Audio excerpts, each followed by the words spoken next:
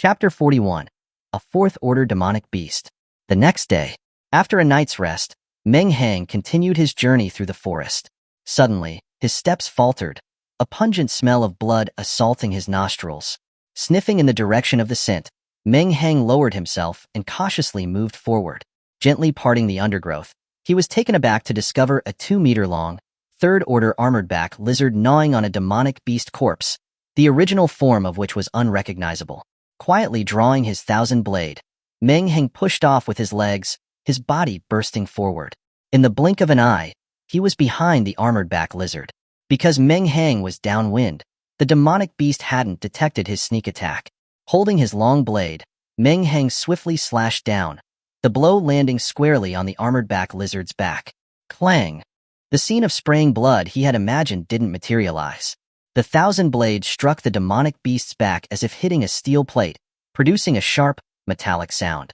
Although the blow didn't pierce the armored-back lizard's scales, the immense force still caused it pain, eliciting an angry roar. The sound of wind whistling approached. Even before the armored-back lizard could turn, its thick tail lashed out toward Meng Hang. Meng Hang's pupils constricted. He raised his blade to parry. A tremendous force slammed into him, sending both him and his blade flying several meters backward. Damn, what kind of monstrous strength is that? Stumbling back, Meng Hang used the 1,000 blade to help him struggle to his feet, blood trickling from the corner of his mouth. The armored-back lizard turned around, a hint of mocking intelligence visible in its face. A mere Earth-rank human dared to sneak attack it? Its lips curled back, revealing a mouthful of sharp teeth. Meng Hang could even see droplets of pale green saliva dripping from its fangs, undoubtedly venomous. The armored-back lizard kicked at the ground with its hind legs, and then, all 4 limbs launching it forward, it opened its maw and lunged at Meng Hang. Meng Hang narrowed his eyes, coldly watching the armored-back lizard charge at him.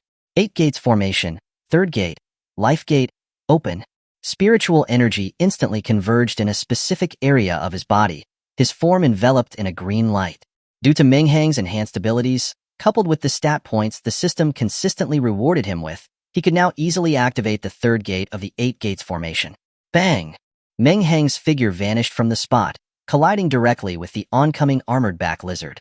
In a flash, Meng Hang was once again in front of it, his blade descending in another attack. The armored-back lizard was initially stunned, never expecting that the human in front of him could be so fast. Then, a sneer surfaced in its eyes. No matter how fast, if he couldn't break its defenses, it was all meaningless. A purple flash erupted, and a similar smirk curled at Meng Hang's own lips. Having activated the 8 gates formation, Meng Hang's strength had increased several-fold, far surpassing what it was before. Thwack! The sharp 1,000 blade easily pierced the armored-back lizard's reinforced scales, sinking deep within its body. The excruciating pain triggered the lizard's bestial rage, its eyes instantly turning bloodshot. Ignoring the pain coursing through its body, the armored-back lizard opened its huge mouth to bite at Meng Hang's side. But when it sank its teeth into his body, it realized it had only hit an afterimage. The real Meng Hang had already moved behind it, his blade aimed directly at its neck. The blade flashed, and the armored-back lizard's enormous head dropped to the ground. Its massive body also collapsed, twitching a few times before falling still. Meng Hang took a deep breath, deactivating the 8 gates formation. He sighed inwardly. Other than the Kamui, his own fighting arsenal was too limited. He needed to accumulate more points to exchange for powerful abilities. Just then, Meng Hang's pupils contracted, a huge sense of danger making his scalp crawl. It was as if one more second of hesitation would have been his last. Mangekyo Sharingan, Kamui. At the same moment, a massive wind blade with unmatched force sliced through Meng Hang's body at a diagonal angle. The next instant, Meng Hang witnessed dozens of trees within a range of several meters being cleanly cut down. He turned his head sharply, wanting to see which sneak-attacking coward had just targeted him. He noticed a whirlwind had appeared out of thin air not too far away, the gust vanishing quickly, and then a demonic beast, no more than a meter long, with the body of a weasel, appeared before Meng Hang. Though much smaller than the armored-back lizard, the demonic beast's aura sent shivers down Meng Hang's spine. Seeing the creature, Meng Hang's face paled, exclaiming, "Holy crap, a 4th-order demonic beast, a Kamaitashi." As Meng Hang stared in shock, The Kamaitashi's face also registered surprise and uncertainty. Its wind blade should have passed through the human's body, but it had gone right through thin air without causing any damage. Boy, what kind of ability is that? It's so strange. The Kamaitashi even spoke in human words.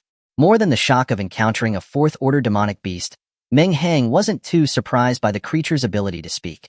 Fourth-order beasts possessed intelligence comparable to humans and could manipulate the hyoid bone in their throats to allow them to speak human language. Meng Hang looked grim. He didn't expect to encounter a fourth-order beast here. If not for his fast reaction and the Kamui's abnormal spatial abilities, that last strike would have decapitated him. Meng Hang glared at the fourth-order Kamaitashi, his eyes filled with disdain. You sly weasel, attacking a mere Earth-rank ability user like me, you fourth-order demonic beast. A fourth-order demonic beast, equivalent to a universe-rank ability user, put immense pressure on Meng Hang. But now, he had been forced to use his Mangekyo Sharingan and was practically invincible. He wasn't afraid of anything anymore. Hearing Meng Hang's words, the Kamaitashi was enraged. You are the weasel. Your whole family are weasels. I am a fourth-order Grand Demon, a Kamaitashi. A weasel?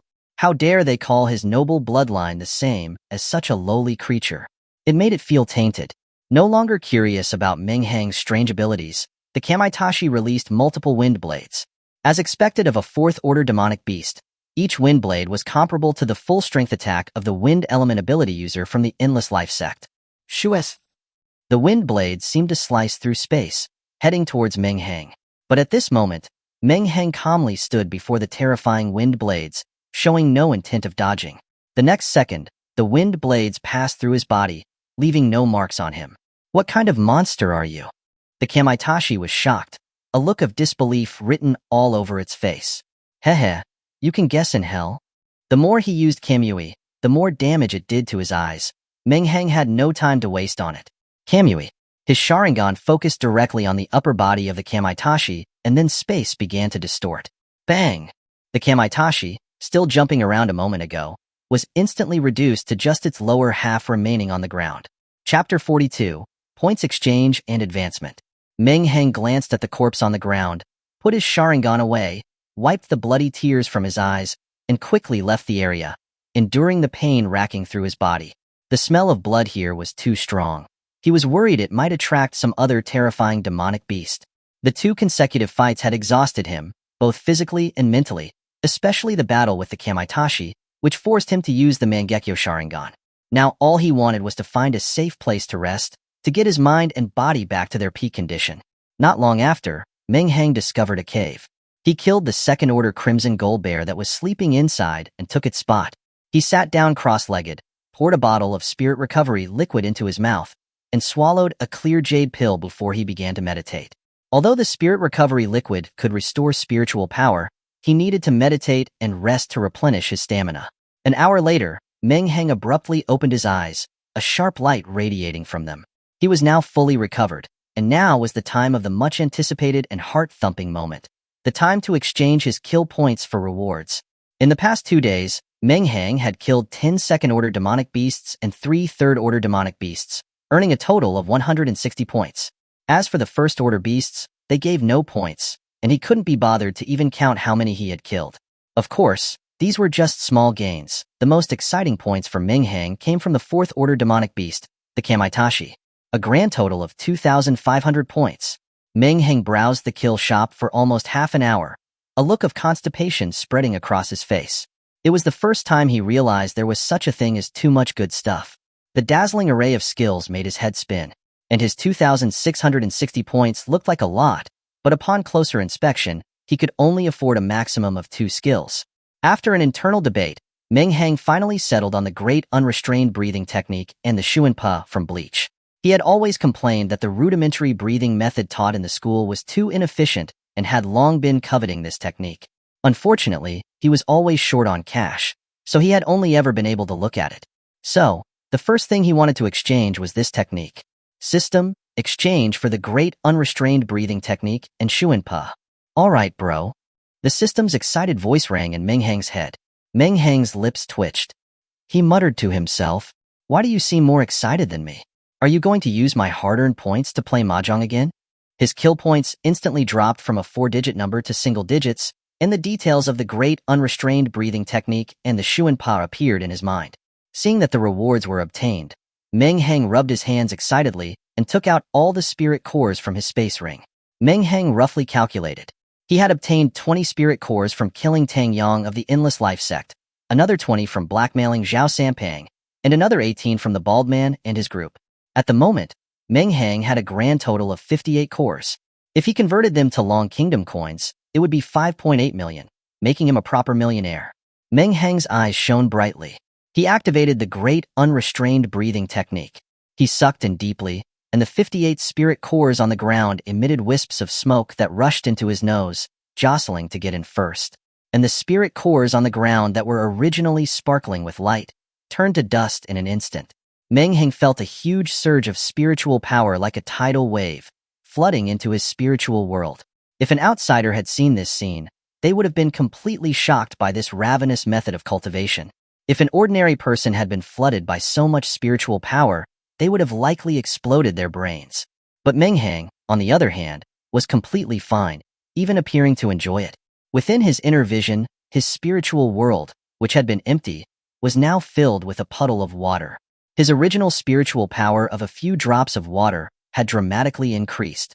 System Bro, open my personal stats page. Host Meng Hang.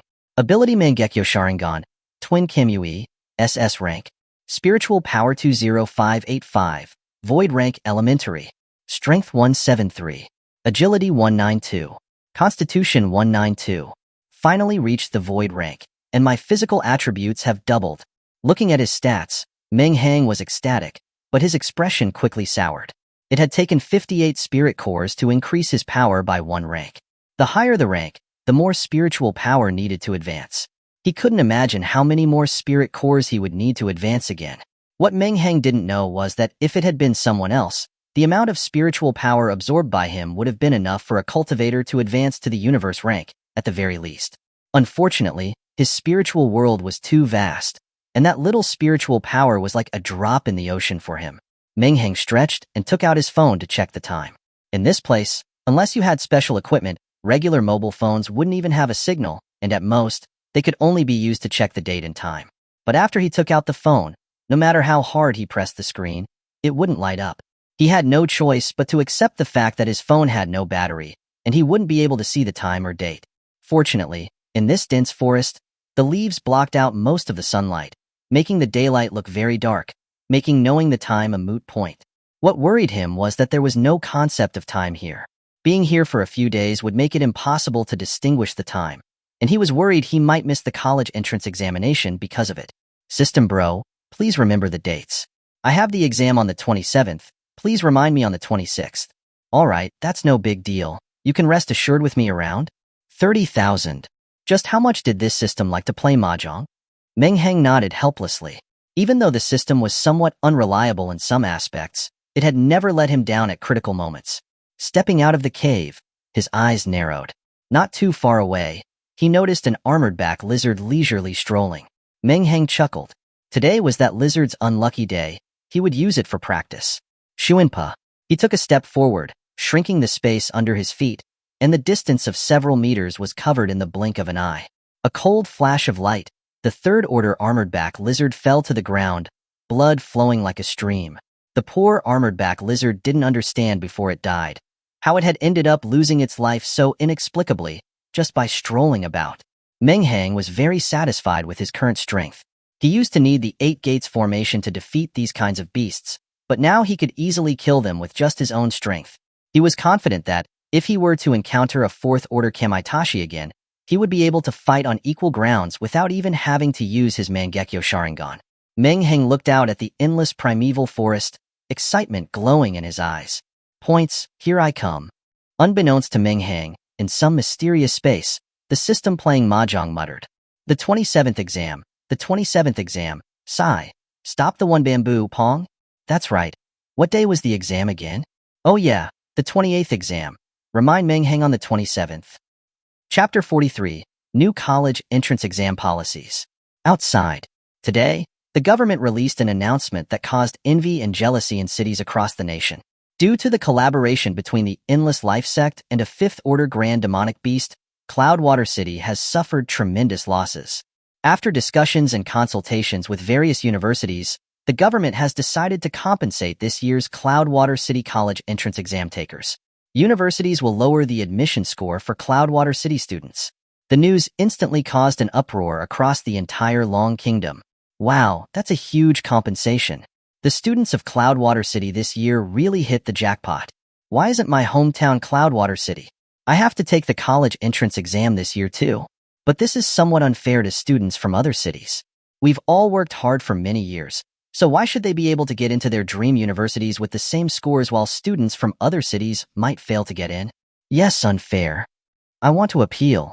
It can't just be Cloudwater City getting lower scores. We should also receive the same treatment. What are you yelling about? Didn't you see how terrible Cloudwater City was? A third of it is in ruins, and thousands of people lost their lives. They earned this with the deaths of their loved ones. Would you have wanted to trade with that? Some people couldn't stand watching the online discussions any longer and spoke up to reason with the people for Cloudwater City. After these words were spoken, everyone fell silent. No one called it unfair anymore. As the saying goes, for every policy, there's a counter-strategy. Although there were no more keyboard warriors yelling about fairness online, countless people in the real world had already set their sights on Cloudwater City. What? I'm not a citizen of Cloudwater City? Who said that? I'll fight anyone who says that. I've already bought a house in Cloudwater City, and I've transferred my residency. Why wouldn't I be a citizen of Cloudwater City? What? I only recently transferred here, so I don't deserve the policy because I didn't experience the disaster? I bought a house and donated money and supplies to Cloudwater City. Why shouldn't I deserve the policy? If you have the capability, you should also come buy a house and donate. In an instant, the unremarkable third-tier city had become a hot commodity. Countless families with children about to take the college entrance exam scrambled to transfer their residency to Cloudwater City, causing the previously 3,000 per square meter housing prices to skyrocket to those comparable with Devil City and Kyoto. Finally, the silent city lord of Cloudwater City spoke up. Don't be so greedy. Buying a house is fine, transferring residency is also fine. But there are only 5 spots. You're on your own to fight for them. Zhao Sanpeng sat in his room, his face grim, as the newly bought teacup was crushed into powder once more in his hand. A swarm of flies, opportunistic bugs. He finally couldn't suppress his anger and started to curse. How many lives did Cloudwater City lose to earn this policy? Those trash actually dared to try to exploit this opportunity and steal spots from the children of this city. At first, hearing the announcement from above had significantly improved his post-disaster mood. The college entrance exam was a battle of millions. A single point could place you above 100 competitors. With this policy, the college admission rate for this year's Cloudwater City students would be much higher, which would greatly benefit their future.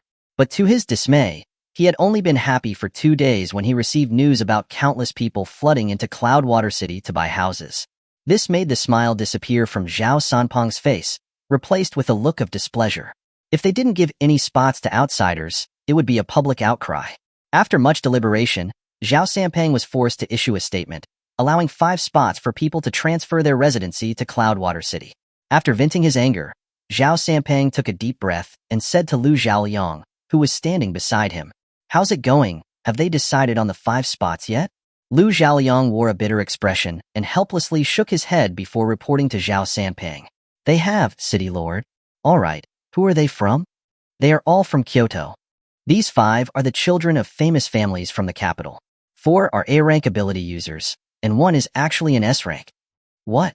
Hearing Lu Zhaoliang's report, Zhao Sanpeng, who had just suppressed his anger, abruptly stood up, his eyes burning with fury.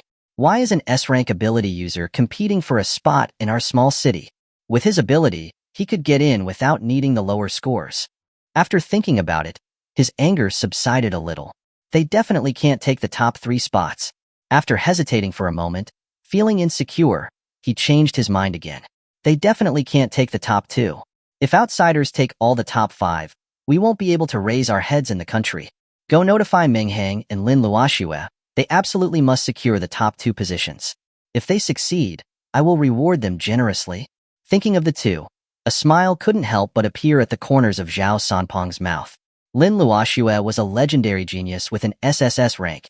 Even those from the capital were no match for her. As for Meng Hang, the memory of the 100-meter-tall giant from the other night still made his scalp crawl.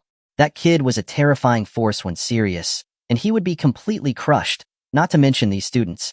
Seeing the satisfied smile on Zhao Sanpeng's face, Lu Zhaoyang's bitter expression became even more pronounced.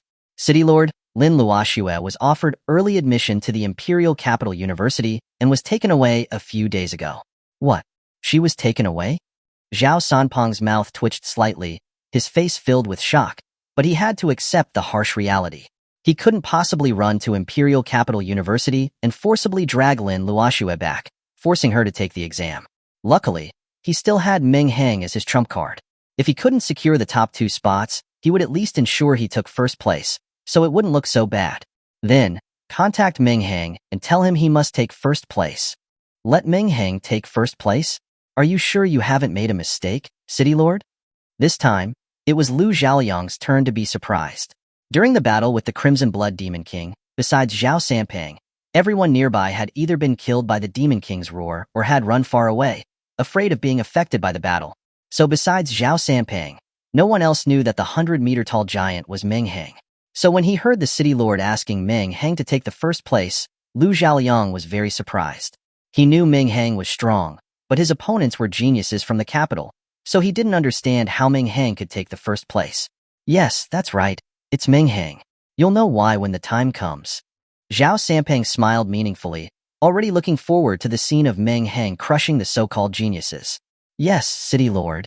Although he did not understand where the City Lord's confidence came from, he still went out to contact Meng Hang. A few minutes later, Lu Zhaoyang walked back awkwardly. Why did you come back so quickly? Did you contact that kid? Zhao Sanpeng asked curiously. City Lord. The guard said that the day after the demonic beast attack, he left the city and entered the mountains. What? That kid went out hunting demonic beasts? That brat conned all those spirit cores from me, and he isn't cultivating, but instead he runs off to make trouble. The college entrance exam is just 2 days away. If he doesn't come back now, it'll be too late. Call him right now. I tried. There's no signal outside the city. I can't get through. Lu Zhaoyang said helplessly. Zhao Sanpeng. It's okay. There are still 2 days. There is still time. That kid can't be so forgetful that he forgot about the college entrance exam, right? He said in self-consolation. Chapter 44. Visitors from the capital. Cloudwater City. 4 Rolls-Royces were stuck on a congested road. In the back seat of the lead vehicle sat a young man, his arm around a beautiful girl. The man looked to be 18 or 19 years old, with a slender build and a pale, smooth face with sharp, angular features. His dark, deep eyes were full of charm. Unfortunately, his lips were slightly thin, revealing a hint of harshness. The man glanced at the long line of cars ahead, his eyebrows furrowing slightly. He was used to traffic jams in the capital, but he hadn't expected to encounter a traffic jam in this third-tier city. So, he spoke to the driver. Old Zhao, go see what's going on up ahead. Yes, young master. The driver, a middle-aged man, responded respectfully and hurried out of the car to jog forward. Young Hua, there really is no need for you to come to this small city just for me to take the college entrance exam. With your strength, you could get into one of the top 4 universities even in the capital where all the geniuses gather. The girl who was resting her head on the man's chest said after seeing that no one else was in the car. The man called Young Hua smiled slightly and gently scratched the bridge of her nose with his finger. Silly girl, why are you still so polite with me? Everything I do for you is worthwhile. Although helping each other is prohibited during the college entrance exam, you never know what could happen. If something does happen, at least I can get to your side quickly. Although he looked deeply affectionate on the surface, he was sneering internally. Although his S-rank talent was powerful, he was still far behind his monstrous half-brother. If he wanted to compete with him for the position of family head in the future, he needed to find a powerful ally. The silly girl in front of him was only an A-rank ability user, but her family's strength was comparable to his own. As long as he could marry her, he would have a greater advantage in the competition for family head. The girl fluttered her large, watery eyes, filled with emotion. Young Hua, you're still the best. Soon after, the driver, who had gone ahead to check, returned and reported to Young Hua. Young master, there's an intersection up ahead. The traffic is congested because there are too many cars.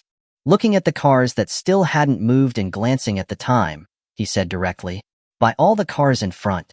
Oh right, get a few more space rings and put the cars inside, clear the road. Yes, young master. Hearing Young Hua's somewhat outlandish request, The middle-aged driver didn't show any shock at all, as if he was already used to it. Young Hua, we don't need to spend so much. We are new here. The girl beside him said. Young Hua smiled slightly and said, It's almost lunchtime. It would break my heart to let you be hungry because of something like this. Although these words would make other people cringe, it was exactly what the girl wanted to hear. She kissed his cheek lightly. The middle-aged driver came to a private car and politely knocked on the driver's side window. The window rolled down, revealing a burly man with a gold chain around his neck. The man was already frustrated because of the traffic jam, so he wasn't very friendly when he was knocked on the window. What is it? Hurry up, I'm busy. The middle-aged driver smiled slightly and wasn't upset by the man's attitude. My young master wants to buy your car. Name your price. Hearing this, the burly man laughed. Young master, my ass, don't play the big shot with me. Can you even pay 1 million? The middle-aged driver smiled unchanged and took a briefcase from his space ring, throwing it into the car. It's exactly 1 million. Count it. If there are no problems, you can get out of the car. The burly man, who had a fierce expression just a moment ago, was completely stunned. He tremblingly opened the briefcase. The briefcase contained 1 million in cash, neatly arranged. This scene made his heart skip a beat. Shakily taking out a few bills to examine closely, confirming that they were genuine, the burly man immediately changed his demeanor. Bro, I didn't recognize Mount Tai. This car is yours. Do you want to go through some procedures or something? If your young master likes this car, I can get him a few more for this price. The middle-aged driver still had a smile on his face, but he unintentionally revealed a trace of disdain. Okay, don't talk so much nonsense. My young master is in a hurry. Okay, I'm getting out now. The burly man nodded and bowed before getting out of the car, moving it out of the way. The middle-aged driver waved his right hand, collecting the car in his space ring, before moving on to the next vehicle without any delay. In just over a dozen minutes, the originally congested road had become smooth and unobstructed, while both sides of the road were lined with people. Some people were even happily chatting. Bro, your car was also bought? Yeah, this old car of mine was only worth a few tens of thousands. Good lord, that man just threw 1 million at me to buy it. Would I say no to that? Haha, same here. I don't know which big family's young master is out with such a big entourage. Who cares, as long as we get some benefits. I hope he comes back a few more times. After dealing with those vehicles, the middle-aged driver respectfully said to young Hua, Young master, it's done. Young Hua nodded in satisfaction. Let's go. I'm also feeling a bit hungry. With those words, the cars roared to life, and the 4 top-of-the-line luxury cars sped away, leaving behind the envious gaze of the crowd. The next morning, Zhao Sampang paced back and forth anxiously in the room, sweat beading up on his forehead. How is it, old Lu? Have you contacted Meng Hang? Lu Zhaoyang shook his head with a grim expression. There's still no news of him. What the hell is that guy doing? The exam is tomorrow, and he still hasn't come back. Send out more people. Even if you have to dig up the entire mountain, find him. Hearing this, Lu Zhaoyang hesitated for a few seconds, finally steeling his heart and speaking. City Lord, demonic beasts roam in the mountains. Even void rank ability users wouldn't be able to say they can get out unscathed. He's just an Earth rank high school student. Could he have? He didn't continue, but the meaning was clear. Zhao Sampang chuckled coldly, his face showing no concern. You don't need to worry about that. Even if I die in there, that little bastard definitely won't have any problems. Chapter 45. The Gaokao begins. Countless students had toiled through years of study, and the long-awaited Gaokao, National Higher Education Entrance Examination, finally arrived. Zhao Sampang stood at the front, gazing at the sea of test-takers below. Though his face held a smile, the anxiety in his eyes was impossible to conceal. He quietly asked Lu Zhaoyang, who was beside him, any news? Have they found him yet? Lu Zhaoyang gave a bitter smile. We've increased the search party since yesterday, but the mountain range outside the city is just too vast. Finding one person out there is like searching for a needle in a haystack. And the forest is full of dangers. The brothers can't venture too deep. I see. Have the brothers come back then? Zhao Sampang sighed softly, ceasing to dwell on the matter. He had done all he could. Whether Meng Hang would make it back was up to fate. He turned his attention back to the test-takers below and cleared his throat, speaking slowly. All right, the annual Gaokao is about to begin. This year's exam will be held in the same place as previous years, the 8475 low-rank ancient battlefield. This ancient battlefield in another dimension has been cleared, and demonic beasts have been released into it as your test targets. Though most of the beasts are low rank, there may be high rank ones lurking around, so you must pay attention to your safety and be careful. You'll earn corresponding points for each demonic beast you defeat. The higher the rank of the beast, the more points you'll gain. After the exam, the points you accumulate will be your final Gaokao score. Alright, I'll remind you one last time. You are not allowed to cooperate, trade with each other, or engage in combat with other test takers during the exam. If any of that is discovered, your scores will be nullified. Zhao Sampang enunciated each exam rule clearly, his gaze constantly shifting towards the back of the crowd, hoping to see a familiar figure rushing over. Unfortunately, even after he finished going over all the essential exam rules, Meng Hang hadn't appeared. He glanced at his watch. Seeing that it was time, Zhao Sampang had to accept the truth. He sighed and announced in a loud voice, "Time's up. All test takers, enter the ancient battlefield." The teleportation array activated, emitting a blinding light. The crowd filed in one by one, disappearing from their positions. After a dizzying sensation, the test takers opened their eyes to find themselves in a dense forest. Contrary to what they had heard for years, there were no ancient ruins, nor any leftover spirit tools. This left them slightly disappointed. It seemed that the ancient battlefield had indeed been completely cleaned up. They had been hoping to stumble upon some unsealed spirit tools during the exam and maybe even strike gold with a complete one, only for those dreams to be mercilessly shattered. Several hours later, Tai Hu used the cover of some bushes to observe a rank 3 demonic beast, the lightning tiger. As a mere late Earth stage cultivator, he shouldn't have stood a chance against a rank 3 beast, but this lightning tiger had a deep, bone-revealing wound. It was clearly badly injured, filling Tai Hu with glee. If he could defeat it, his score would jump significantly. Activating his ability, his already robust legs doubled in size, and the muscles in his knife-wielding right arm bulged. When Tai Hu saw the lightning tiger lower its head to lick its wounds, his eyes lit up. Now was the time. He pushed off the ground with all his might, his body launching forward as he slashed his knife directly towards the lightning tiger's head.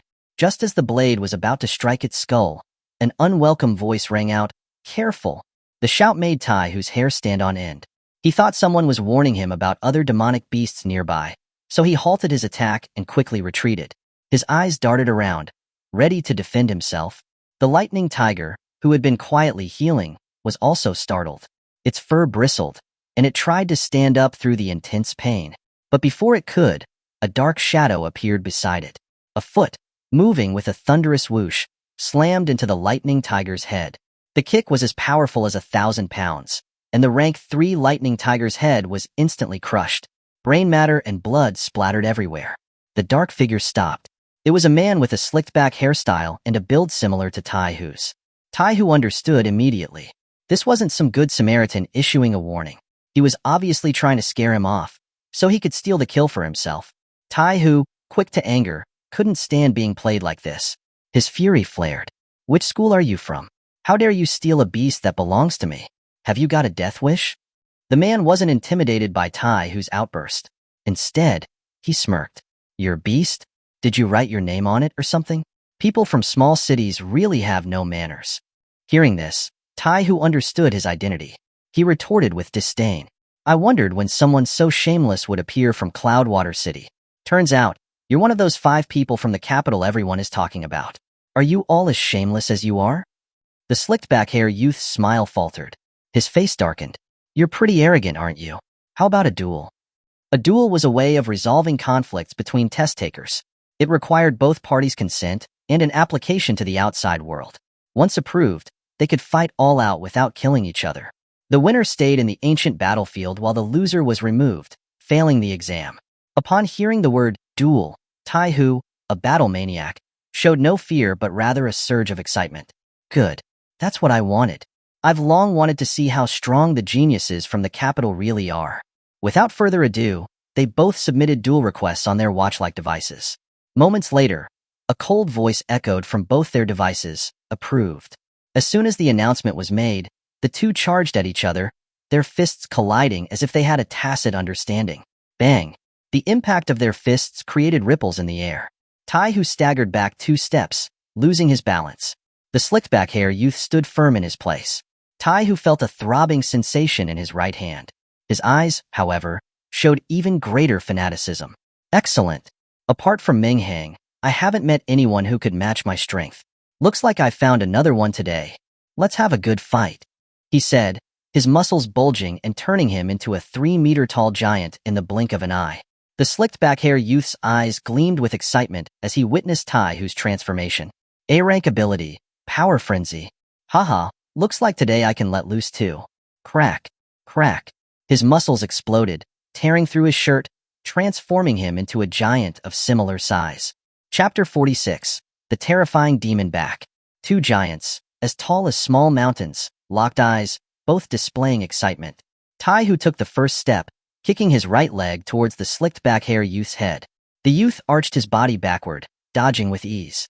The force of Taihu's kick grazed the youth's face, the resulting gust of wind shattering nearby trees. The 8475 ancient battlefield had special monitoring equipment installed. No matter where they were, test takers could be seen on the large screens outside. The battle was attracting the attention of those watching. Wow, that's powerful. Are students these days that insane? Just the wind pressure from that kick shattered a whole tree. Which school is he from? I know him. He's my neighbor's third aunt's nephew's sister's child. From third high. He has a rare A-rank talent. A man said proudly. So, he's from the same school as that prodigy, Lin Luoxue. Why haven't I heard of him before? Well, A-rank talent would have been considered an exceptional genius in past years. But this year, Lin Luoxue's SSS rank talent is just too dazzling. And then there was also Meng Hang, who killed a Wuxing sect empty stage cultivator in an instant, so naturally, not many have noticed him.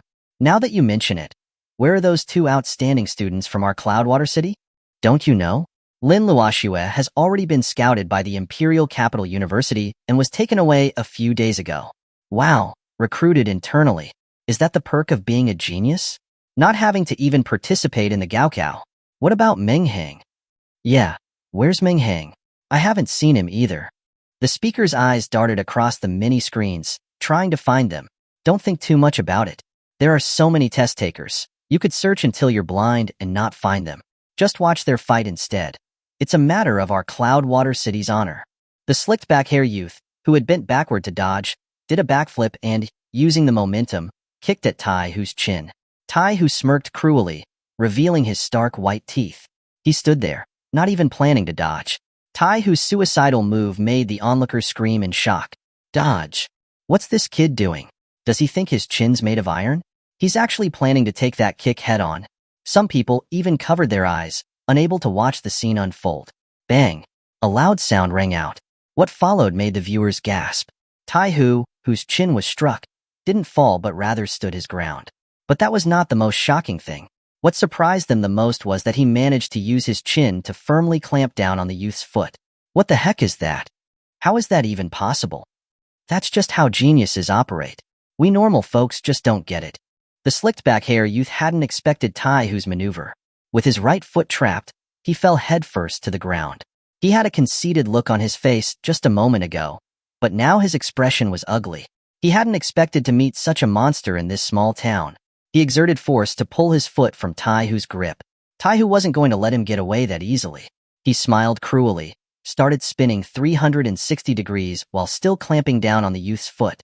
The youth was also pulled around in circles upside down. The speed kept increasing, turning them into a blur. Finally, with a flick of his chin, Taihu flung the youth deep into the forest, sending him crashing into the woods. Boom, boom, boom. Countless trees fell, stirring up dust deep in the forest. Holy crap, that's awesome. So strong. So strong. This guy has the strength of 1,000 men. So what if he's a genius from the capital? He's getting completely crushed by a student from Cloudwater City. The crowd outside finally breathed a sigh of relief, cheering for their city's genius. Lu Zhaoyang, standing beside Zhao Sanpang, was also visibly excited. Haha, City Lord, we won. Who said that our students from Cloudwater City are no match for the geniuses from the capital? But Zhao Sanpang was still staring intently at the screen, his face grave. He wasn't showing any signs of joy. The match isn't over yet. What? Lu Zhaoyang was shocked. He quickly looked back at the screen. Hee hee hee. Ha ha ha ha. From the forest, veiled in dust, came the suppressed sound of laughter. It soon evolved into unrestrained maniacal laughter. Hearing it, the cheers outside were silenced. Taihu also showed a heavy expression. The dust settled, revealing the slicked-back hair youth, standing unharmed. His usually tidy hair was disheveled, and there was blood on his mouth. Yet, his face was full of unconcealed, almost deranged excitement. I underestimated you.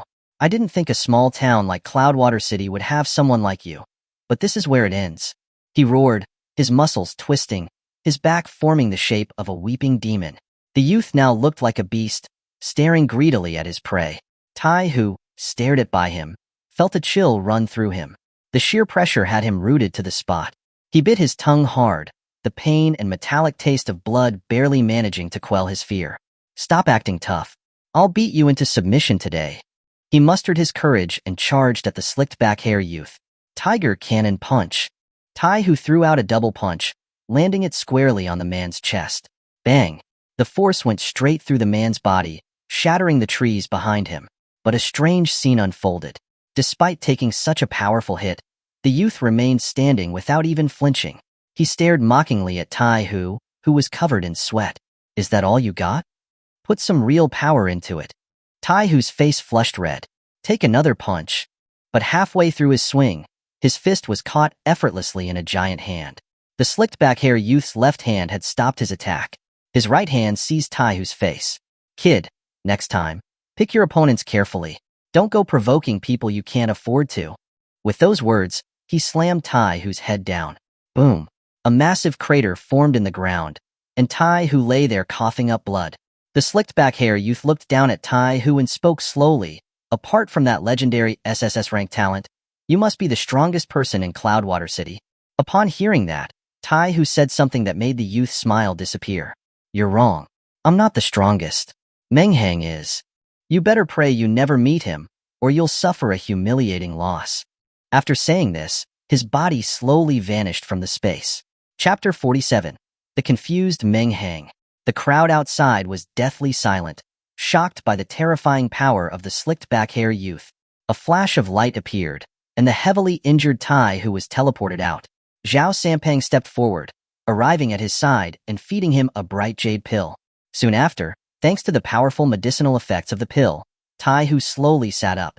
Seeing that it was the City Lord, his face was filled with shame and disappointment. I'm sorry, City Lord. I've brought shame upon Cloudwater City. Zhao Sampang gently patted him on the shoulder, comforting him softly. Don't say that.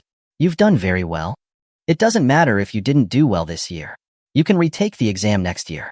With your A-rank talent, you'll definitely get into the university you want. Taihu nodded reluctantly. Inside the ancient battlefield, the muscles of the slicked-back hair youth slowly contracted, eventually returning to his normal size. However, he didn't move, still staring at the spot where Taihu had disappeared. Meng Hang? The strongest? I'll be completely crushed? Interesting. His face showed that slightly sick excitement again, and he muttered to himself, Meng Hang, as long as you're in this space taking the exam, I will find you. With that, he took out a comb and mirror from his space ring. He meticulously rearranged his disheveled hair before finally leaving. Meanwhile, the Meng Hang he had been talking about was still happily hunting demonic beasts in the mountains of Cloudwater City. At this moment, Meng Hang, armed with his long blade, was confronting a huge demonic bull.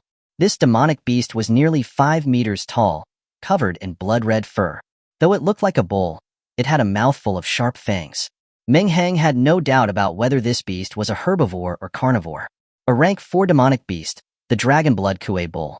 Legend said that this bull contained a trace of dragon blood, making it incredibly powerful, hence the name.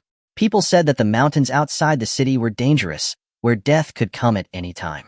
However, Meng Hang, who had been there for many days, had only encountered 2 rank 4 demonic beasts. It was hard to say whether he was lucky or unlucky. Of course, rank 4 demonic beasts were terrifying beings to ordinary ability users. Only experts like Zhao Sampang, with his universe stage cultivation, could deal with them. If others were to encounter one in the forest, their chances of survival would be slim to none. Of course, Meng Hang, who was a cheat code himself, was an exception. Right now, the Dragon Blood Kue Bull had a long gash on its backside. It didn't take a genius to figure out that Meng Hang had snuck in another attack, like the old sly fox he was. Unlike his encounter with the sickle weasel, he had been the one to discover his opponent. Having entered the empty stage, His confidence was at an all-time high. When he saw the rank 4 demonic beast, his eyes lit up and he immediately launched a sneak attack. Unfortunately, the dragon blood Kue bull had tough skin and hide. His attack didn't do too much damage. The dragon blood Kue bull glared fiercely at the annoying human in front of him, snorting white mist from its nostrils. It hated this human with a burning passion. It had been a while since it had last killed, and it was having a good time dozing on the ground. Who knew this human would attack, without saying anything, and slash its rear end? It had already been merciful by not provoking him. How dare a little garbage in the empty stage try to sneak attack it? It pawed the ground with its front hooves and charged, aiming its metal-like horns at Meng Hang. Meng Hang dared not take the full brunt of a full-force attack from a rank 4 beast, especially one famous for its power. He stepped lightly, like a breeze, disappearing from where he was. He reappeared behind it, ready to strike. Just then, a system notification popped up in his head. He got a hand, all in one suit. Meng Hang. Dude, you're playing mahjong, so play it. Do you have to let me know that you've won too? What are you thinking, man? I suddenly remembered that it's the 27th today. The Gaokao is tomorrow. I'm just reminding you. Okay. After I deal with this bull, I'll go back? Wait. Halfway through his sentence, Meng Hang suddenly felt that something was off. The next second, his hair stood on end. What did you say the date was today? You're so young. How's your hearing already going bad? The system said impatiently. 27th. 27th. Your Gaokao is tomorrow. Meng Hang's mouth hung open, still unable to believe it. Are you sure it's the 27th? Is there any chance you're wrong? What kind of talk is that? The system was furious that Meng Hang didn't trust him. I know everything from the heavens above to the earth below. I know the past 1,000 years of history and can predict the next 1,000 years. Would I get a date wrong? Meng Hang was shaking with rage, his forehead veins throbbing. He gritted his teeth and said, word by word, did you predict that I was taking the Gaokao today?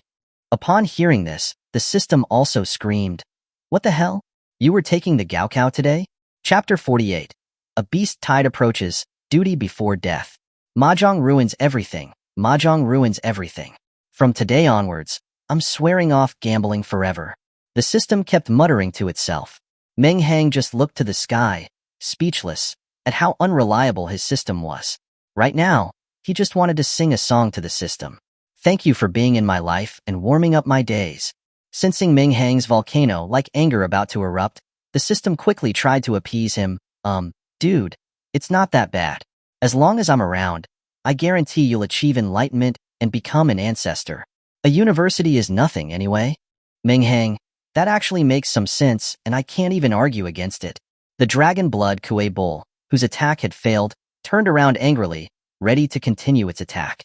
However, it noticed that the youth, who had been acting like a rascal before, now looked like a volcano about to erupt. The oppressive aura that he was unconsciously emitting made the dragon blood Kue bull feel a chill and made its body subconsciously step back. Then, it realized its mistake and became even angrier. I am a majestic rank 4 beast. I actually got scared by a human in the empty stage. Shameful. At that thought, its already blood-red fur turned even redder, and the white mist from its nose became thicker. Roaring in rage, the dragon blood Kue bull was about to attack again. Only by eating this human could it wash away the shame from its heart. At the same time, the system in Meng Hang's mind was still trying to comfort him. So what are you going to do? Why don't we go and take a look? Even if you don't get in this year, we can get some experience and try again next year. Meng Hang sighed, saying nothing. There was no point in beating up the system now. At this rate, relying on these legs of mine, I'll probably be late by the time I get there. Hee dude, not necessarily, the system said with a sly laugh. Isn't there a stupid bull in front of you? For wheels are more than twice as fast as 2. Meng Hang's eyes lit up. That made sense. 8 gates released. The 4th gate, the gate of pain, open. After advancing to the empty stage, all his attributes had doubled. His current, powerful physique could fully support the opening of the 4th gate without causing too much damage to his body. The blood in his body rapidly circulated, turning his skin red and surrounding him in a green aura. A terrifying pressure quickly spread out. The dragon blood Kue bull, who was about to charge, suddenly braked, creating 2 deep gouges in the ground. The aura emanating from the human in front of it filled it with fear. It was as if it was being targeted by its natural predator. It knew if it dared move now, it would die for sure. Meng Hang, are you touched? Dragon Blood Kue Bull. Don't dare move, don't dare move. Meng Hang looked at the demonic bull with ill intent. He stomped his right foot into the ground and a crack appeared, spreading to the Kue bull's feet. The crack was a meter wide, bottomless. The Dragon Blood Kue bull opened its eyes wide, unable to believe that the power of a single stomp could be this terrifying. You're a cheat. You used a super move right away. It yelled, letting out a startled moo at Meng Hang. Meng Hang stared at the Dragon Blood Kue bull with ill intent and coldly asked, submit or die? Submit. The Dragon Blood Kue bull answered, without any hesitation. Demonic beasts will never be slaves unless they can't beat you. Meng Hang was stunned. He hadn't expected this demonic beast to have such a low moral compass that it would submit without any hesitation. But that was fine, as it saved him some energy. He jumped and landed on the Dragon Blood Kue bull's back. At first, it was unwilling and tried to resist. But after Meng Hang slapped it so hard that it dropped to its knees, it lost all its temper. Giddy up, Meng Hang called out, and the bull took off at high speed. He picked a direction and urged the demonic bull forward. As expected of a rank 4 demonic beast, the Dragon Blood Kue bull plowed through everything. It had no idea what a turn was and forced its way through the forest. Immediately, the whole mountain range was in chaos, low-ranked beasts scattering, afraid of being trampled to death by its hooves. At this moment, the atmosphere outside the teleportation array was terrifyingly quiet and stifled. There was only an hour left before the Gaokao ended, and the scores of the 5 students from the capital had left Cloudwater City students far behind. Just the difference between 5th and 6th place was almost 500 points. It was a blatant slap in the face for Cloudwater City. They had taken their Gaokao spots and were now standing on their heads, doing whatever they wanted. The people of Cloudwater City felt like they had been forced to swallow something unpleasant. Just then, someone suddenly pointed toward the mountains in the distance and shouted in panic, "Look! What is that?" Everyone turned to look and saw dust rising, as if hundreds of bulls were rampaging towards them. Because of their previous experience with the Red Blood Demon King, some people were already crying out in fear, "A beast tide! A beast tide! The demonic beasts are attacking again!" Everyone was in a panic and began to scatter. Zhao Sanpeng, whose face was already ashen, looked even more dreadful. When it rains, it pours. It was already a bad day. The top 5 scores of his city's Gaokao were dominated by outsiders, and their only hope, Meng Hang, had missed the exam. Now, a beast tide. How could he not be furious? He stepped forward, unsheathing his long sword, and pointed it towards the rising dust, shouting, "Where are the city guards?" "Here." The city guards, who were already maintaining order, replied in unison, without hesitation, and stood behind him. "Behind us are the people of Cloudwater City, and inside the teleportation array are the pillars of the Dragon Nation's future. Even if we all die today, we will protect them. Can you do it?" "Yes, yes, yes." Everyone yelled in unison, drawing their weapons, staring at the front with a sense of duty before death. As the atmosphere reached its peak, a person with enhanced vision noticed something odd and said with a strange expression, "City Lord, something's wrong. It looks like there's only one demonic beast." Chapter 49. The Bull-Riding Youth. Zhao Sanpeng's right hand, which was pointing forward, trembled, and his eye twitched. "Why didn't you say so earlier?" The atmosphere had been built up to this point, and only now did he find out that there was only one demonic beast. As the rolling dust cloud got closer, people could see the situation inside the dust. A massive demonic bull, red all over, was charging toward them. As soon as Zhao Sanpeng saw the beast, his face, which had relaxed slightly, changed dramatically. He roared, "Everyone, get out of the way." The people in the distance quickly scattered, but the city guards behind him remained stubborn and stood their ground. "City Lord, we'll stand with you." Hearing this, Zhao Sanpeng was immediately agitated. "Stand with me, my ass. That's a rank 4 demonic beast, the Dragon Blood Kue Bull. This beast is known for its boundless strength.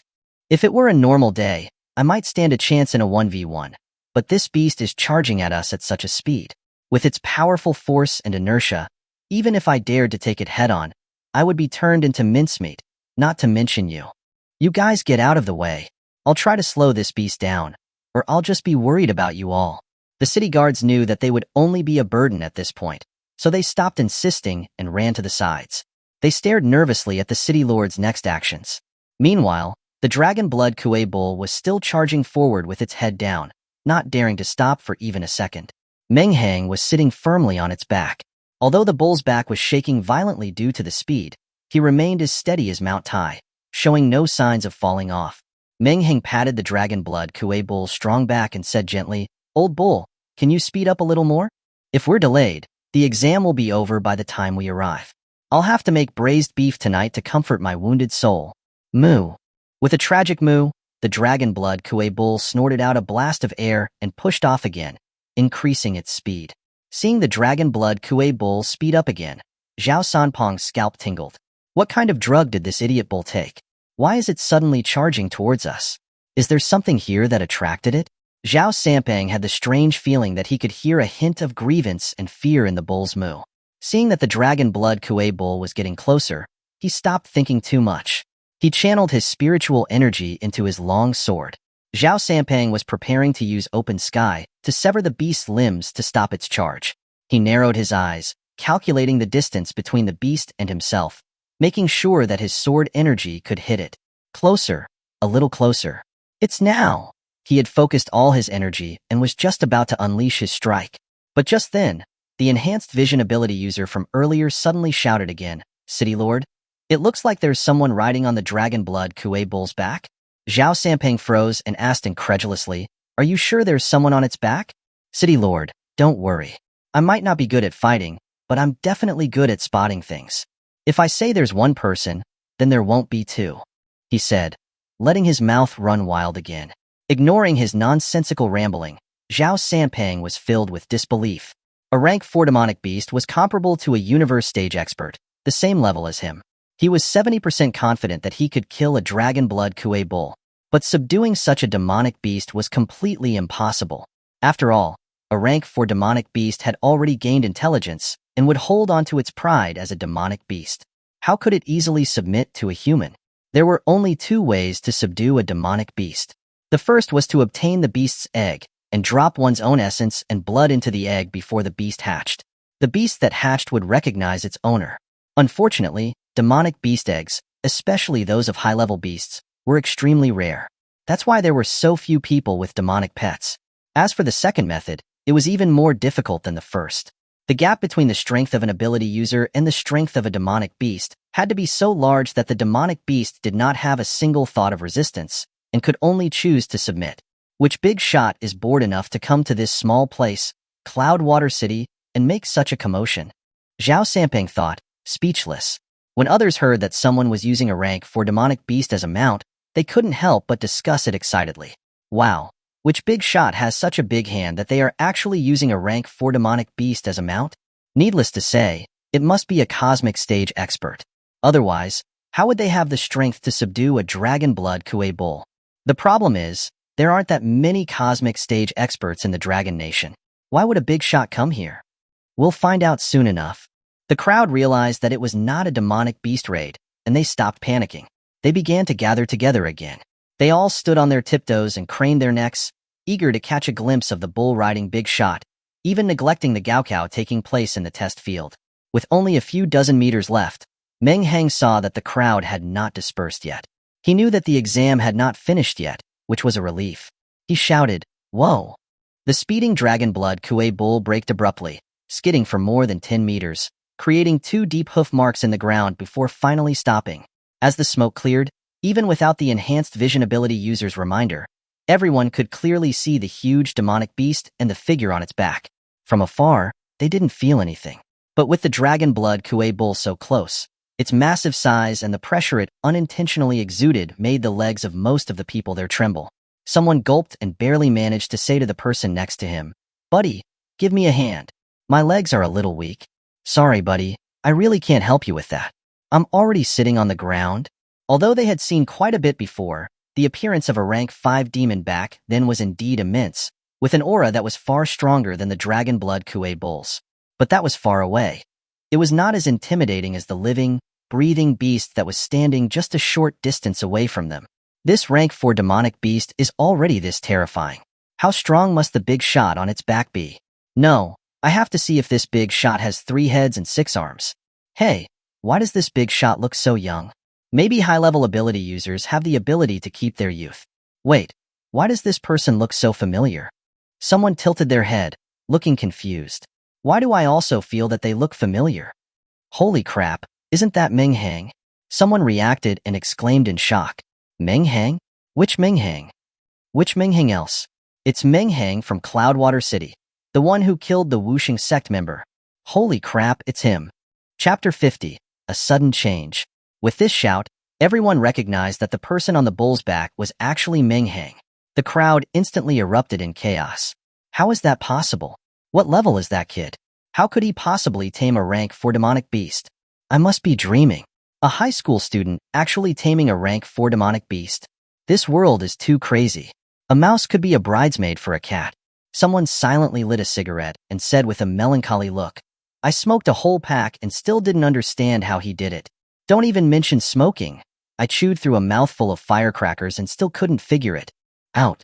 I've gone through 5 gas tanks, and I still can't figure it out. Wait a minute. Isn't he supposed to be taking the Gaokao right now?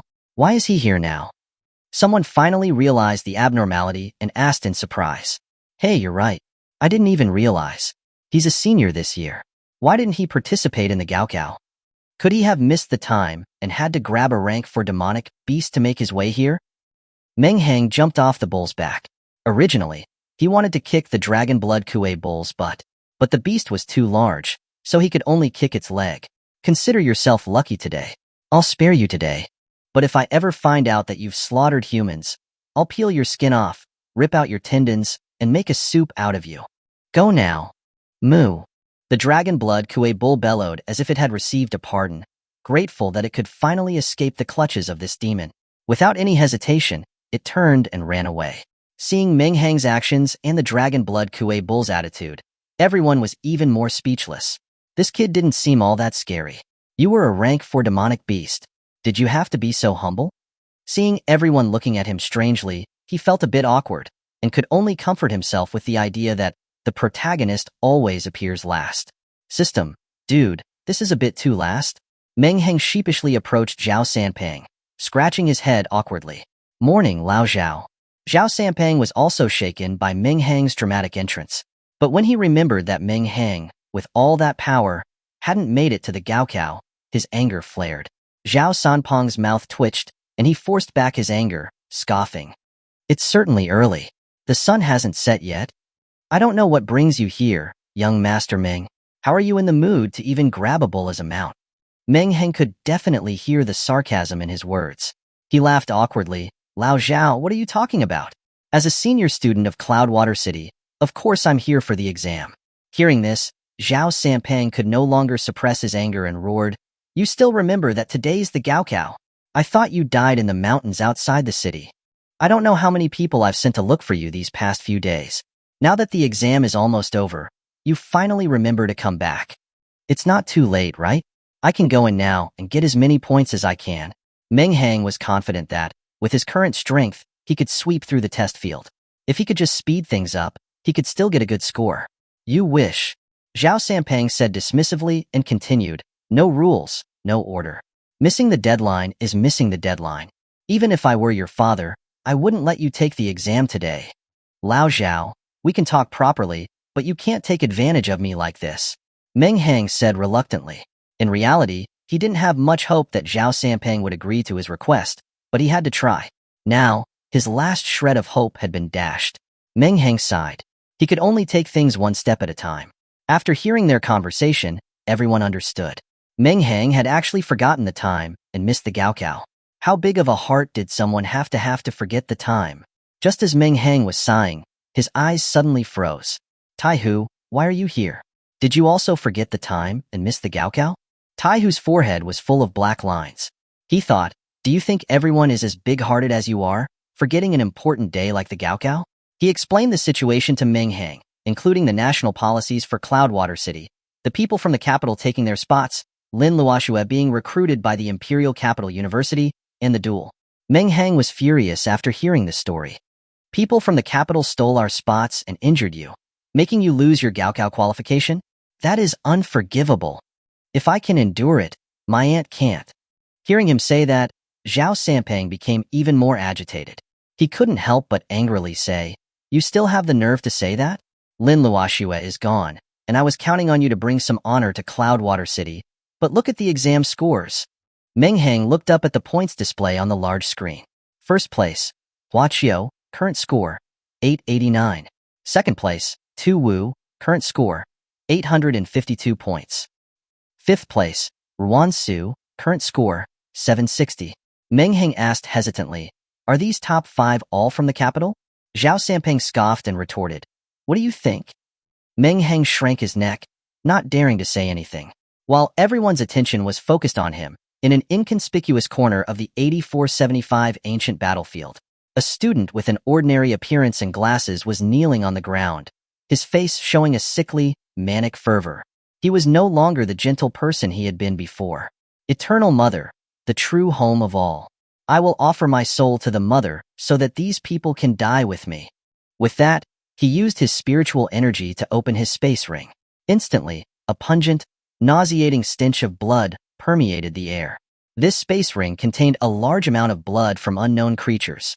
As the space channel opened, it was as if a dam had burst. Countless blood gushed out and landed on the ground in front of the bespectacled man. A strange scene unfolded. The blood quickly seeped into the ground as soon as it touched the surface, as if something was greedily sucking the blood from below. That was exactly what was happening. The blood that had seeped into the ground was being pulled down by an invisible force. Dozens of meters below the bespectacled man, a humanoid skeleton about 10 meters tall was lying flat on the ground. The large amount of blood that had seeped into the ground was being attracted by this skeleton. The blood gathered around it, quickly seeping into the skeleton's bones. As it absorbed the blood, bits of flesh slowly began to grow on its bones. The red flesh stuck to the white bones, and veins even began to appear. If a normal person were to see such a gory scene, they would be scared out of their pants. Just then, the skeleton, which had been buried underground for millions of years, twitched. 2 ghost fires appeared in its empty eye sockets. As ghost fires formed in the skeleton's eyes, the ground several meters around it began to collapse, sending earth and rocks flying. Chapter 51. The Fifth Order Bone Fiend. A pair of enormous skeletal arms burst from the ground, instantly seizing the bespectacled man above. The next second, the man was crushed to a pulp, his blood instantly absorbed by the bone. Nearby low-level demonic beasts, initially drawn by the potent smell of blood, scattered in terror upon sensing the horrifying aura emanating from the creature. The skeleton slowly rose to its full height, its eye sockets flickering with eerie flames. It then ripped a rib from its own body, which rapidly transformed into a bone blade several meters long. The skeletal giant, gripping the long blade, made a slashing motion in the direction of a fleeing demonic beast. The creature instantly exploded, turning into a cloud of blood mist. The skeletal giant inhaled deeply, drawing the blood mist into its nostrils. As it absorbed the blood mist, minute fragments of flesh, barely visible to the naked eye, began to sprout somewhere on its body. Hua Qiu, the sole S-rank ability user among the 5 from the Imperial City, also known as Young Master Hua, happened to be nearby. Drawn by the commotion, he witnessed the skeletal giant absorbing the demonic beast's blood. His expression drastically changed, cold sweat instantly pouring down his forehead. Without a second thought, he turned and ran. Unfortunately for Hua Qiu, the skeletal giant's gaze had locked onto him. The ghostly flames in its eyes flickered twice before the giant swung its blade in Hua Qiu's direction. Despite the fact that they were separated by dozens of meters, the moment the skeletal giant made its aerial slash, Hua Qiu's hair stood on end. He felt as if he was about to explode like the demonic beast moments ago. Without hesitation, he activated his S-rank ability, Biological Swap. Hua Qiu's form flickered, and in his place was a second-order demonic beast that had been running ahead of him. He himself materialized in the exact spot where the demonic beast had just been. This was the effect of his Biological Swap ability. Within Hua Qiu's line of sight, he could instantaneously exchange places with any living creature, and as long as his mental energy held, he could swap countless times. No sooner had the swap occurred than the second-order demonic beast exploded. The sight sent shivers down Hua Qiu's spine. "A fifth-order bone fiend," he exclaimed in alarm. He dared not linger. Using his ability several more times in rapid succession, his figure disappearing into the dense forest. Each of the creatures he swapped with exploded, their blood completely absorbed by the Bone Fiend. Seeing the small insect running away, the Bone Fiend paid it no further attention, instead turning in another direction and continuing to swing its blade. The skeletal giant stood roughly 10 meters tall, but in the ancient battlefield's forest, even an average towering tree could be 20 or 30 meters high. Therefore, while the giant created a considerable stir, most of the examinees in the ancient battlefield remained unaware, continuing their hunt for demonic beasts. However, the Bone Fiend's actions were captured clearly by the cameras. Everyone stared at the large screen in horror. I thought they said there were only low-level demonic beasts in there. What the hell is that? And why is this Bone Fiend so enormous with a human-like body? Meng Hang was also watching with growing dread. Why did something so bizarre happen as soon as he arrived for the college entrance exam? Could this be the legendary protagonist's aura, where trouble seems to follow him everywhere? He mechanically turned his head, stammering as he addressed Zhao Sanpeng. I mean, old Zhao, what's going on? Is this thing part of the exam? Zhao Sanpeng's lips were dry and cracked, his eyes wide and blank. He was staring fixedly at the Bone Fiend on the screen and had not even heard Meng Hang's question. He muttered to himself, "What do I do? What do I do? All the candidates from Cloudwater City are in there. If anything happens to them, how will I face their parents? How will I face the nation? I, Zhao Sanpeng, will be to blame for this, becoming a sinner for all time." "Hey, old Zhao." Zhao Sanpeng suddenly flinched, snapped out of his daze by Meng Hang's call. "What did you say?" "I was asking if this is part of the exam?" Zhao Sanpeng shook his head with a bitter smile. "How could it be? This is a fifth-order Bone Fiend. I'd turn tail and run if I saw it. There's no way it would be in the exam." "Then what is this Bone Fiend?" Meng Hang asked, puzzled. The ancient battlefield is a very mysterious place. No one knows what exactly happened here centuries ago. But even now, there are still countless skeletons in the ancient battlefield. Some of them, over the years, gain their own sentience. Those are what we call Bone Fiends. They can regenerate flesh and blood by absorbing the blood of humans or demonic beasts, and the more blood they absorb, the stronger they become. But this ancient battlefield, which was prepared for the exam, was supposed to have been completely cleared out. I don't know how a fifth-order Bone Fiend could suddenly appear. If we let it continue developing like this, before the end of the exam, all the demonic beasts and students in the alternate dimension will become its nourishment. As he said this, Zhao Sanpeng's face grew incredibly grim. Holy crap! Then stop the exam and go in there to save people. Meng Hang exclaimed, urgently. Zhao Sanpeng shook his head with a pained expression, his face revealing a deep helplessness. The exam can't be stopped before the scheduled time. Furthermore, only those with an exam permit can enter, and not even I can get in. Students are the pillars of the nation, which is why the Dragon Country values college entrance exams so highly. Each student's exam permit is issued by the government to prevent any unscrupulous individuals from tampering with them. Then can't Tiger Tai go in? Upon hearing that, Tiger Tai's face instantly paled, and he gave a smile that was more painful than a cry. Brother, don't set me up. What good am I in there? I wouldn't even make a decent snack. Although he was a warrior, he was not stupid, and he would never do something so blatantly suicidal. Meng Hang ignored him and continued questioning, can't you enter using his exam permit? Zhao Sanpeng shook his head once more. It's useless. How could the Dragon Country's higher-ups not have considered this?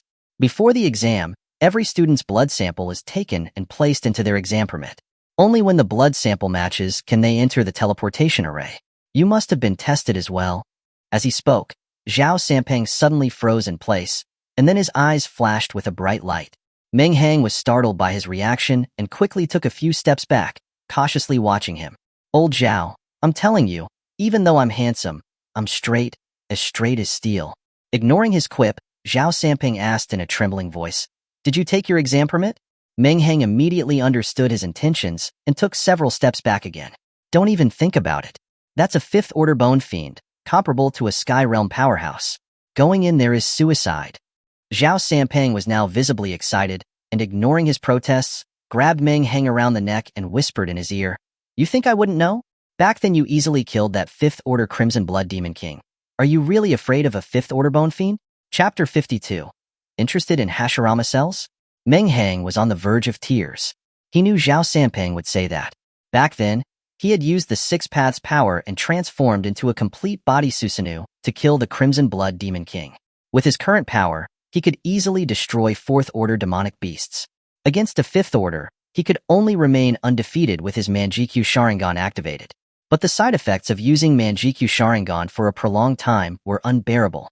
With the philosophy of better you than me in mind, Meng Hang quickly refused. Old Zhao, it's not that I don't want to help. That secret technique can't just be used whenever I want. It comes at a huge cost, possibly even my life. Hearing Meng Hang say this, the light in Zhao Sanpeng's eyes immediately faded and turned dull. Since Meng Hang had said this, Zhao Sanpeng couldn't force him to trade his own life for the lives of the other examinees. Ding! System activated. Accept Zhao Sanpeng's request. Rewards plus 30 to all attributes. Refuse. Deduct 20 points from all attributes. At this moment, the system's voice rang in Meng Hang's mind. Damn it, you cursed system. I haven't settled accounts with you for what happened at the exam, and now you want to trick me again. This time, I will refuse no matter what, even if it means losing attributes. Meng Hang was determined to start lazing around. As long as he did nothing, the system wouldn't be able to do anything to him. Hey buddy, don't be so hasty to refuse. The system stated calmly. Hashirama Cell Trial Card. Are you interested in learning more about it? It's not 99,998. It's not 9,998. It's definitely not 998. It's only 200 kill points. Wait a minute, system. You only charge me 98 kill points for the Six Paths power. Why are the Hashirama cells 200? Does it come with a sage body? Sorry to burst your bubble. Then why are you selling it for more than the Six Paths power? Meng Hang was immediately disgruntled. Dude, what kind of era do we live in? Don't you understand inflation? Meng Hang glanced at the kill points in the store and his lips twitched. What inflation? That was a lie. It saw he only had 200 points left. Although Meng Hang's heart was stirring, he still feigned unwillingness. I still won't do it. I won't get any kill points for killing that bone fiend. Why should I suffer?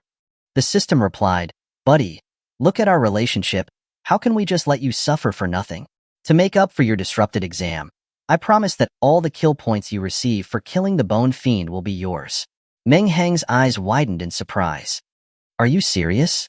I've never lied to you. Hearing the system's change of tune, Meng Hang gave a cold smile. Good that you know it.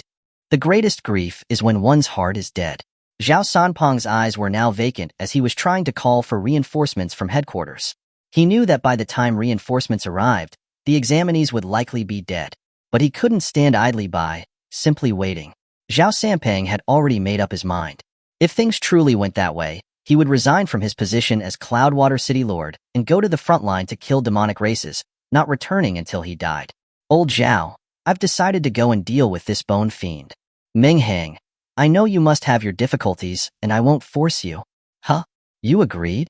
Zhao Sanpeng opened his mouth wide, bewildered by Meng Hang's sudden change of heart. But the secret technique hurts you? Zhao Sanpeng trailed off. Meng Hang's eyes were fixed on the bone fiend on the screen, filled with determination.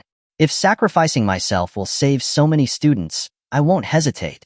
If I don't go to hell, who will? Hearing Meng Hang's selfless words, tears welled up in Zhao Sanpeng's eyes. He never imagined that this usually irreverent young man would have such a selfless heart. He tightly grasped Meng Hang's hand and said, touched, Little Meng, don't force yourself. If your life is truly in danger, you can run away. No one will blame you. The people in the room, having been following the conversation, now looked somber and mournful. Although they had seen Meng Hang riding a fourth-order demonic beast, they had never witnessed his true strength. Moreover, the bone fiend was a fifth order, far stronger than a fourth-order demonic beast. In their eyes, Meng Hang's actions were nothing short of suicide. Such a young talent who could tame a fourth-order demonic beast, why throw his life away for them? Someone said with a sigh. A sparrow cannot possibly understand the ambition of a swan. This is what separates true geniuses like him from us.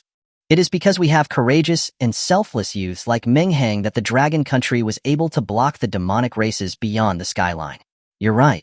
After the college entrance exam is over, I will build a monument in the city center to honor Meng Hang's bravery. Hey, a monument?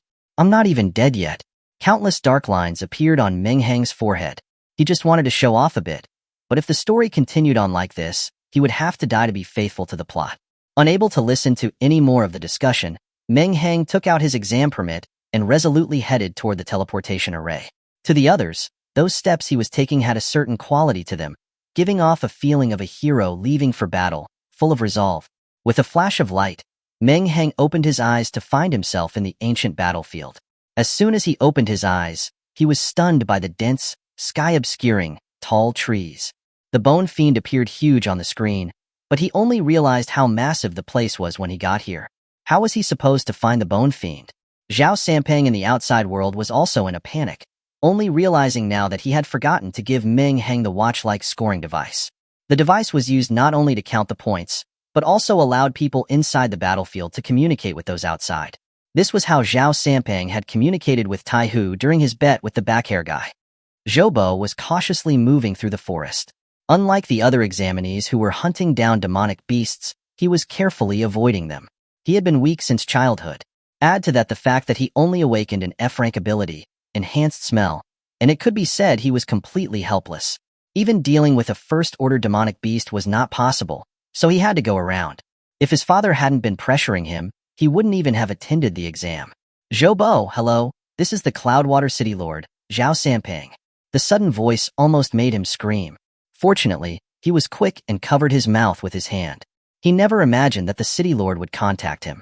He quickly responded, City Lord, hello? I am Zhou. Is there anything I can do? There is a student 200 meters to your southeast.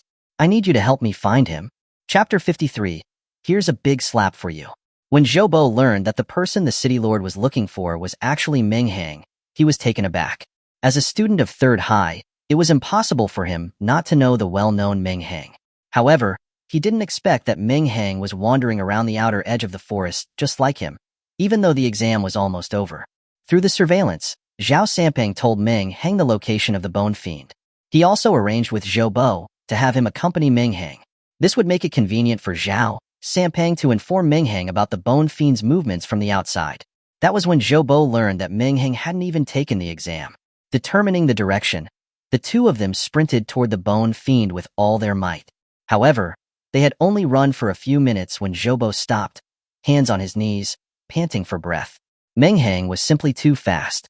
Zhou needed to push himself to the limit just to keep up. This was quickly draining his stamina. He couldn't hold on for long. What he didn't know was that Meng Hang was already accommodating him by only using a fraction of his full speed. Zhou hesitated for a moment before taking off the scoring device from his wrist and handing it to Meng Hang. Meng Hang, I really can't run anymore.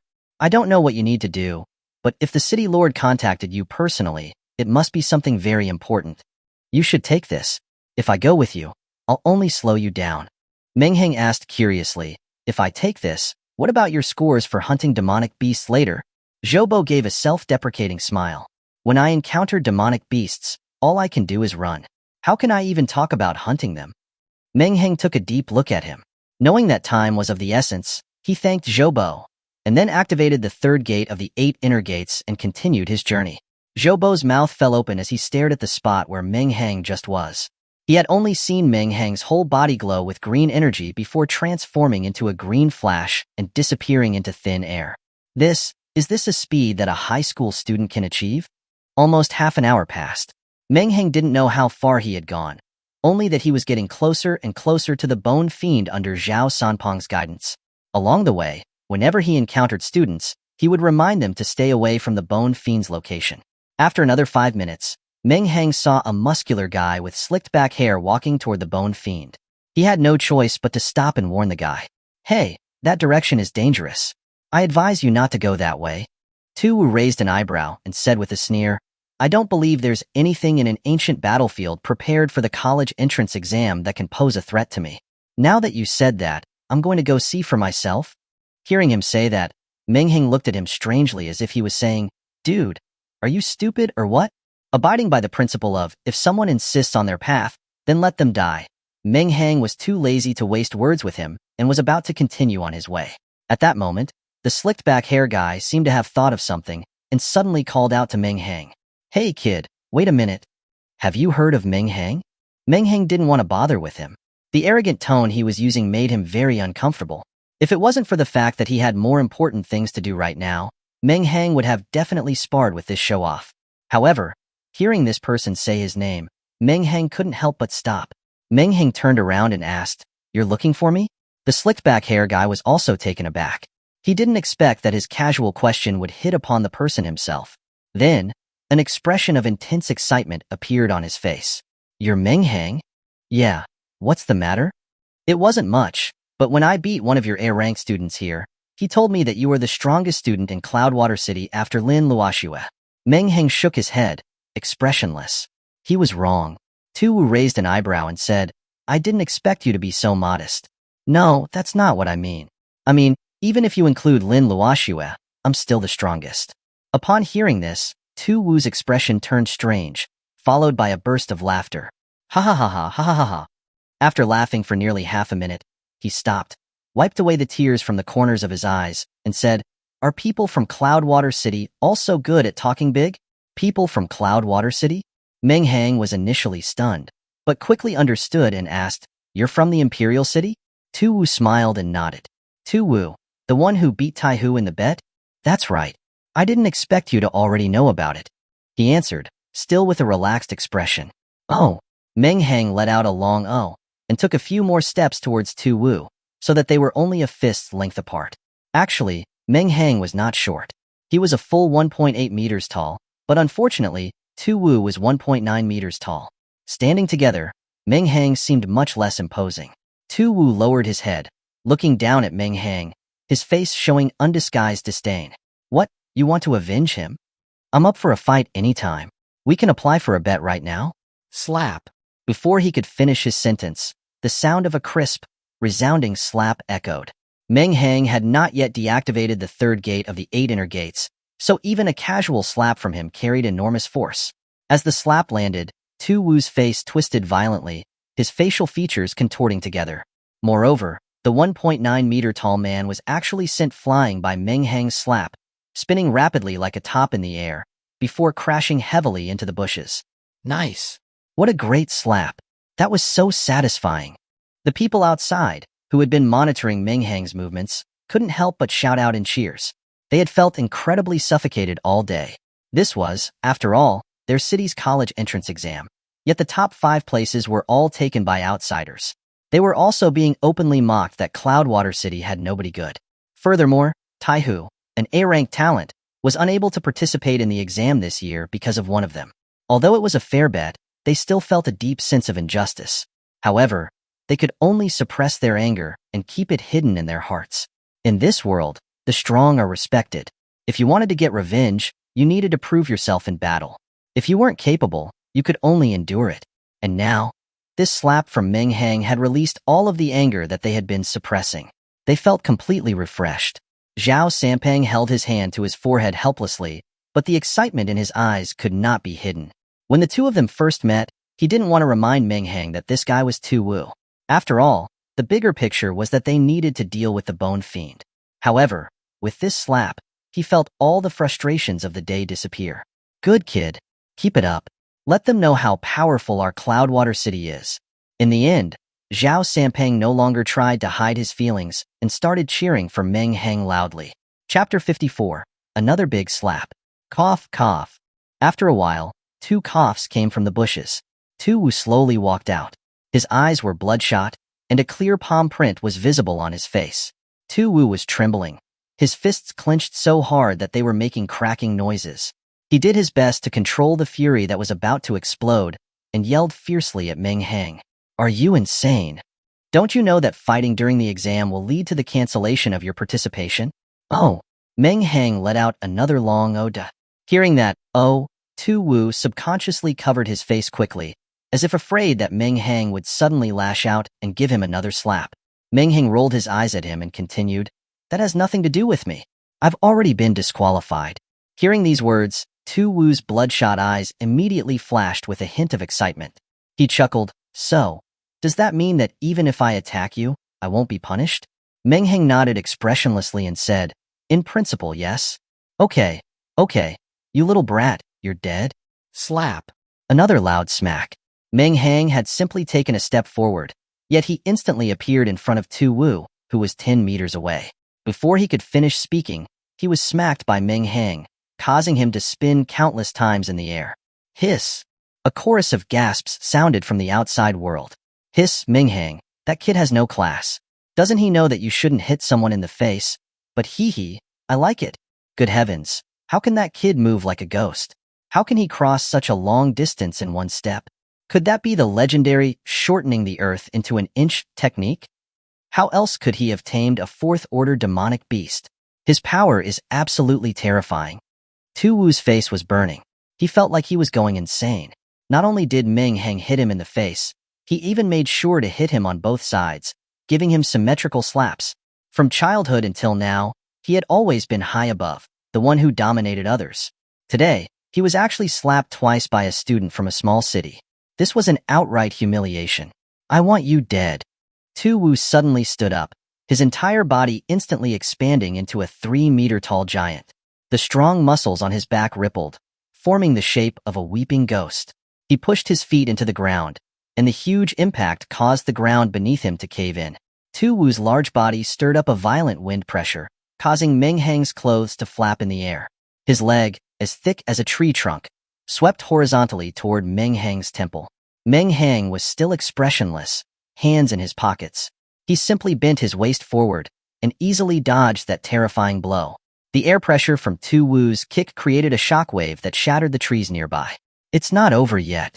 Seeing that his kick was so easily evaded, Tu Wu roared. His two fists, as large as sand bowls, slammed straight at Meng Hang's head. Meng Hang's hands were still in his pockets. He watched the fists get closer and closer, but he did not move, seemingly wanting to take the punch head-on. Dodge it! Taihu shouted anxiously from outside. He felt that Meng Hang was getting careless. He had personally experienced the power Tu Wu had when he activated the ghost back, and he still felt some lingering fear. As the fist got closer, Meng Hang finally moved. However, instead of retreating, he simply raised his right hand to meet the oncoming punch. Compared to Tu Wu's fists after his transformation, Meng Hang's fist looked as tiny as an egg compared to a basketball. But it was this small fist that was able to stop Tu Wu's fist, preventing it from moving any further. Bang! The impact of their fists shattered the trees within a few meters of their positions. The trees. Did we provoke you guys? Why am I always the one getting hurt? Tu Wu's eyes widened as he looked at Meng Hang in disbelief. He couldn't believe that his full-force strike had been so easily blocked by this kid. Tu Wu was like a madman. He roared, "That's impossible." After shouting, his right arm expanded again, attempting to break Meng Hang's resistance in one fell swoop. Unfortunately, even with his increased power, Meng Hang stood there like a mountain rising into the clouds, completely unmoving. Seeing the thick right arm, Meng Hang clicked his tongue in admiration. Could this be the legendary ultimate secret of single men for 20 years, the arm of the Qilin? Not wanting to waste any more time with him, Meng Hang put a little force into his right hand, and Tu Wu's face contorted instantly. The bones in his right hand felt as if they were about to be crushed. The immense pain forced Tu Wu to slowly kneel down with Meng Hang's falling right hand. I say, bro, those muscles of yours look impressive, but it's obvious you've had too much protein powder. You look good, but you're useless. Tu Wu was in so much pain he couldn't even pay attention to what he was saying. His forehead was covered in sweat as he desperately struggled to pull his right hand away, but it didn't budge. Boring. Meng Hang shook his head and kicked Tu Wu in the chest. The mini-giant body went flying, and only landed heavily in the forest after traveling several dozen meters in the air, kicking up a cloud of dust. After dusting his hands, Meng Hang did not check on Tu Wu and continued toward the bone fiend. Speechless. Completely speechless. The people outside were all silent. Even the cheers for Meng Hang disappeared. Everyone stared at the fight on the monitor, mouths open, including Zhao Sanpeng. How could such a small body generate such terrifying power? Lu Zhaoliang wiped the cold sweat from his head. This fight had made his heart race, and he felt like it was going to jump out of his chest. He paused for a moment, then asked Zhao Sanpeng, "City Lord, you have seen a lot of things. Do you think it's possible?" "I'm just saying it's possible, okay? Could that Meng Hang be a fifth-order demon beast in human form? I can't understand how he, who isn't a strength-type ability user, could unleash such a powerful force otherwise." Zhao Sanpeng glared at him, annoyed, and said, "Why don't you wait until he comes out and ask him?" Lu Zhaoliang recalled the horror of Meng Hang's kick and immediately shook his head. Absolutely not. The bone fiend continued walking aimlessly. By now, it had absorbed an unknown amount of blood, and its entire skeleton was covered by a thin layer of flesh. Just then, its hollow gaze turned to a spot not far away, and it slowly raised its large bone blade. Nua Yun walked while humming Meng Hang's song, "You Who Sat By My Side," feeling both happy and angry. Since their farewell party that day, that jerk had not contacted her again.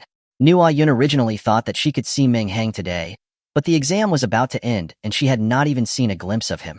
As she was thinking, Nua Yun suddenly stopped, staring in horror in the distance. Looking at the nearly 10-meter-tall humanoid skeleton, Nua Yun felt a shiver of fear run down her spine. She tried to turn and run, but her legs were weak. No matter how hard she tried, she couldn't move. Seeing the bone fiend raise its bone blade toward her, Nua Yun closed her eyes in terror and shouted loudly, "Meng Hang, help me!" Chapter 55. This guy even knows what style abilities? Nua Yun subconsciously shouted out Meng Hang's name. But she knew that the world wasn't so coincidental. Meng Hang wasn't her knight in shining armor, who could appear instantly at her time of need. Despondent, she closed her eyes and waited for death. At this critical moment, she thought she actually heard Meng Hang's voice coming from beside her. With style, advent of a world of flowering trees. Is that really Meng Hang's voice? Impossible. It must be a hallucination because I'm too nervous. Nua Yun thought bitterly. But after waiting for a while, she realized she was still standing safely in place. Only then did she cautiously open her eyes. In front of her, she saw a figure standing in front of her. Though this figure wasn't particularly muscular, to Nua Yun it seemed incredibly tall at that moment, giving her an immense sense of security. Meng Hang, am I dreaming? Nua Yun asked, somewhat disbelieving. Yeah, you're dreaming. This place is dangerous. Get out of here quickly and find another place to continue dreaming. Meng Hang lightly teased her. However, his eyes did not leave the bone fiend. A few seconds earlier, just as he arrived here, following Zhao Sanpeng's directions, he saw the bone fiend swinging its blade at Nua Yun. Why is this little girl here? Meng Hang's expression changed drastically. He quickly formed hand seals and used the wood style, advent of a world of flowering trees technique. Countless thick vines burst from the ground under the bone fiend and, climbing up its body, tightly wrapped around its arm. This barely managed to block the blade. In an instant, the bone fiend was wrapped up tight like a dumpling. Nua Yun's eyes widened as she looked at the bone fiend, covered in vines. She asked Meng Hang incredulously, "Did you save me?" Meng Hang nodded as if it were obvious. Who else would it be? But didn't you awaken a pupil technique ability? What's with these vines? Oh, I had a second awakening, Meng Hang said casually. Nua Yun was baffled. A second awakening was a 1 in a million occurrence. Why did it sound so simple coming from his mouth, as if it was as easy as drinking water? The people on the outside were also discussing it excitedly. Good heavens, this kid is actually a wood style ability user. Why have we never seen him use this move before? The thing is, isn't wood style supposed to be a healing type of ability? What the heck are these giant vines? Maybe it's a mutation? After all, we don't understand the world of geniuses. That's not right. My son goes to school with him. I heard he awakened an E-rank pupil ability. What kind of freak is this guy? Is there anything he can't do? His strength completely overpowers strength-based ability users. His speed is comparable to speed types. And now he's also using wood style. Heh, I'm already numb. I wouldn't even be surprised if he used all 5 elements, metal, wood, water, fire, and earth, in a while. Zhao Sanpeng was also completely dumbfounded. He knew Meng Hang better than anyone present. Because of that, he was even more shocked. When did this kid awaken a wood style ability? If normal wood ability users summon a vine the size of an arm, that's already considered impressive. But what are these vines that are as thick as buckets? What he didn't know was that Meng Hang had only wanted to entangle the bone fiend in a hurry, so he only summoned vines according to the bone fiend's size. As long as Meng Hang, who possessed Hashirama cells, was willing, he could easily summon vines many times larger. A pupil ability that can grow, a mutated with style ability, and oh yeah, that rule-breaking space ability. Hiss. Zhao Sanpeng sucked in a cold breath, his skin crawling. Cloudwater City seemed to have spawned a terrifying monster. Maybe the demonic race threat might be solved by him one day. Zhao Sanpeng was daydreaming. The bone fiend's eye sockets flickered with ghostly flames as it struggled to break free from the vines. However, the thick vines were incredibly strong, and no matter how hard it struggled, it was no use. At that moment, the eerie green flames in its eyes flared, and its whole body was enveloped in this eerie green fire.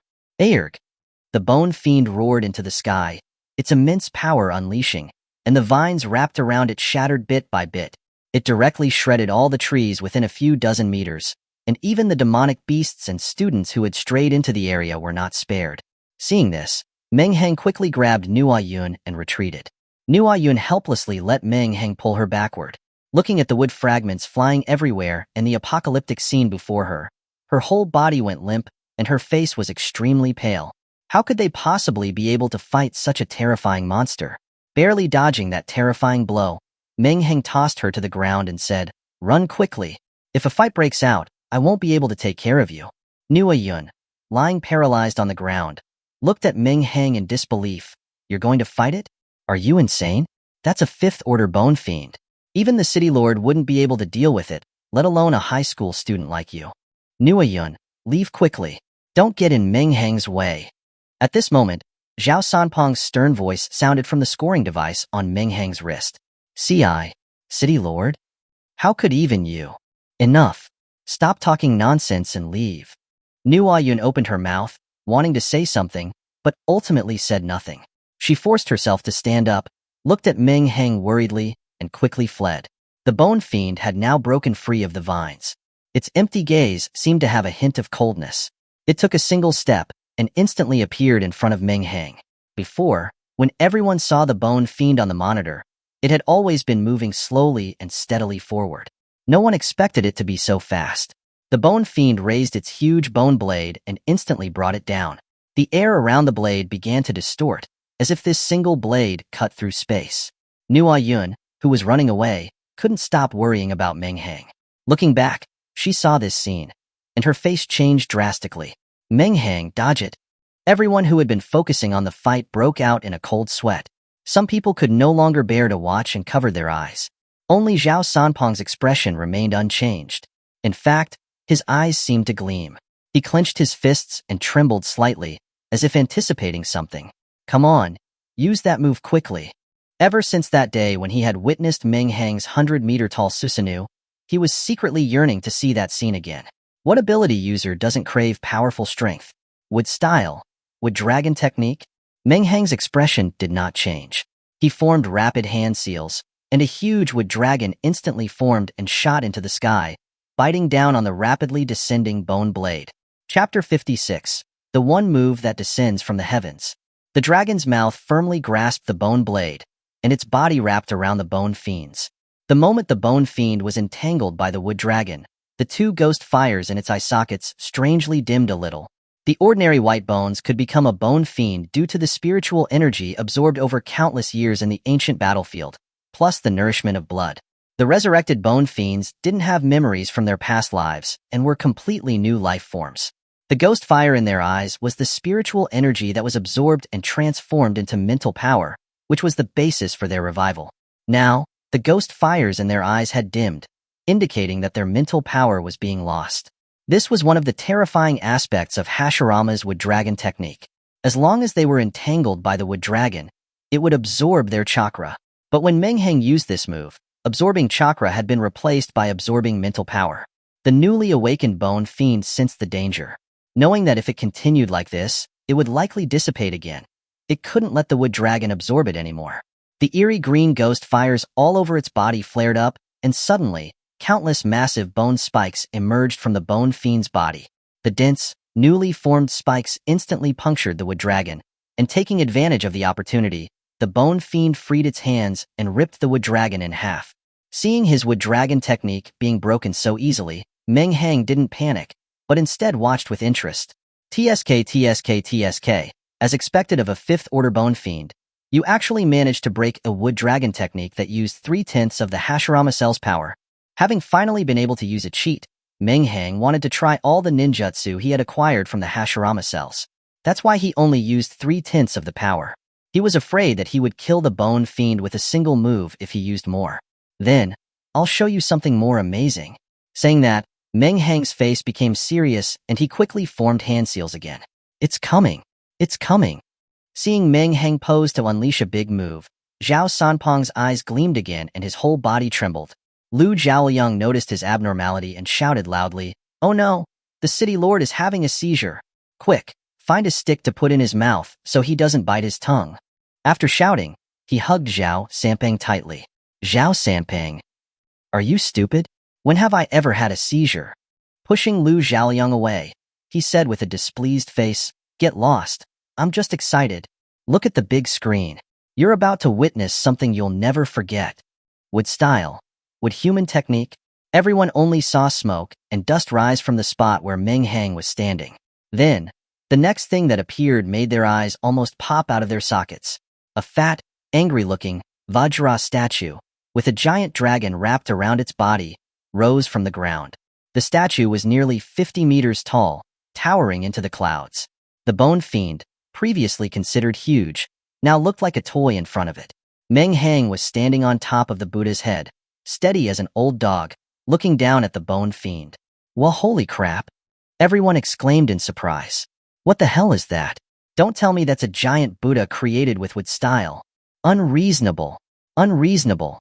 How could a wood style, support-based ability become so overpowered in his hands?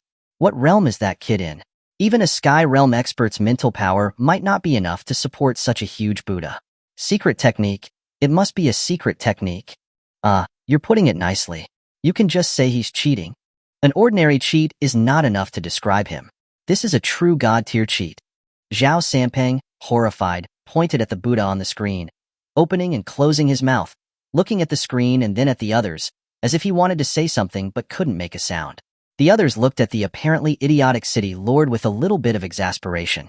"It was you who reminded us that we were about to see something unforgettable. Why are you now even more surprised than us?"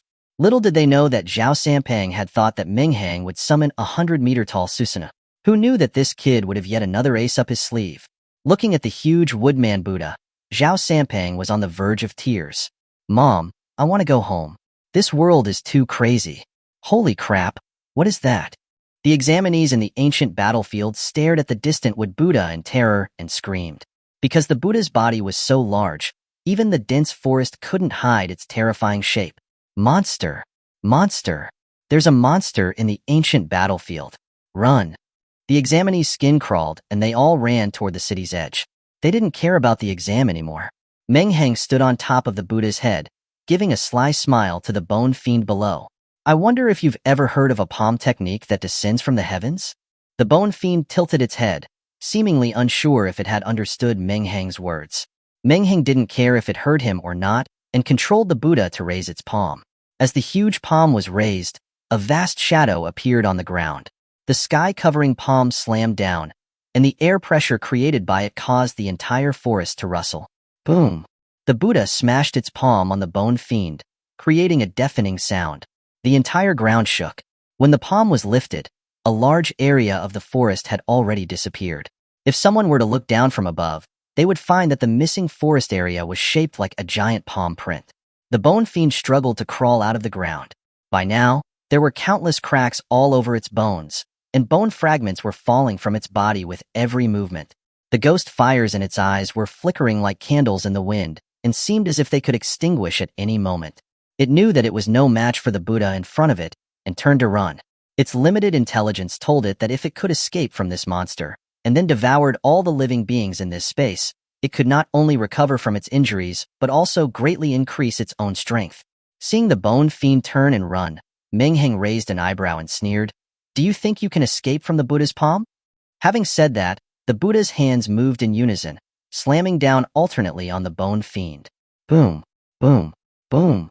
The sounds echoed like thunder, and the entire ancient battlefield could hear them clearly. The ground shook violently, like an earthquake. Some students staggered and murmured, "Is it an earthquake?" After an unknown amount of time, the ground stopped shaking, and the deafening roar gradually faded. Everyone outside was petrified, staring blankly at the monitor. The ground within a few dozen meters of the Buddha's feet had been smashed down several meters. The bone fiend's body had long disappeared, leaving not even bone dust behind. Is that something that humans can do? Everyone had this question in their minds at this moment. Chapter 57. Don't risk yourself for me again. Glancing at the 25,000 shiny kill points in the kill shop, Meng Hang knew that the bone fiend had indeed been defeated. Not even bothering with the joy of getting such a massive amount of points, he quickly controlled the Buddha to place himself on the ground. He figured that with the system being so unreliable, who knew when the Hashirama cell's effects would disappear? If he was to fall out of the sky like last time, he would really have no one to turn to. After all, there wasn't a universe-level expert here to catch him. Sure enough, he was right. The moment Meng Hang's feet touched the ground, a wave of weakness washed over him. His legs went soft, and he collapsed to the ground. At the same time, the Buddha vanished. Meng Hang lay weakly on the ground, feeling both physically and mentally drained. He couldn't help but give a bitter laugh. The cheat is great for a moment, but the aftermath is hell. Based on the principle of saving wherever he could, Meng Hang firmly decided not to use his recovery potion. Anyway, other than himself, all living creatures nearby had either been absorbed by the Bone Fiend or had fled far away long ago. Meng Hang wasn't worried about a demonic beast ambushing him. He planned on taking advantage of the situation to rip off Zhao Sanpeng again. Before long, the exam's end time arrived, and all the examinees in the ancient battlefield were teleported out. With a flash of light, the examinees were back in the outside world. Countless examinees looked around in confusion at first. After confirming that they were really out, they collapsed to the ground, exhausted. Some of the girls were even sobbing. "Dad, you have no idea. There was a huge Buddha that appeared inside, tens of meters tall. You wouldn't believe how terrifying it was. I don't even know who it was attacking. The whole ancient battlefield was shaking. You better thank the heavens. You almost didn't get to see your son again." Some of the students described the terrifying scene they had witnessed to their parents through tears. Their eyes, however, couldn't hide their fear. The middle-aged man, whom he called Dad, listened to his son's description, his forehead veins pulsing. Thinking of how Meng Hang stood valiantly on top of the Buddha and seeing his own cowardly son, he finally couldn't resist, giving his son a smack on the head. "Look at your cowardly self. Why can't you learn from Meng Hang?" While saying that, he pointed toward Meng Hang. The student looked at Meng Hang, who was sprawled on the ground, and immediately shouted, displeased, "Dad, why are you so biased? Look at him. He's so scared that he can't even get up. At least I'm still standing here." The middle-aged man, seeing Meng Hang sprawled on the ground, Zhao Sanpeng rushed over to check on him. He didn't even bother feeling sorry for himself and frantically took out recovery potions and jade dew pills from his spatial ring, handing them over to Meng Hang. "Little Meng, are you okay? Do you have enough? Can these repair the damage the secret technique caused you? If not, I'll use everything I have to buy you a restore spirit pill." Meng Hang stared blankly at the pile of items in his arms, amazed that the sun had risen from the west today. The notoriously stingy Zhao Sanpeng was actually being so generous. Based on the principle of not taking advantage of a good deal is stupid, he accepted everything, storing them in his own storage space. Only after drinking 2 bottles of recovery potion and a jade dew pill did he feel much better. Brushing off the dust on his body, he stood up and patted a slightly stunned Zhao Sanpeng, saying, "I told you. Old Zhao, you're the best. I'll humbly accept these." Zhao Sanpeng's face flushed red. It was even more unpleasant than swallowing a dead fly. Now he knew that this kid was just making everything up. All that talk of selflessness, all that, "I'll go to hell if no one else will," all that talk about secret techniques consuming life force, it was all nonsense. But after all, Meng Hang had saved so many students and helped him greatly. No matter how thick his skin was, he couldn't possibly ask for them back. Most importantly, he believed that he couldn't beat Meng Hang. Just as Meng Hang and Zhao Sanpeng were chatting, suddenly, his vision turned dark and a faint fragrance wafted over him. Feeling the softness in front of him, Meng Hang was stunned. Am I being taken advantage of? He was a gentleman, and taking advantage of him had a separate price. He quickly freed himself from the embrace, seeing that it was Nuiyun looking at him with tears in her eyes. "Meng Hang, I won't allow you to risk yourself for me again in the future." Zhao Sanpeng, Meng Hang. Both of them were baffled. This young lady had too much imagination. He had obviously done it to save all the examinees. How did it turn into him doing it for her? The 5 from the Imperial City also looked a little worse for wear. They glanced at each other and saw the shock in each other's eyes.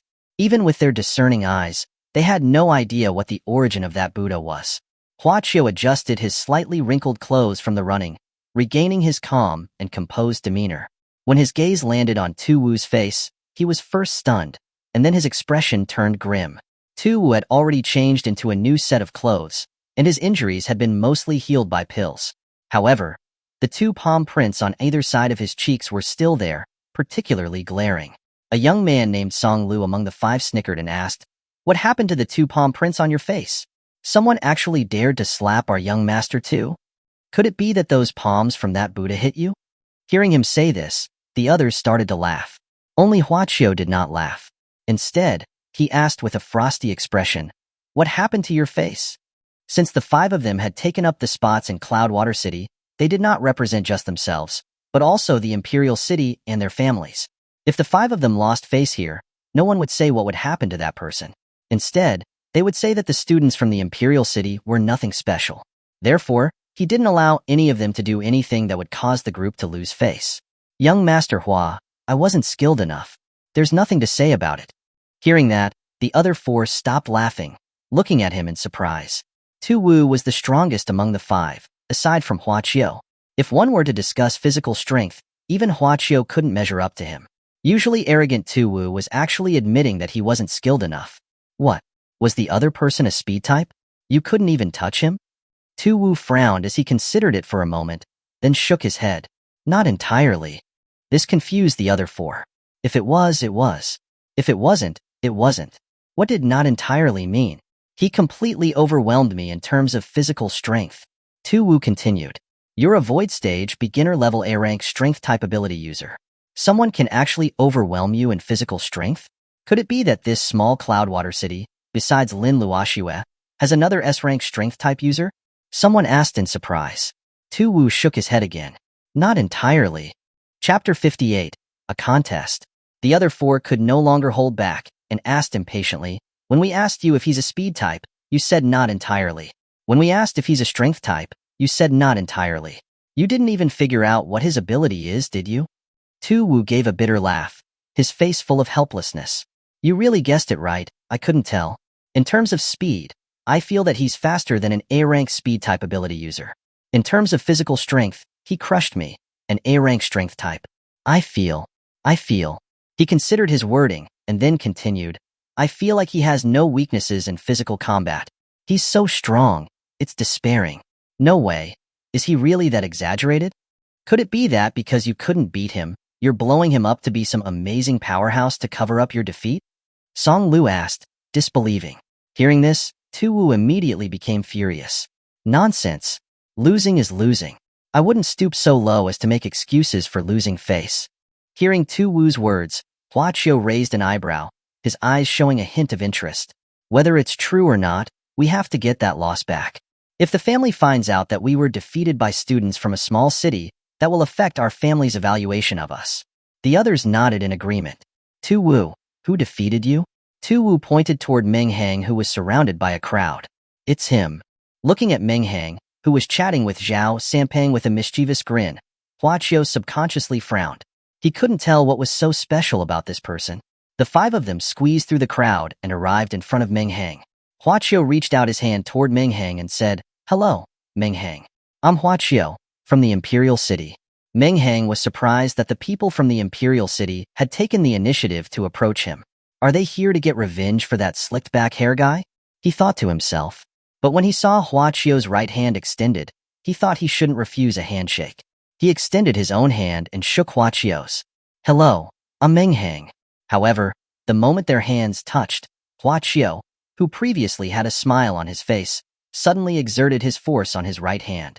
Feeling the immense strength coming from his hand, Meng Hang raised an eyebrow, secretly thinking, so, they really did come to get revenge. He wasn't going to let them get away with it. He exerted his force with his right hand. Although both of them were at the beginner-level Void Stage, Meng Hang was confident that, even without activating the 8 inner gates, his physical strength could overwhelm the young man in front of him. After all, the attribute bonuses given by the SS rank ability, plus the attribute points from the quest rewards, if he couldn't win, then he might as well smash his head into a tofu. Just as Meng Hang exerted his force on his hand, Huachio's smile stiffened, and a few large beads of sweat flowed down his forehead. This kid is so strong. He was shocked secretly. He quickly pulled his hand back and casually put it in his pocket. If anyone were to look closely, they would notice that Huachio's hand had been squeezed until it was pale. Although he had suffered a secret loss in terms of physical strength, Huachio wasn't too concerned. After all, he was not a strength-based ability user. Physical strength was not his specialty. Meng Hang secretly smiled, seeing his expression, and asked curiously, "May I ask, what brings you here, young Master Hua?" Hua Qiu said seriously, "You can't just let go of the fact that you beat Tu Wu." "Heh, then he beat our Taihu." Meng Hang retorted. "That's different." Hua Qiu replied matter-of-factly. This statement directly aroused the public's indignation. Everyone started cursing. "What do you mean that's different? Are you privileged people from the Imperial City humans, while we, ordinary people, are not? If you're so noble, how can you justify stealing our spots?" Curses erupted. The 5 from the Imperial City instantly became the targets of everyone's anger. Faced with the curses being yelled at them, Hua Qiu's face did not change in the slightest. It was as if they were not cursing him. In his eyes, he and these people were not from the same world, so he didn't need to care what they were saying. "Oh, so what do you want?" Meng Hang asked with a fake smile. "Let's have a contest. If you lose, you must kneel down and apologize to Tu Wu. Isn't it unnecessary to be so absolute?" Meng Hang asked coldly. "You don't have to kneel either. Let everyone here kneel for you instead." "Heh, what if you lose?" Meng Hang asked, suppressing the anger in his heart. "It's impossible for me to lose." "Heh, you are arrogant." This directly amused Meng Hang. He, a cheat, wouldn't even dare to say that. For him to claim that he wouldn't lose in front of him, it had to be Liang Jingru that gave him this courage. "Don't be so certain. Nothing in this world is absolute. Let's make it clear." Hua Qiu remained unmoved and replied, "If I lose, I will also kneel and apologize to you." "All right, it's happily decided." Meng Hang nodded, satisfied. At this moment, the people had long stopped cursing the 5. Instead, they were looking at the 2 of them with strange expressions. Or rather, they were looking at Hua Qiu. He actually dares to challenge that little monster Meng Hang. It seems he doesn't know that the Buddha is... Shut up, just watch the show. Someone in the crowd wanted to say that the Buddha was summoned by Meng Hang, but was stopped by the person next to him. The person instantly understood, and smiled with a hint of schadenfreude, and stopped speaking. The 5 from the Imperial City were now vaguely feeling like something was off. The people didn't get angry after hearing the details of the bet. Instead, they were looking at them strangely. Their gazes seemed to include pity, relief, and even a little gloating. Ruansu hesitated for a moment, then said to Hua Qiu in a low voice, "Young Master Hua, I feel like the way they're looking at us is a bit strange. Why don't we forget about this for today?" Hua Qiu shook his head and said firmly, "We can't." He was the leader of the other 4. If he couldn't handle even this small matter, it would make his already awkward position in the family even more awkward. Therefore, he had to win today. He also had to win spectacularly, showing the strength of a member of the Hua family. The 2 of them stood facing each other. The surrounding people consciously formed a circle around them, then took a step back. The crowd retreated almost 30 meters before stopping. Looking at this distance, some people still felt uneasy and said to those around them, "I still don't feel safe even with this distance. If that kid gets desperate and summons that thing again, we'd all be done for." Everyone around them thought of the terrifying scene of the Buddha killing the bone fiend, and nodded with lingering fear, then retreated another dozen meters. "All right, that's enough. You won't be able to see anything if you retreat any further. That kid knows what he's doing. He wouldn't use that move in a place with so many people." Seeing that everyone was still retreating, Zhao Sampang had no choice but to stop them. The remaining 4 from the Imperial City retreated with the crowd, feeling confused. They didn't understand why they had to be so careful when watching a battle that wasn't a life-or-death struggle. Chapter 59. You said he lost? Start. Zhao Sampang shouted loudly from a distance. Sharingan. Activate. Looking at the mysterious symbols in Meng Hang's crimson eyes, Hua Qiu raised an eyebrow and asked with some curiosity, "Are you a pupil technique ability user? You were able to crush Tu Wu in terms of physical strength. I thought you were a physical enhancement type of ability user." Meng Hang grinned. "There are a lot of things you don't know." Saying that, he took a step forward and instantly appeared in front of Hua Qiu. So fast. Hua Qiu's pupils shrank to the size of pinpoints. He finally understood why Tu Wu had said that this person's speed was comparable to that of a speed-type ability user. Meng Hang sneered as he closed in, a fist aimed directly at his face. Facing the imminent attack, Hua Qiu remained calm and composed, a mocking smile on his face. The next second, Meng Hang stood there, frozen, his outstretched fist hovering in midair. There was nothing but air in front of him. Where was Huachio? How is this possible? Meng Hang mumbled in disbelief, his eyes blank.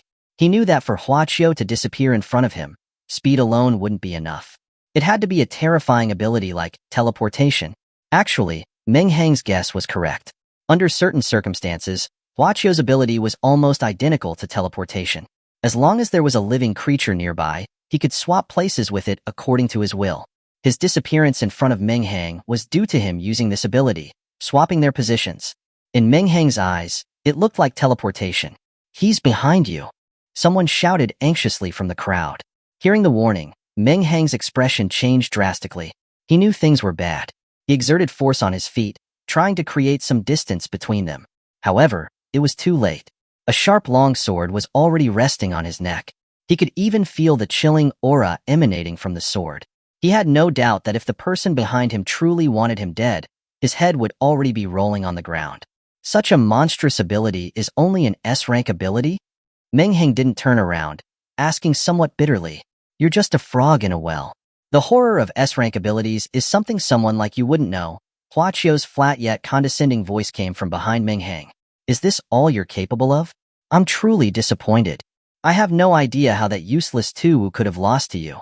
The outcome is decided. Just admit defeat." Meng Hang pulled his right arm back and stood there with his head lowered, not responding. Huachio frowned and pressed the sword blade to Meng Hang's neck. The sharp blade directly cut through his neck, and bright red blood flowed out. "What? Are you trying to go back on your word?" Meng Hang still didn't reply, and still stood there with his head lowered. His shoulders were trembling, as if he was crying or terrified. Hee hee hee. You said I lost? A strange laugh came from Meng Hang's mouth. Although they couldn't see his expression, this chilling laughter sent shivers down Huachio's spine, making his hair stand on end. Could this kid be mentally unstable? Or is he just unable to accept the reality of his defeat and has gone insane? Huachio thought to himself. He decided to ignore Meng Hang and turn to Zhao Sanpang. He believed that Zhao Sanpang, as the city lord, wouldn't take sides with Meng Hang on such a matter. "City Lord Zhao, this contest is my win." His words came to an abrupt halt. Huachio was shocked to find that Zhao Sanpang in the distance was looking at him with a sinister expression, as if he wanted to devour him whole. Looking around, he was horrified to find that the crowd had long stopped talking and were now staring at him with a dark glint in their eyes. Even his 4 companions were not an exception. You, what are you going to do?" This point, Huachio was truly panicking. He trembled as he questioned everyone, while retreating backward. Hee hee hee. Sinister laughter rose and fell in the crowd. "Tuwu, Ruer, what's wrong with you?" He called out his companions' names, trying to make them return to normal. However, it was useless. They still had the same expressions as everyone else. They were looking at him menacingly. What Huachio didn't notice was that the bright sky was now incredibly dark, and in the eyes of the people surrounding him, they all emitted a blood-red light. "You said he lost? You said he lost? You said he..." The crowd slowly approached him, and the chilling sounds of their voices were rising and falling. An ominous and eerie aura emanated from the crowd, engulfing Huachio. He could no longer endure the terrifying atmosphere. He collapsed to the ground, looking around in terror. I lost. Don't come any closer." Ruan-Su saw Meng Hang walk confidently towards his love and Huachio standing stiffly in place. She immediately understood that he had fallen under a mental ability. She wanted to open her mouth to warn him when her face showed anxiety. However, just as she opened her mouth, a cold voice said from not far away, "What do you think you're doing?" Ruan-Su turned around, and it was Zhao Sanpang looking at her coldly. She snorted. The people of Cloudwater City might fear him, but she didn't care about the city lord of Cloudwater City. She was about to continue speaking and warn him. When Zhao Sanpang saw that this girl was ignoring his warning, his face turned cold, and he unleashed an aura belonging to the universe level. Feeling this aura, Ruan-Su's face turned pale, but she still refused to admit defeat and asked sternly, "What do you want?" "I'm the pride and joy of the Ruan family in the Imperial City. How dare you, a mere city lord of Cloudwater City, threaten me?" A cold light flashed in Zhao Sanpang's eyes. If the person in front of him wasn't a young girl, he would have slapped her already. "Young girl, I'm warning you. I don't care whose daughter you are. In Cloudwater City, I, Zhao Sanpang, am the boss. Say one more word, and I'll sew your mouth shut today. You. Ruan Su's eyes were filled with tears. She pointed at Zhao Sanpang, but she didn't dare utter another word. Meng Hang walked to Hua Chio's side. The hexagram in his Sharingan was still turning slightly. At that moment, everyone saw Hua Chio, who had been standing still, suddenly collapse onto the ground in terror, loudly shouting that he admitted defeat. This confused everyone who was unaware of what had happened. What's going on? Why did he lose without even fighting? I don't know. Could it be that that little brat, Meng Hang, released a domineering aura and paralyzed that young Master Hua from the Imperial City? Taihu, who had been paying attention to the situation, showed a glimmer of excitement in his eyes when he saw this scene. Others didn't know what was going on, but he did, because he had been caught off guard as well during his spar with Meng Hang. Don't make wild guesses, he fell under a Jinjutsu. Taihu explained to everyone. Jinjutsu? Wait, when did Meng Hang learn Jinjutsu? Is there anything he can't do? We're too young. I was just saying that I wouldn't be surprised if he used all 5 elements, and he proved me wrong so quickly. Chapter 60. Will you kneel? Seeing Hua Chio admit defeat, Meng Hang nodded in satisfaction and deactivated the Sharingan's Jinjutsu. Hua Chio only felt that the dark environment became bright again after he admitted defeat, and even the sinister crowd had returned to their lively chatter. This is. His pupils gradually focused, and Hua Chio's eyes became clear. After looking around again, even if he was stupid, he knew that he had just fallen under a Jinjutsu.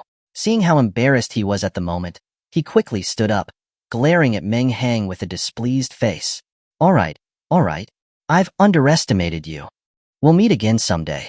Let's spar when the time is right. Saying this, he turned around to leave. Wait a minute. Meng Hang's flat voice sounded from behind him. Hua Chio stopped and asked through gritted teeth. I've already admitted defeat. What else do you want? Meng Hang picked at his ear and blew on it before looking at him, continuing. I say, young Master Hua, is your memory bad, or is it mine? You forgot the bet from earlier so quickly? Hua Chio's face was so gloomy that it could drip water.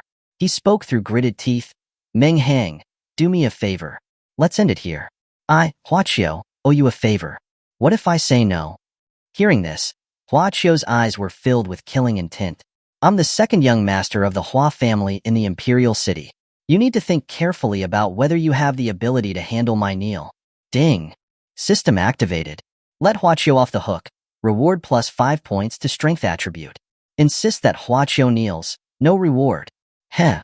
Meng Hang thought that these 2 words could express his attitude towards the system at this time. Although he was disdainful in his heart, his expression changed rapidly. What? You're actually a young master of the Hua family. I was blind and didn't recognize you, young Master Hua. Ding. Task completed. Reward host with plus 5 strength attribute points. System. Dude, are you just trying to use bugs on me? Seeing Meng Hang's surprised expression, Hua Chio just had a hint of pride when he didn't expect Meng Hang to change his tone again, saying lightly, even if you're a celestial being, you have to kneel today. Kid, you're messing with me. Hua Chio's face flushed red from Meng Hang's fickle expressions, but there was nothing he could do about it. I hate rich kids like you. They cause trouble but have no ability to resolve it. What were you thinking when you provoked me? At this time, Ruan Su also ran over, stood in front of Hua Chio, and looked at Meng Hang with disdain.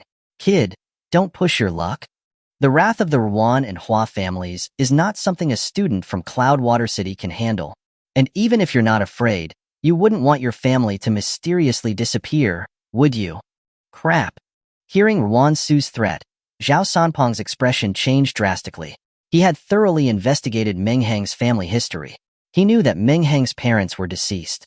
Threatening him with his parents was basically touching a forbidden area.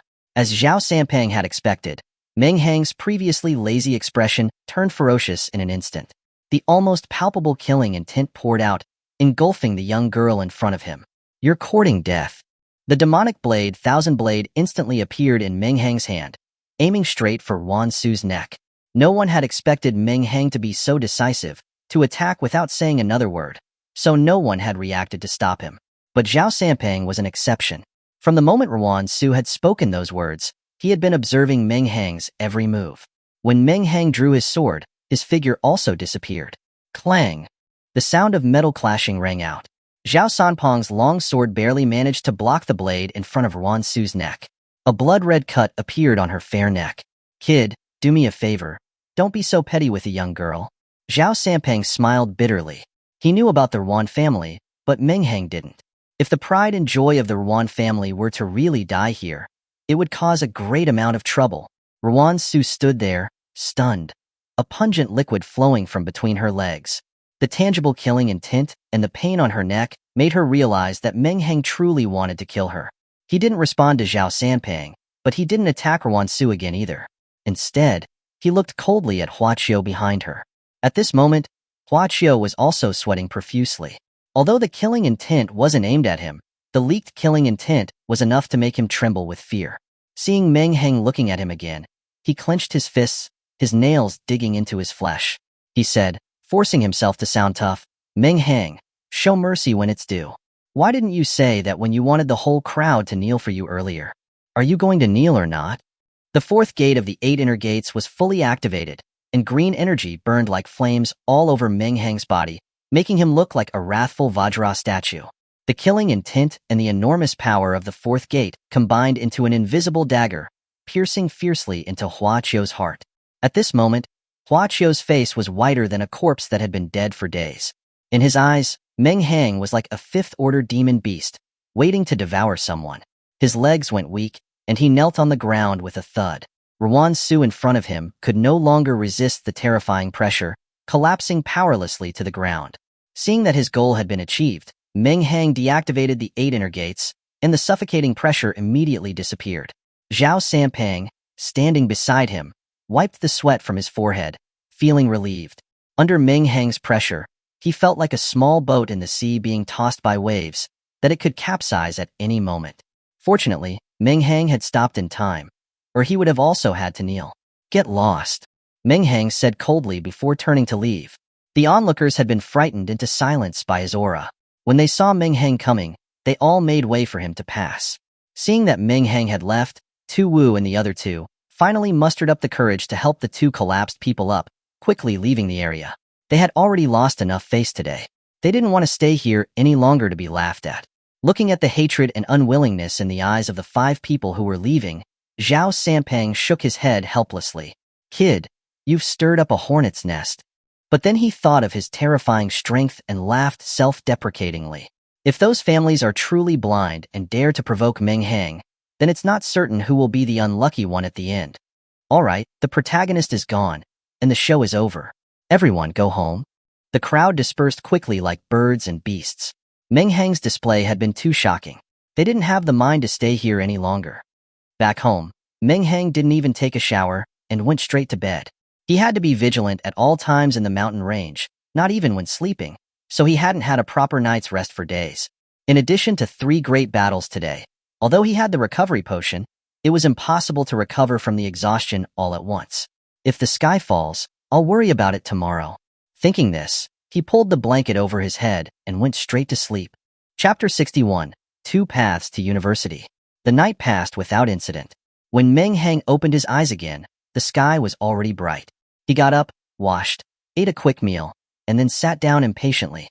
"System bro, open the slaughter shop. Loving you as you walk alone in the dark alleys, loving you for not kneeling." The system's unrestrained and bold voice echoed in Meng Hang's mind. A series of black lines immediately appeared on Meng Hang's forehead. It seemed the system was keeping up with trends, even knowing that elementary school anthem. He opened the slaughter shop and 25,000 points appeared before his eyes, causing them to shine brightly with excitement. But after a moment, the excitement on Meng Hang's face vanished.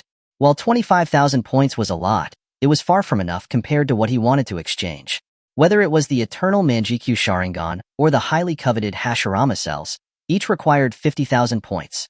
His paltry points were good for nothing. After a moment of hesitation, he first spent 2,000 points to exchange for the shadow clone technique. Meng Hang had been eyeing this skill for a long time. As long as his spiritual power was strong, he could create countless clones. After browsing for a while, a ninjutsu caught his attention. After reading the skill description, Meng Hang began to tremble with excitement. Summoning technique. Can summon the 9-tailed demon fox, requires 3,000 points. Holy crap, 3,000 points to summon the 9-tails? Meng Hang was shocked. The 9-tails was a powerful being in the original work, and even in the later era of overpowered characters, it was a force to be reckoned with. Dude, Don't say I didn't warn you. The strength of the nine tails summoned is linked to your spiritual power. But luckily, even though you're only at the early sky stage, your spiritual power is comparable to an early universe stage, so you can currently summon a level 4 nine tails. Meng Hang looked strangely, feeling as if the sun had risen in the west. The system, which usually enjoyed messing with him, was actually giving him a kind reminder, which made Meng Hang uncomfortable. But this thought quickly disappeared, and he was immersed in great excitement. He didn't exchange for any other skills. Meng Hang felt that his current abilities were sufficient. Having too many powers wasn't necessarily a good thing, as they might become useless. The Shadow Clone Technique and Summoning Technique cost a total of 5,000 points. He might as well save the remaining 20,000 points to exchange for the Eternal Manjikyu Sharingan, or Hashirama cells later. On that day, his strength would undergo a qualitative leap. In the City Lord's mansion, Meng Hang sat casually on the sofa in Zhao Sanpeng's living room, drinking tea with him. No offense, old Zhao, but including yesterday, I've saved Cloudwater City twice. Zhao Sanpeng nodded helplessly. Meng Hang, I admit that you saved countless lives these 2 times, but universities aren't run by me. It's not like I can just get you in. I don't care. I've bled and worked for Cloudwater City. You have to help me. Zhao Sanpeng gritted his teeth and replied, I can only think of 2 ways for now. The first is to send the playback of your college entrance exam performance directly to various universities. I believe with your performance in the ancient battlefield, they would definitely break their heads trying to give you a special admission. What about the second one? The second one? I don't really want to talk about it, but considering you, with your handsome looks and unrivaled strength within your tier. Hold on, old Zhao, you're getting more and more hypocritical. Just tell me the second method. Zhao Sanpeng didn't feel embarrassed despite his thick skin and chuckled, continuing, the second method can be said to be incredibly difficult. Only one person has managed to do it in the last 100 years. That amazing? Hearing this, Meng Hang immediately became interested, straightened up, and stared excitedly at Zhao Sanpeng. Zhao Sanpeng continued, there was once a person just like you, who missed the college entrance exam because they went outside the city to hunt monsters on the eve of the exam. Hearing that someone had the same experience as him, Meng Hang couldn't help but feel a sense of kinship with this person. This person was also crazy, and actually went to block the gate of the Imperial Capital University. They even declared arrogantly that no freshman at Imperial Capital University was their match. As soon as he said this, he immediately became a laughingstock. Everyone mocked him for overestimating himself. Imperial Capital University is one of the top universities, and every year the freshmen are full of hidden talents. How could someone who hadn't even taken the college entrance exam think they could challenge Imperial Capital University? For a while, he became a laughingstock in everyone's eyes. Holy crap, that's so awesome. Did they succeed in the end? Meng Hang widened his eyes, and his admiration for this person grew. He didn't think this was an act of overestimation. Just imagine who else would have the confidence to challenge Imperial Capital University in front of everyone. Succeed? Humph. Zhao Sanpeng snorted and said, not only did he succeed, but he beat all the freshmen at Imperial Capital University to a pulp, making Imperial Capital University a laughingstock of the Dragon Kingdom for a time. And that's not the end of it. 3 other top universities extended offers to him. Just as everyone thought he would stop there, he made a decision that no one expected. Meng Hang's mind flashed, and he replied in disbelief, he didn't go to block the gates of the other 3 universities again, did he? Zhao Sanpeng smiled bitterly and said, as expected of 2 geniuses, your thoughts are so consistent. That's right, he didn't accept the invitations from the other 3 universities. Instead, he went on a rampage, challenging the remaining 3 universities one after another. The entire Dragon Kingdom was shocked, and everyone's eyes were on him. People of his time were lucky to witness his brilliant growth like a comet, suppressing his peers. But for the geniuses of his generation, it was a tragedy. The success of one general is built upon the bones of thousands, and countless geniuses became his stepping stones. In that era, the word genius belonged only to him. Meng Hang clenched his fists, trembling with excitement. This was the path that a true powerhouse should take, a path of invincibility. Which university did he go to in the end? Meng Hang asked with some anticipation. He was curious to know what such a genius would choose. Zhao Sanpeng stared into the distance, his eyes full of admiration. At the time, everyone was curious like you, wondering how such a genius would choose. Just when he was at the peak of his popularity, he suddenly disappeared from everyone's sight. and there was no news of him for a long time. Meng Hang widened his eyes, looking incredibly surprised. He wasn't assassinated because he was too famous, was he? Humph. Zhao Sampang snorted, his eyes filled with disdain. If he died so easily, he wouldn't be worthy of being called a genius who suppressed a generation of geniuses. Among the geniuses he challenged from various universities, there were no lack of geniuses cultivated by major families. His actions undoubtedly moved the cheese of those so-called families and slapped them in the face. The families sent experts to assassinate him many times, but they failed, and instead he went knocking on their doors, beating them to a pulp. Awesome. Meng Hang's eyes were sparkling with admiration. Chapter 62. The Legendary One. So, where did he go in the end? Zhao Sampang didn't answer him immediately, but smiled meaningfully. Guess. Meng Hang pondered for a moment and murmured, he didn't go to the 4 major universities. Where else could he use his strength? Thinking of this, his eyes lit up, and he excitedly slapped the table. I know. He went to the front lines to join the army. Zhao Sampang nodded in satisfaction. You guessed right. When people heard about him again, it was a year later in the battle against the demon race at the first line sky. At the time, in a crucial battle between the Dragon Kingdom and the demon race, at the universe stage he forcibly killed a Qian stage great demon, turning the tide of the battle. He became famous in one battle, becoming a hero of the Dragon Kingdom, and was put on the demon race's kill list. It was then that everyone realized that after disappearing, he had actually joined the army, starting from the lowest rank of soldier. You've said so much, but who is he? Meng Hang impatiently rubbed his hands. He couldn't believe he had never heard of such an incredible person. Zhao Sampang smiled mysteriously and said, he is the city lord of Jinyuan City, one of the 5 majestic cities guarding the first line sky. He's one of the top fighters in the Dragon Kingdom, and he is known as the martial emperor, Zhao Shanhe. It's him. Meng Hang exclaimed, his eyes showing shock. Although he had not been in this world for long, he was familiar with the name Zhao Shanhe, which was known to almost everyone.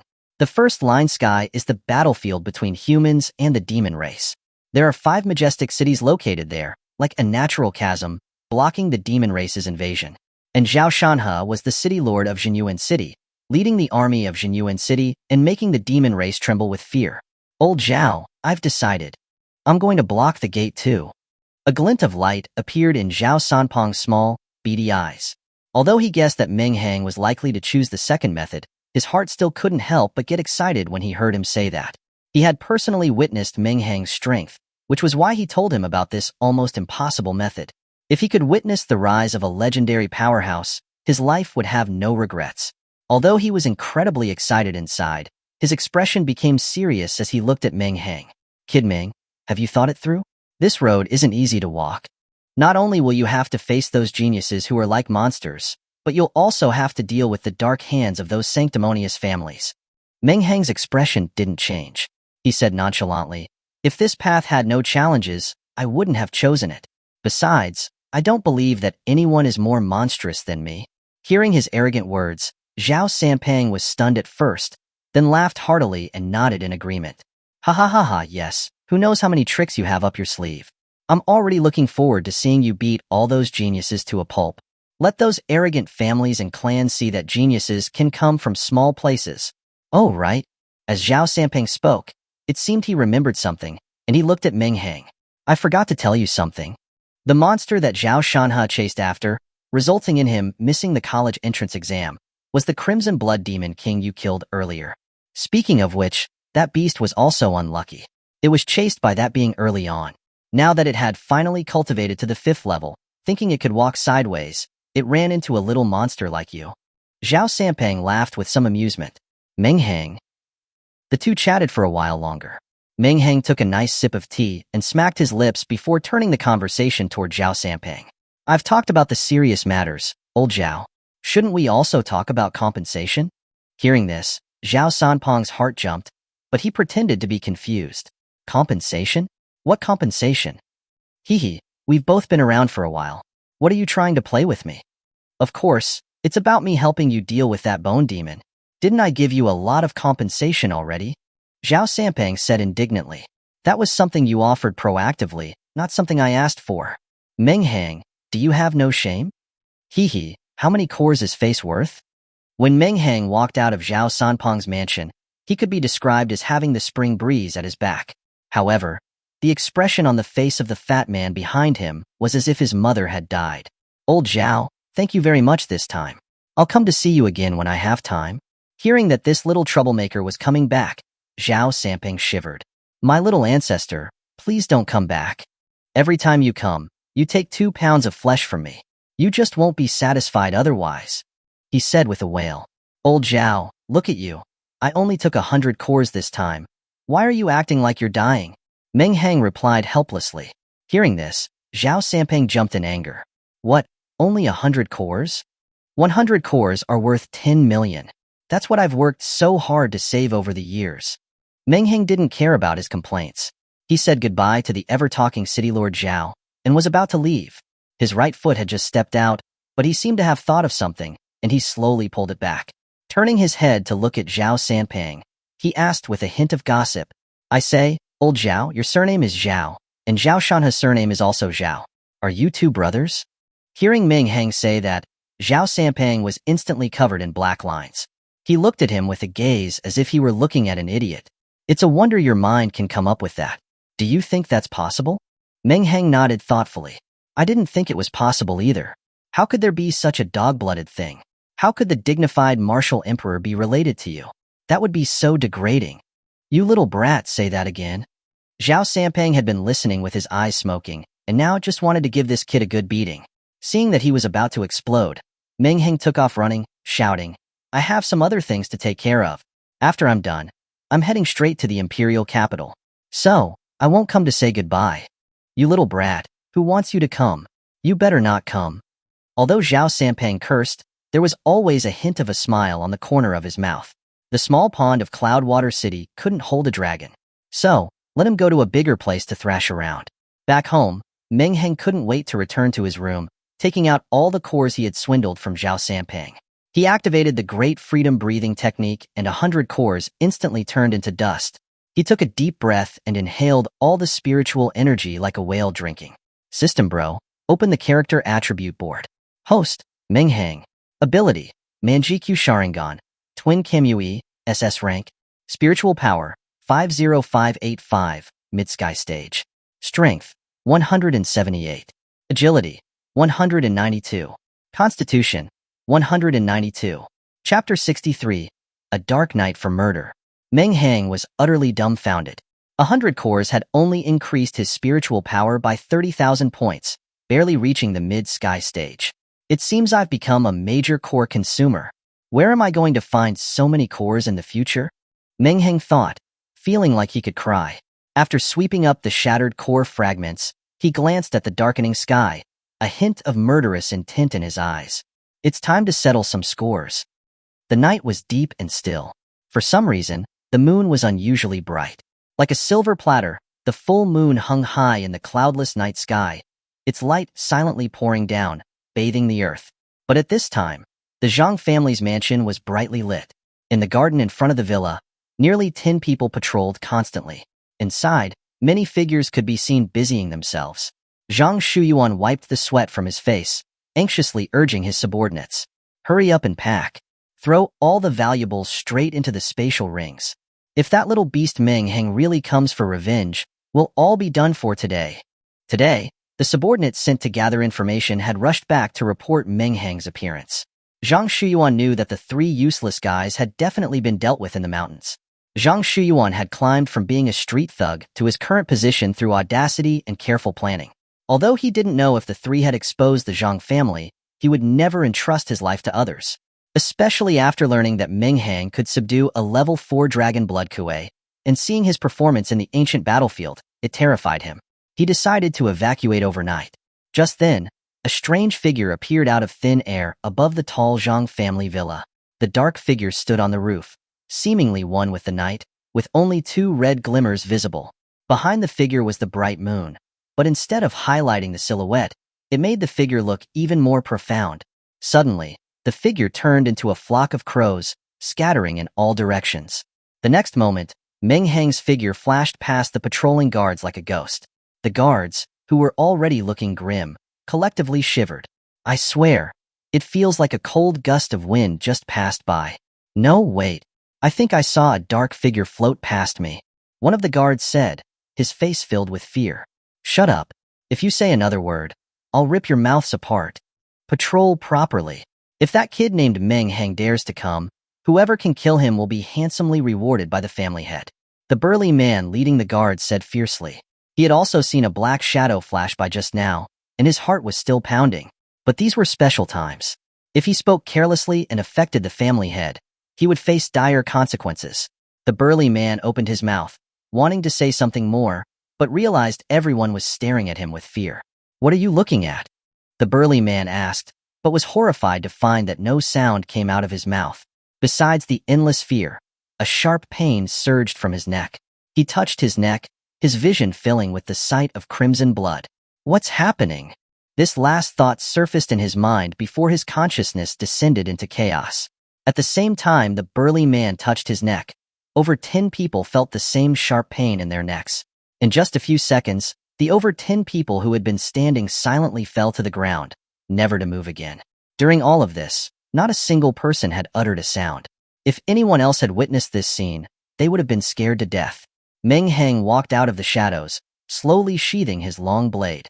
With his current strength and the aid of instant step, these Earth Stage cultivators couldn't even detect his presence. Ignoring those on the ground, Meng Hang calmly walked to the door of the villa. Knock, knock, knock. Inside, Zhang Shuyuan was directing everyone, working feverishly. When the knocking came, he thought it was the patrolling guards. This only added to his already frayed nerves. "If you have something to say, speak quickly. I'm busy here." Knock, knock, knock. There was no response from outside. Only 3 knocks again. Zhang Shuyuan, who was already impatient, froze, sensing something was wrong. He waved his hand, signaling everyone to stop what they were doing. Knock, knock, knock. The knocking came again. Now, everyone sensed something was amiss. 6 people quickly moved in front of Zhang Shuyuan, protecting him. They were Zhang Shuyuan's bodyguards. Outside, all was silent except for the occasional sounds of summer insects. Inside, the silence was just as oppressive. Everyone stared tensely at the front door. This tense atmosphere lasted for several minutes, when a young man's voice came from outside. "Since the Zhang family head won't open the door for me, I'll have to come in myself." As soon as he finished speaking, with a loud bang, a footprint appeared on the door, which was several inches thick. Boom! Another loud bang and the door, no longer able to withstand the massive force, flew backward towards the group. "Ah!" Seeing the heavy iron door flying toward them, some of the women in the group cried out in terror. In that critical moment, a massive man among the 6 protecting Zhang Shuyuan stepped forward. He looked like he weighed 4 to 500 pounds and still held a chicken leg in his hand. Bang! The iron door crashed into him, deeply embedding itself into his fat. Despite being hit by the heavy iron door, the man's expression didn't change. "Huh!" With a roar, the fat man straightened his body and sent the iron door flying back towards the figure at the entrance. "Good." Seeing this, Zhang Shuyuan, hiding behind the others, couldn't help but show his joy and praised it as a job well done. He thought to himself that these cultivators were worth every penny. Since losing contact with the 3 sent to find Meng Hang, Zhang Shuyuan had been restless, immediately bringing in 6 Sky Stage experts to protect him. "It seems that I am still very far-sighted," Zhang Shuyuan thought smugly. The iron door flew back, whistling as it hurtled towards Meng Hang. Meng Hang's expression didn't change. His body was surrounded by a green energy as he opened the 3rd gate. Reaching forward with his right hand, he easily caught the iron door with one hand, a door that carried the force of 1,000 pounds. Seeing this, all 6 of the bodyguards frowned. To easily catch the iron door that weighs nearly 1,000 pounds with one hand meant this kid was truly not simple as they had heard. Chapter 64. You're going to die sooner or later. Meng Hang casually threw the iron door into the garden outside.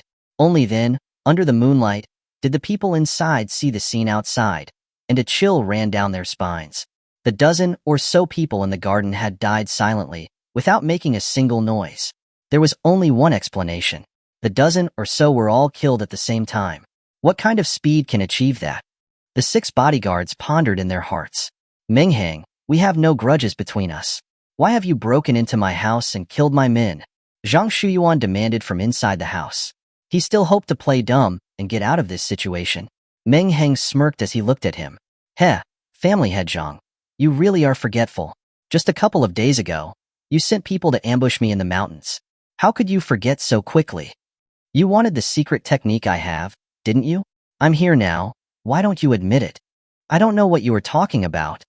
Zhang Shuyuan retorted, his face grim. Seeing that he still refused to admit it, Meng Hang raised an eyebrow, sneering, Heh, you're a dung beetle wearing a mask? Utterly shameless. System, whoa dude, you're playing it dirty. When did you secretly learn idioms behind my back? Ignoring the system, Meng Hang continued, you are the head of the Zhang family in Cloudwater City. At least act like a family head, and I might even respect you as a man. Mocked by Meng Hang, Zhang Shuyuan's face was uncertain, wanting to argue, but unable to open his mouth. Finally, he made a decision and stopped trying to deny everything. Fine, since things have come to this point, I'll stop hiding. Let's be frank. I did send those three, and the goal was indeed for that secret technique of yours. But you're standing here just fine. Instead, I've lost 3 sky stage experts and so many other men outside.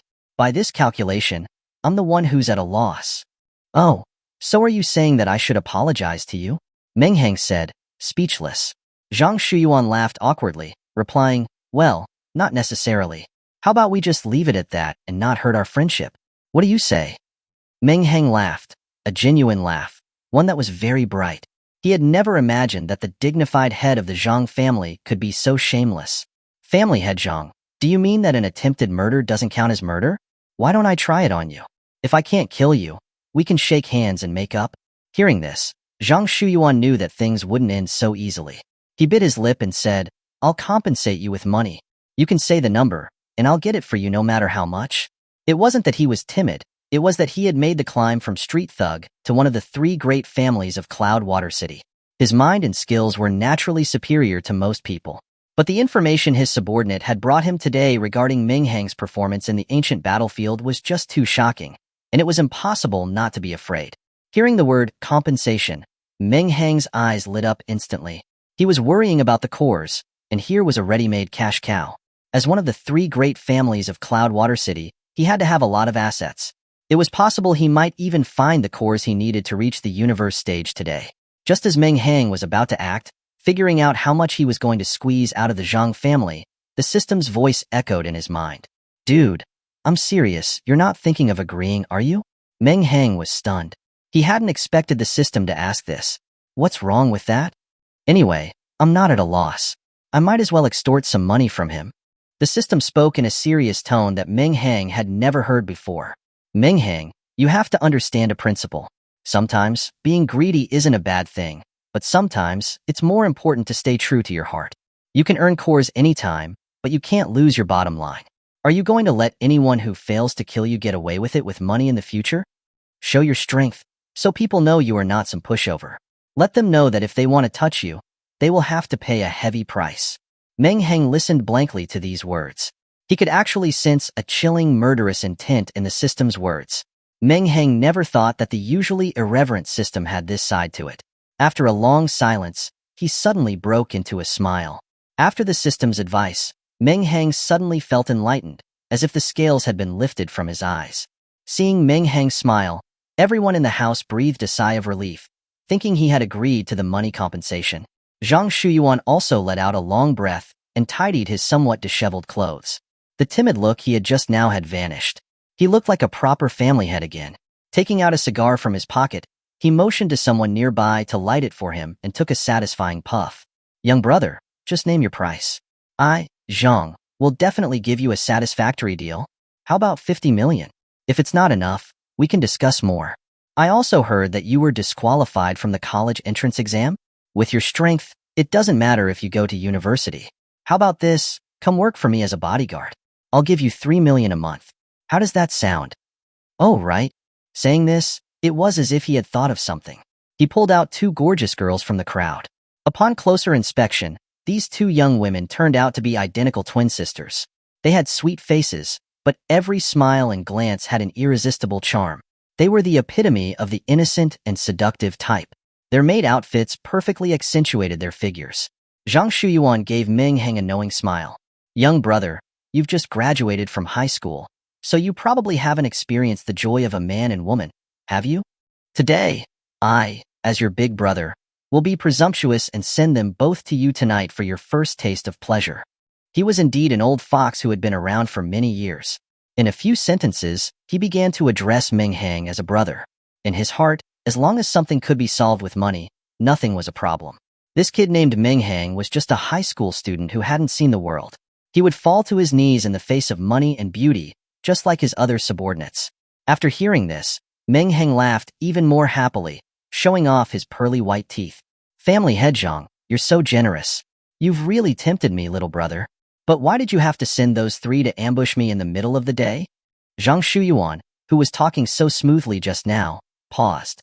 He didn't understand what Meng Hang meant. He subconsciously asked, "What do you mean?"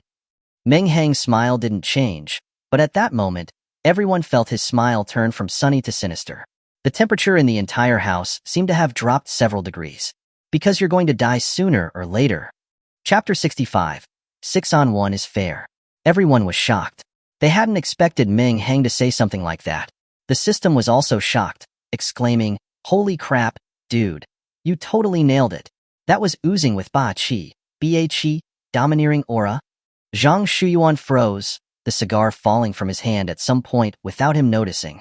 His face, once smug, turned incredibly ugly. Everyone could tell what Meng Hang meant by that remark.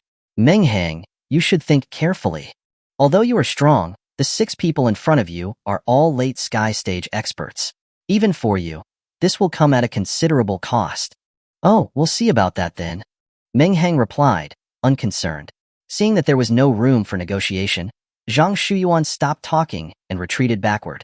Meng Hang glanced around and saw that there were many unrelated people inside besides Zhang Shuyuan.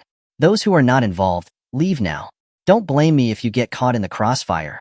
Hearing this, the servants of the Zhang family, who had been huddled in the corners trembling, were granted amnesty and scrambled to get out. Before long, only Zhang Shuyuan and the 6 bodyguards he had hired from the outside remained in the house. Seeing that the situation had reached a point of no return, a gaunt, cold-faced man among the 6 spoke. "Kid, since you're being so ungrateful and rejected family head Zhang's offer, don't blame us for not following the rules of the underworld." 6-on-1. Hearing that the cold-faced man was going to use numbers to his advantage, Meng Hang remained calm and actually nodded, as if it were perfectly reasonable. 6-on-1, it's very fair. This statement left the 6 opponents utterly confused. But the next moment, their expressions drastically changed as they looked at each other. Shadow clone technique. Meng Hang formed a strange hand seal. The bright lights on the ceiling began to flicker, bathing the entire hall in alternating light and shadow. Bang! Bang! Bang! The next moment, the living room, which had previously been mostly empty, was suddenly packed with people. What the hell is this? The 6 men stared in horror at the dozens of people who had eerily appeared in the house. What made their blood run cold was that these dozens of people looked exactly like Meng Hang. This terrifying scene shocked the 6 men, who broke out in cold sweats. Zhang Shuyuan was already huddled and trembling in a corner. He had tried to run earlier in the chaos, but in order to prevent Meng Hang from sneaking in, he had changed all the doors and windows of the villa to special ones. Apart from the main entrance, the other exits could not be opened from either the outside or the inside. He was full of regret. He had not only failed to stop Meng Hang, but had also trapped himself inside. Dozens of Meng Hangs surrounded each of the 6 men. Including Meng Hang's main body, it was 6-on-1. The 36 Meng Hangs spoke in unison, 6-on-1. It's indeed very fair.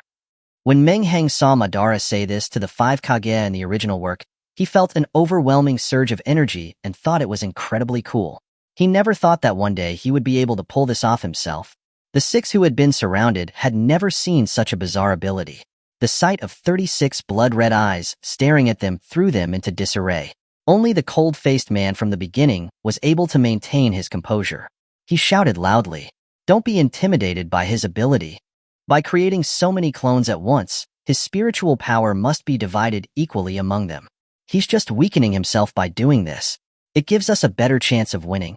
Hearing this, the other 5 men's spirits were instantly lifted, and they regained their confidence. Meng Hang raised an eyebrow. He hadn't expected this man to be so smart, realizing the weakness of the shadow clone technique so quickly. Of course, Meng Hang also knew this, but he didn't care. As long as it looked cool, that's all that mattered. Besides, even if they figured it out, what could they do? Although Meng Hang was only at the mid-sky stage, His terrifying spiritual power was comparable to that of a mid-universe stage expert. Although the difference between universe and sky stage was only one major tier, the gap in spiritual power was multiplied. The battle was about to begin. One of the 6 men, a masked man, could no longer bear the pressure of being stared at by 6 Meng Hangs and made the first move. He activated his spiritual power, twisting the space in front of him as a massive claw slowly extended from a black hole.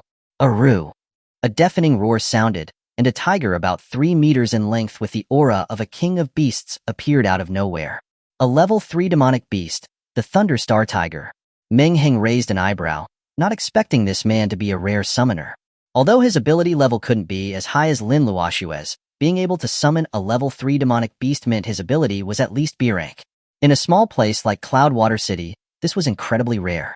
An eye for an eye, Meng Hang thought as he quickly figured out how to deal with this summoner. He bit down hard on his thumb, drawing blood instantly. He smeared the blood onto his other 4 fingers and slammed his hand on the ground.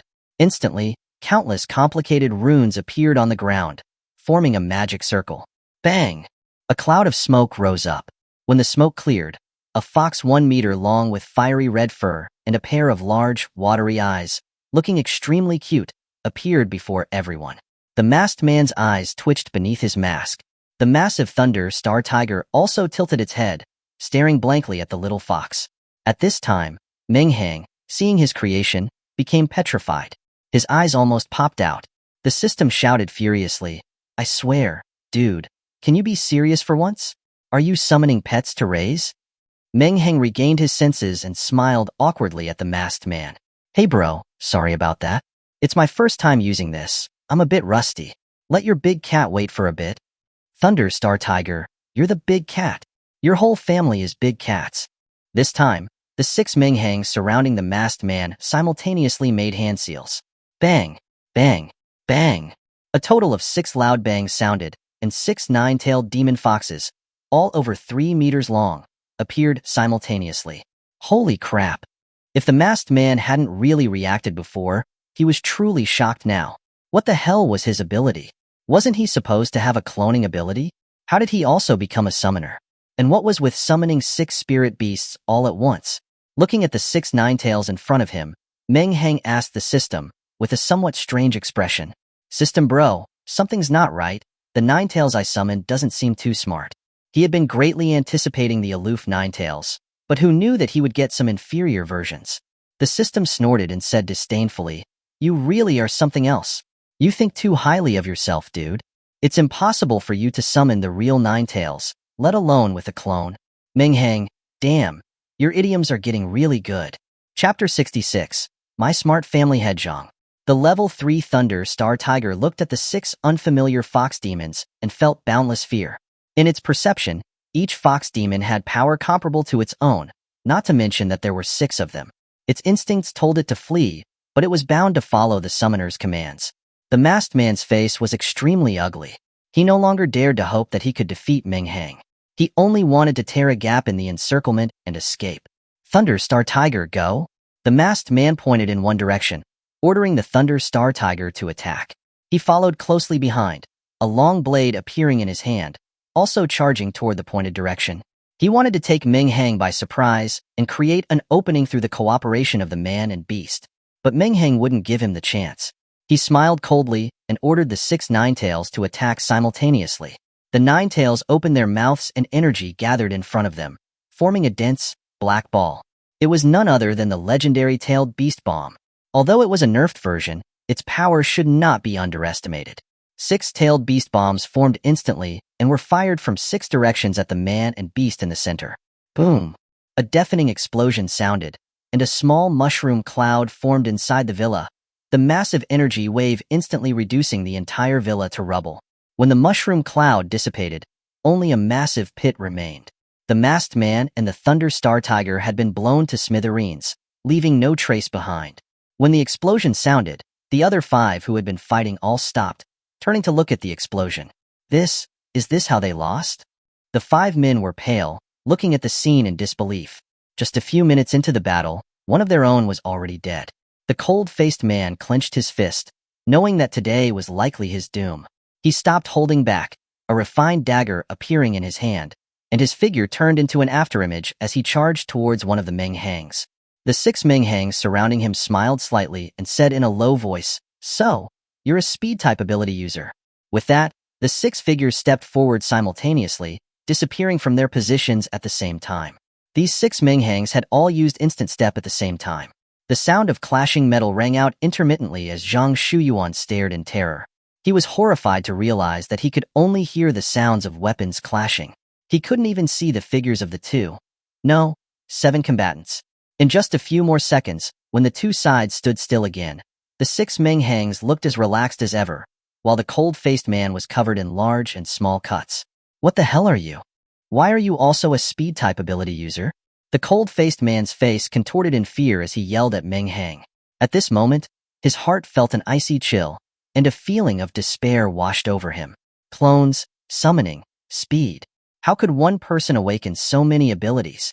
Meng Hang smiled slightly, and the 6 figures surrounding the cold-faced man instantly merged into one. He took a step forward, instantly passing by the cold-faced man a few meters away. Cling! The sound of a blade being sheathed rang out. Meng Hang sheathed his long sword. The moonlight cast a silvery glow on the ground. Splatters of blood and the silver light intertwined, creating an odd sense of harmony. The cold-faced man clutched his neck in disbelief and collapsed helplessly to the ground. Just as the cold-faced man was being dealt with, the other 3 battlefields also concluded. The fat man, who had blocked the 1,000-pound door with his body, was hit by 6 Meng Hangs at the same time. But strangely, the fist seemed to sink into cotton, not hurting him at all. The fat man smiled smugly, not forgetting to take a bite of the chicken leg in his hand. The 6 Meng Hangs raised their eyebrows and directly activated the 3rd gate of the 8 inner gates. Green energy surged, and they struck the fat man again. The immense power poured into the fat man's body. He paused as he chewed on his chicken leg, and a painful look appeared on his face. His fat body instantly exploded. Blood mixed with organs splattered everywhere, covering the 6 Meng Hangs. The 6 Meng Hangs looked at the filth on their bodies with disgust, directly disappearing from the scene and returning their spiritual energy to the main body. Another power-type brute was also crushed by 6 green-lit Meng Hangs in this moment. At this point, only one of Zhang Shuyuan's 6 bodyguards remained on the battlefield. She was also the only woman among the 6, and she was standing there blankly, not moving. The 6 Meng Hangs who had surrounded her turned their Manjikyu Sharingan eyes, and the woman, with a blank expression, slowly pierced her own chest with a short sword. She was even more miserable than the other 5. From start to finish, she hadn't even used her ability and had died without knowing why. The battle came quickly and ended just as quickly. In less than 10 minutes, none of the 6 ability users remained alive. Zhang Shuyuan knelt weakly in the distance, vomiting violently from the bloody scenes. He wasn't unfamiliar with ability users fighting, and he had killed many people with his own hands in the past. But he had never seen a scene as terrifying as today, where people were exploding. In his eyes, Meng Hang was no longer a high school student. He was a demon, an all-powerful demon. How was it possible for someone to possess so many abilities and have so much spiritual power to activate them all at the same time? Not to mention a sky stage expert, he wouldn't believe even a deity stage expert could do it. After vomiting everything in his stomach, Zhang Shuyuan knelt down weakly, his eyes glazed over. The next second, an arm draped over his shoulder, making him instantly shiver. He slowly turned his head and saw Meng Hang squatting next to him, hugging his shoulders like an old friend. Meng Hang looked at the fear-filled family head Zhang and gave him what he thought was a kind smile. But in Zhang Shuyuan's eyes, it was like a demon's sneer. Meng Hang said to him, "My smart family head Zhang, did you drop this cloning ability, or this summoning ability, or this physical enhancing ability?" Zhang Shuyuan knelt next to Meng Hang, sobbing and pleading. "No, I don't want any of them. Meng Hang, I was wrong. I shouldn't have tried to get your abilities. You say it. What do you want? I'll give you anything. As long as you let me go, I'll give you everything I have." Meng Hang stood up, his smile vanishing. His eyes became cold. "If only you had known this earlier. Be a good person in your next life." Hearing Meng Hang say that, despair appeared in Zhang Shuyuan's eyes, which was quickly replaced by a ruthless gleam. Chapter 67. A Return Trip. A crystal-clear bead, with energy flowing visibly inside, appeared in Zhang Shuyuan's hand. The moment he took out this bead, the hairs on Meng Hang's body stood on end. He could feel a dangerous aura emanating from it, as if the bead exploding would mean certain death, even for him. Zhang Shuyuan, holding the bead, looked at Meng Hang with a twisted expression. Years of struggle and strife had taught him the importance of having a backup plan. So, he hadn't placed all his hopes on those 6 men. He'd spent a fortune on this soul burial bead from the black market. The soul burial bead was rumored to be formed by a universe stage cultivator who sealed all of their spiritual power in the bead before death. By detonating it at a critical moment, it would unleash a universe stage expert's self-destruction, instantly turning everything within a radius of tens of kilometers into a living hell. Therefore, no one would use the soul burial bead until the very last moment, because it meant both the user and their opponent would die together. Hee, since you won't let me go, then let's die together. Zhang Shuyuan laughed maniacally, his eyes filled with malice. With that, he didn't hesitate and crushed the soul burial bead in his hand. Meng Hang's pupils shrank to pinpoints, and an aura of death enveloped him. Kamui. With no time to think, he activated the Manjikyu Sharingan directly, and his body vanished on the spot. Just as Meng Hang entered the alternate dimension, a world-shattering energy burst outwards. In an instant, it leveled the area within tens of kilometers of the Zhang family's mansion. Those who were still fleeing saw the massive explosion and couldn't help but stop and turn around. The next moment, a wave of heat swept over them, instantly engulfing them in a sea of fire. From that moment on, none of the Zhang family's servants who had escaped survived. Fortunately, the Zhang family mansion was in the suburbs, and Zhang Shuyuan, with his vast wealth, had bought up the surrounding area of tens of kilometers. There were no other houses nearby, so the casualties were not as significant as they could have been. The earth-shattering explosion instantly woke the sleeping Zhao Sanpeng. Seeing that the sky was lit up by the massive flames, his expression changed drastically. Is this the unborn sect attacking Cloud Water City again? Can't they give me a few days of peace? Zhao Sanpeng cursed as he quickly put on his clothes. With one step, he vanished from his room. A dozen minutes later, Zhao Sanpeng stood with his city guard on the ruins of the Zhang family's mansion, their faces looking extremely grim. See, City Lord, what level of power did it take to cause such devastation? Lu Zhaoyang, staring at the charred earth extending for tens of kilometers, asked with a pale face. Zhao Sanpeng's face was dark as he didn't answer Lu's question. Instead, he asked, "Have you found out who did it? Are there any survivors?" Lu Zhaoyang shook his head helplessly. Such terrifying power flattened everything. Not to mention survivors, you couldn't find an ant within a 10-kilometer radius. Hearing that, Zhao Sanpeng's face became even darker. It must be the unborn sect again. They're going too far. First, they joined the demon race to attack Cloudwater City, and then they summoned a level 5 bone demon in the ancient battlefield to try and kill all the candidates. Now, they've used some means to level tens of kilometers. They're courting death. A massive death. Zhao Sanpeng said, grinding his teeth. Let's go back and report this to the higher-ups. This time, we must uproot them all. With a wave of his hand, he turned and left. Not long after the group had left, space in a certain area twisted slightly, and Meng Hang stepped out. He hastily closed his Manjikyu Sharingan and wiped away the blood tears on his face. Looking at the surrounding wreckage, he was filled with lingering fear. If he hadn't reacted so quickly and had the cheat, skill Kamui, he would have died here. The next moment, Meng Hang's eyes narrowed, and a cold murderous intent surged. His figure vanished instantly and reappeared 10 meters behind him. A purple blade beam flashed, slicing towards a black shadow. The shadow reacted quickly, a long sword appearing in his hand, barely blocking the fast and fierce strike. Kid Meng, don't attack. It's me. Hearing that familiar voice, Meng Hang paused and quickly retracted the 1,000 blade. Looking closely in the moonlight, he saw that it was Zhao Sanpeng, who had gone and returned. Meng Hang's face looked a little embarrassed, and he said, pretending to be nonchalant, "Hey, old Zhao, you came to check out the explosion too? Let me tell you, it must have been the people from the unborn sect. Those godless, demonic remnants, who don't care about the innocent, deserve to die. Old Zhao, you, as the city lord of Cloud Water City, a parental figure to the people, must not let them off." He spoke with an expression of anguish, rambling on to Zhao Sanpeng.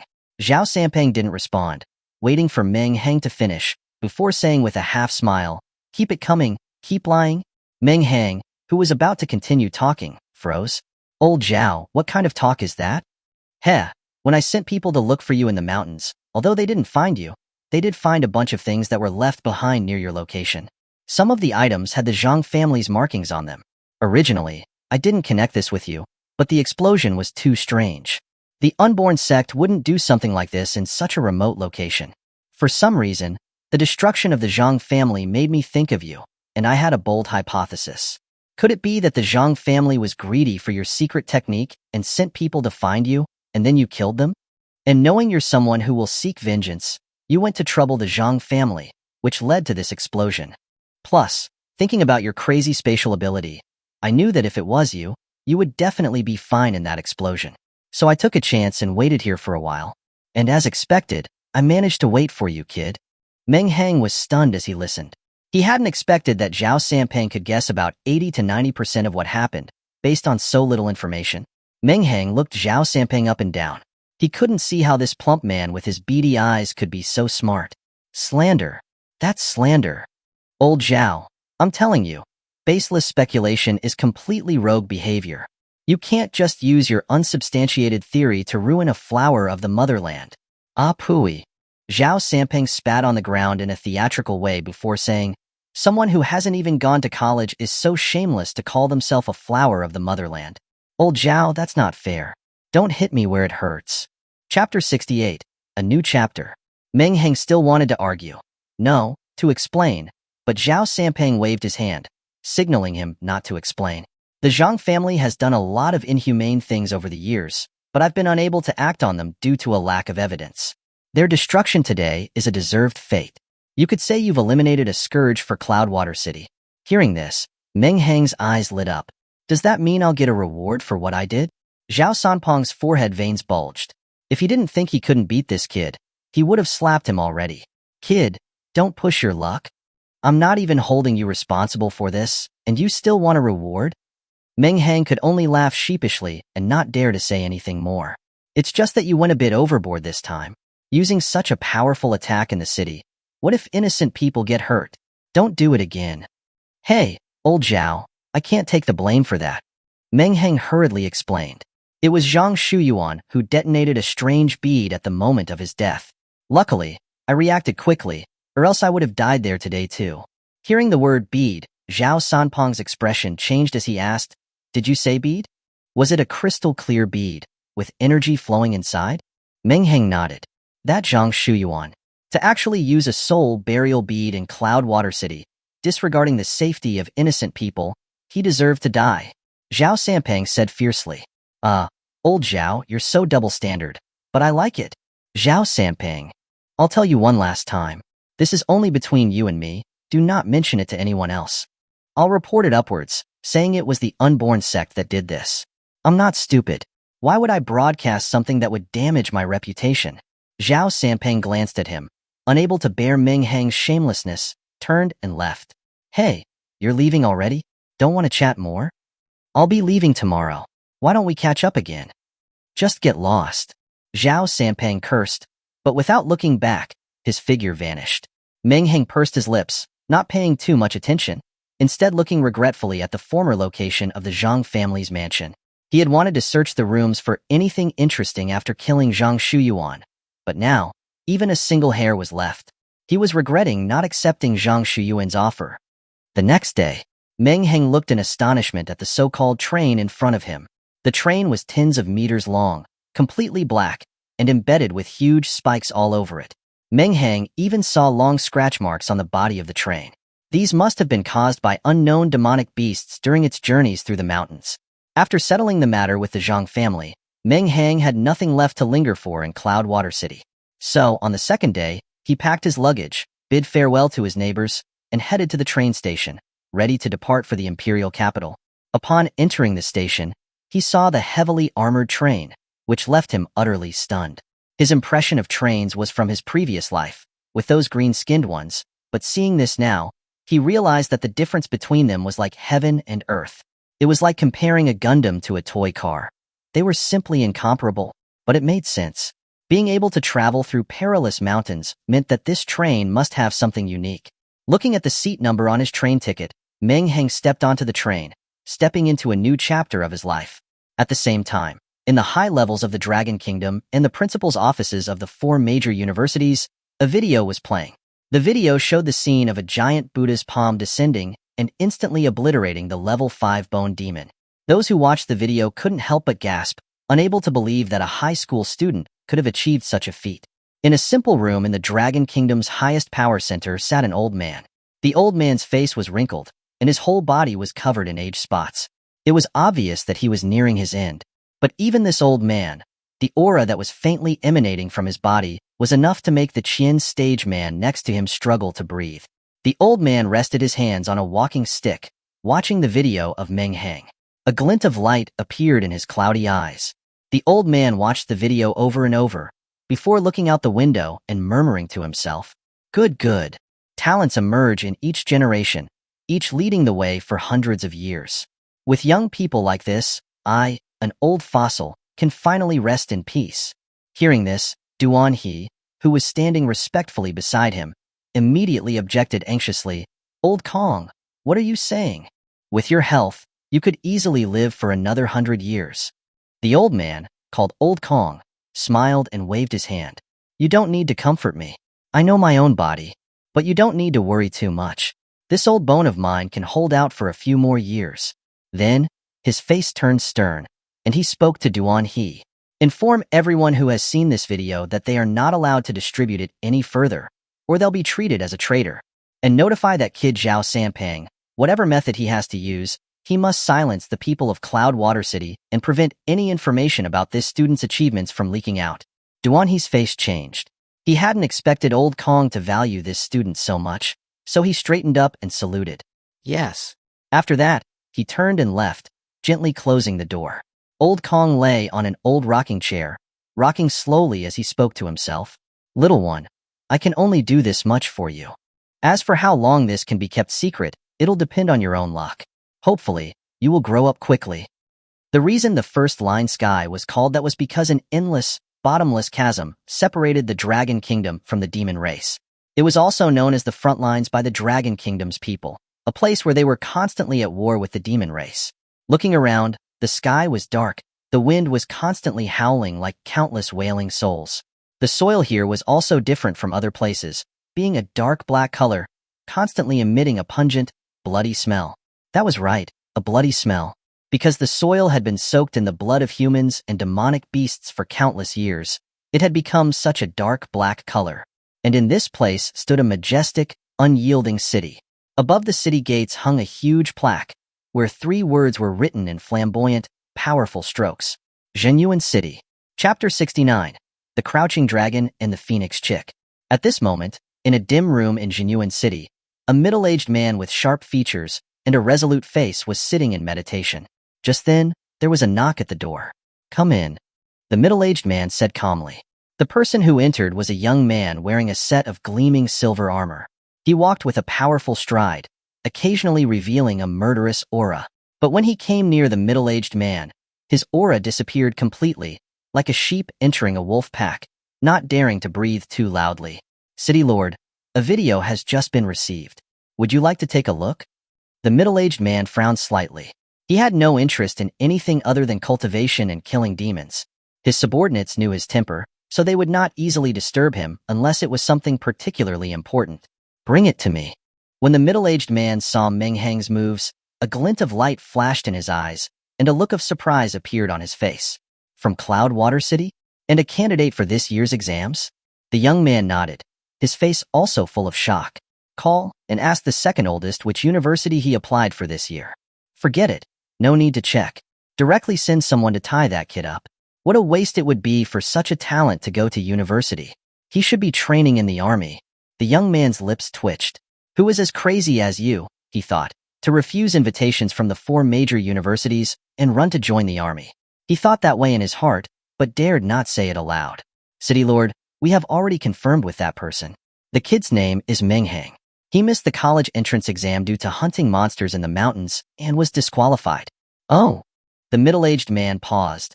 Then a meaningful smile appeared on his cold face. "Good kid. He has the same style as me from back in the day. It's good he was disqualified. You go to Cloud Water City and ask old Zhao for this guy. Tell him I want Meng Hang. Also, this video can't be leaked, or those old geezers from the other 4 cities will try to steal him. The same thing was happening in the principal's offices of the 4 major universities of the Dragon Kingdom. What? This kid was disqualified from the college entrance exam? Quick. You must leave now. Whatever it takes, bring that kid to our school. You must be fast. Unbeknownst to them, the protagonist of this whole affair had already boarded the train to the imperial capital. At this moment, Meng Hang was sitting in his seat, staring blankly at the phone of a bald monk sitting next to him. It wasn't that he was trying to peek at the monk's phone. It was that the monk had been glued to his phone since getting on the train, occasionally with a lecherous smile on his face. This piqued Meng Hang's curiosity, so he took a glance. That one glance made him freeze. The monk had opened Douyin, rapidly scrolling downwards. This was not the key point. The key point was that every video he scrolled through showed scantily clad women dancing seductively. Good heavens, this monk has cultivated this account well. Meng Hang thought to himself, speechless. Just then, a slow voice came from the seat opposite Meng Hang. Master, do you have 3S every day? Meng Hang looked up and saw a plump, slightly cute little fatty sitting opposite. But the little fatty was also staring intently at the monk's phone, drool practically dripping from his mouth. The monk, who had been engrossed in looking at the beautiful women, was startled. He locked his phone screen and put his hands together, reciting a Buddhist chant. Ba, this poor monk has studied Buddhism for many years and has never heard of the 3S. What does the little benefactor mean by the 3S? Seeing that the monk had put away his phone, the little fatty also looked away and wiped his mouth. Master doesn't know, but I was inspired to ask by what I saw. The 3S are Su Shi, vegetarian, Su Kai, vegetarian dish, and Su Run, non-monk. Meng Hang, who had been listening with interest, twitched his lips. Non-monk? Well, it did fit the monk's appearance just now. The monk was a bit taken aback, realizing that he had been seen watching the beauty videos. But he had a thick face, immediately putting on a solemn look again. Little benefactor, you are not aware. This poor monk is cultivating the Buddhist path of worldly life. This poor monk cultivates not on a mountain, but in the world of mortals. I must look through all the temptations of the world and remain unmoved. Only then can I attain enlightenment. If I hadn't seen that lecherous look of yours, I might have believed you. Meng Hang thought inwardly. I just saw the little benefactor also staring at my phone, mesmerized by the temptations within. I wonder, how many years have you been single? The bald monk retorted. I'm 18 years old, and I'll be 19 in a month. Both the monk and Meng Hang were stunned, not understanding what the little fatty meant by this non sequitur. Benefactor, I was asking how old you are. The bald monk repeated. That's right. I've been single since I was born. I've never had a girlfriend. My age is how many years I've been single. The little fatty looked to the sky, his eyes filled with loneliness. Sighing, he continued, I don't have the high level of thinking like you, master. Do you know how I've been living these past few years?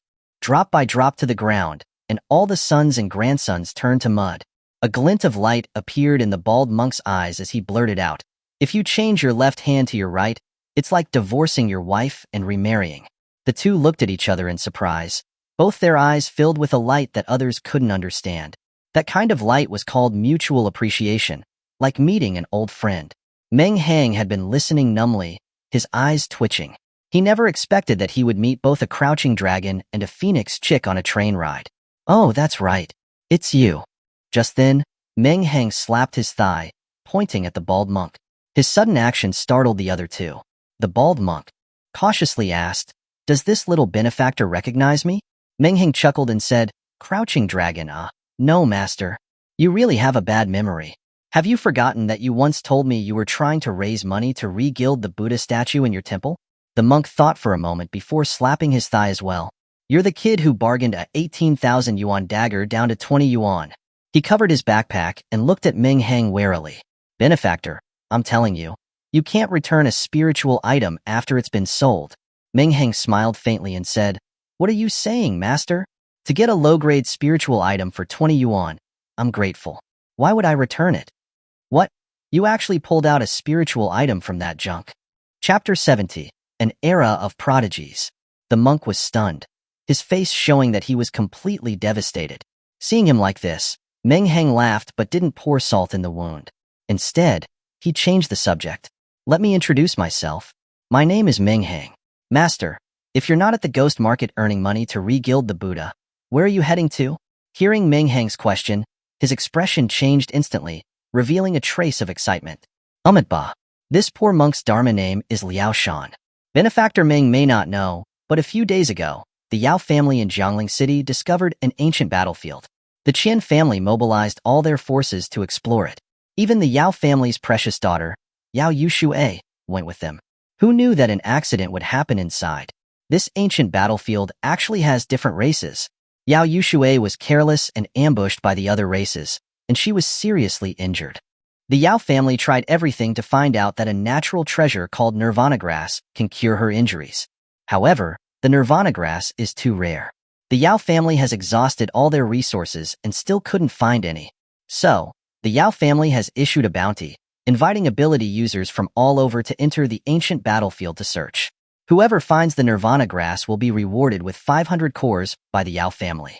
Not only that, the Yao family head, Yao Tianqing, personally said that whoever can save his daughter can become the Yao family's son-in-law. Yao Yuxue is the only daughter of the Yao family. Whoever can marry her will not only win a beauty but also inherit the Yao family's vast fortune. As soon as this news came out, ability users all over the Dragon Kingdom were stirred, and they all rushed towards the Yao family. So this poor monk wanted to join the fun. Yao Yuxue? That is the one who awakened an SSS rank ability, known as a Peerless Beauty, and is referred to as the Twin Lotus along with Lin Luoxue of Cloudwater City. The little fatty exclaimed, his eyes shining with admiration. The monk nodded. That's right, that's her. Damn, count me in. If I can marry Yao Yuxue, I would have no regrets even in death.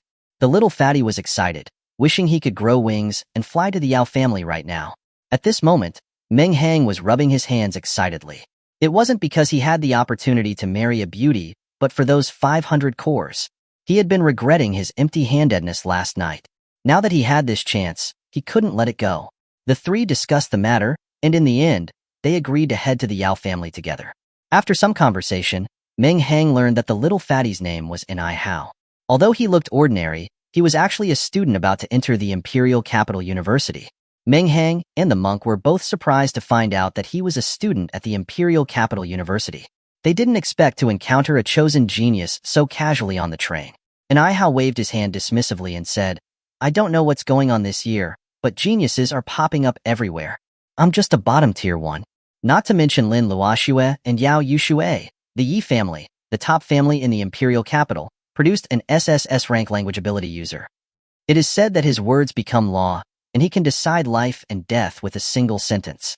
The twin brothers of the Shao family in Lingnan are known as the Black and White Impermanents, with an SSS rank soul-reaping ability. If the King of Hell asks you to die at the third watch, no one will keep you alive till the fifth. Shi Yen of the Shi family in the north holds a spring and autumn brush in his right hand and a black and white inkstone in his left.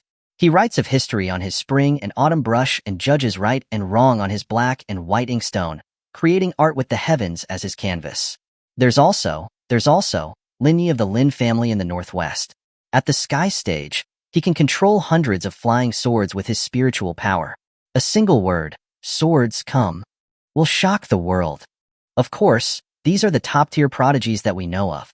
Who knows how many are still hidden?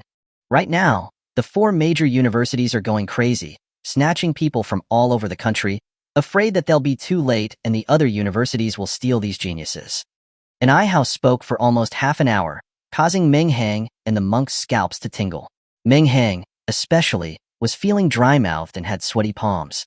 Good heavens, the 4 most untouchable families, the Shao, Lin, Shi, and Yi families, have all appeared.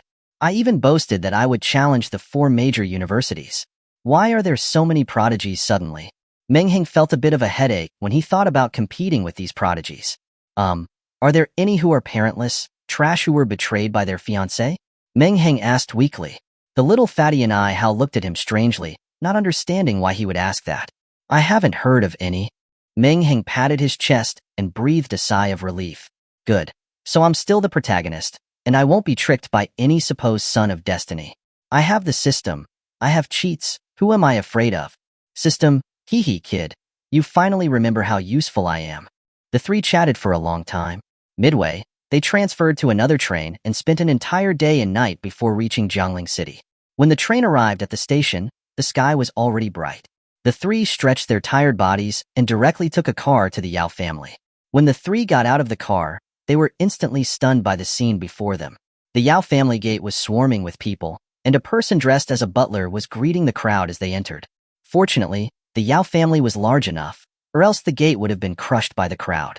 The number of people who came here had reached over 100. This was enough to demonstrate the Yao family's influence. When everyone stood still in the front garden, a middle-aged man, who was about 40 years old, exuded a long-standing sense of authority and dominance. He stepped forward, and it seemed to be the head of the Yao family, Yao Tiansheng. Yao Tiansheng pressed his hands down, signaling for everyone to be quiet. First, I'd like to thank you for coming. You all must have heard of my daughter's situation. Time is of the essence, so I, Yao, will not beat around the bush. With a wave of his hand, two Yao family's personal formation masters engraved a huge and complex formation on an open space. Then, the two of them took out dozens of cores from their spatial rings and placed them on the nodes of the formation in a specific order. When the cores were all set, the formation suddenly emitted a blinding light. All right, time is running short, please enter. Many of the ability users here often traveled to the ancient battlefields, so this scene was nothing out of the ordinary for them. They stepped into the formation in 2s and 3s. But the bumpkin Meng Hang was completely different. He had been in this world for so long, and only now did he realize that apart from the ability users, there were actually also formation masters. Holy crap, so cool. He opened his mouth wide and exclaimed. He stared at the two men with the eyes of a fan, making them feel very uncomfortable. The others also looked at him as if he were an idiot, casting disdainful glances his way. The monk and Hao covered their faces and moved to the side, afraid to let others know they were with Meng Hang. Chapter 71. The Jinx. As the crowd gradually entered the teleportation array, Meng Hang remained glued to the spot, his gaze fixated on the two array masters. It took considerable effort for the two to finally drag a reluctant Meng Hang into the swirling gateway. The once clamorous space fell into an eerie silence, leaving only the head steward and Yao Tianxing behind. The moment the last outsider was gone, Yao Tianxing's face hardened, a cruel smirk playing on his lips. At that instant, the space beside him rippled, and a woman in an apricot-colored gauze dress stepped out. She had a slender build, and her long hair was loosely tied with a silver ribbon. She radiated an ethereal glow, as if wreathed in celestial mist, a being more divine than mortal. This was none other than Yao Yusho, the other half of the famed Twin Lotus, alongside Lin Luoxue. There was no trace of the rumors surrounding her, of being gravely injured and fading into oblivion. Yao Tianxing showed none of the tenderness a father would have for a daughter. Instead, he greeted her with deep deference. Holy maiden, I still believe this plan is too reckless. The Dragon Kingdom is currently focusing all its efforts on eradicating our holy church. And now, we've done this. It will expose this crucial base and enrage the higher echelons of the Dragon Kingdom, escalating their efforts against us. It's far more harmful than beneficial. The woman, known as the Holy Maiden, Yao Yusho, playfully blinked, a beautiful curve forming at the corner of her lips. Do you believe they wouldn't try to wipe us out if I hadn't done this? Besides, the Divine Envoy requires a large number of sacrifices. There's just no other way. We can replace bases and identities, but the Divine Envoy's arrival cannot be jeopardized. So, these people, they must all die. Her smile vanished, replaced with a chilling ruthlessness. Yao Tianxing's face tightened, and he dared not speak further. When Meng Hang emerged from the teleportation array, the other two were nowhere to be seen, nor were any of those who had entered before him. It seemed this teleportation was random, sending each person to a different location. Looking around, he was confronted by a desolate landscape of endless yellow sand, littered with countless bones. These remains must have been here for tens of thousands of years, many crumbling beyond recognition. The sky was stained with endless crimson, and a flock of crows circled overhead, darkening a vast portion of the heavens. Meng Hang stared at the apocalyptic scene, realizing that this unexplored ancient battlefield was on a completely different level from the one they had entered in the college entrance exams. The exam battlefield was like a playground for children in comparison. Cautious now, Meng Hang gripped his 1,000 blades and started forward. He had barely taken a few steps when he felt a sharp tug around his ankle, as if something had grabbed him. Looking down, he saw a skeletal hand, gleaming white against the sand. Without hesitation, A flash of his blade severed the hand and part of the arm with it. Crack, crack. A series of brittle sounds rang out. The skeleton, having had its arm cut off, slowly rose to its feet. It was a rank 2 bone ghoul. Though its left arm was gone, its right hand still clutched a bone saber.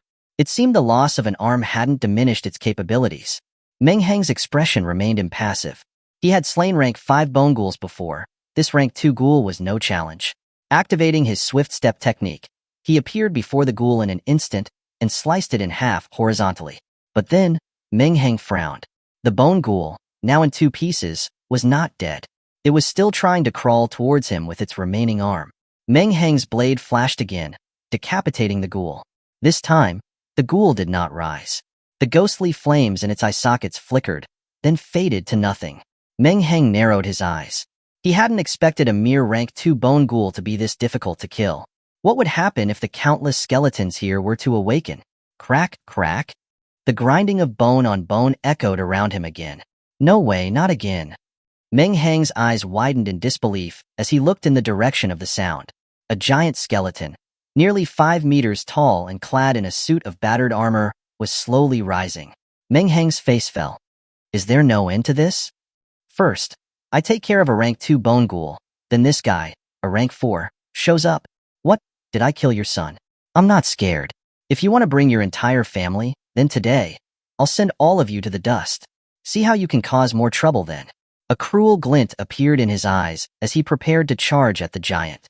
But the resurrected rank 5 bone ghoul, as if ignoring Meng Hang's presence, let out a silent roar toward the sky.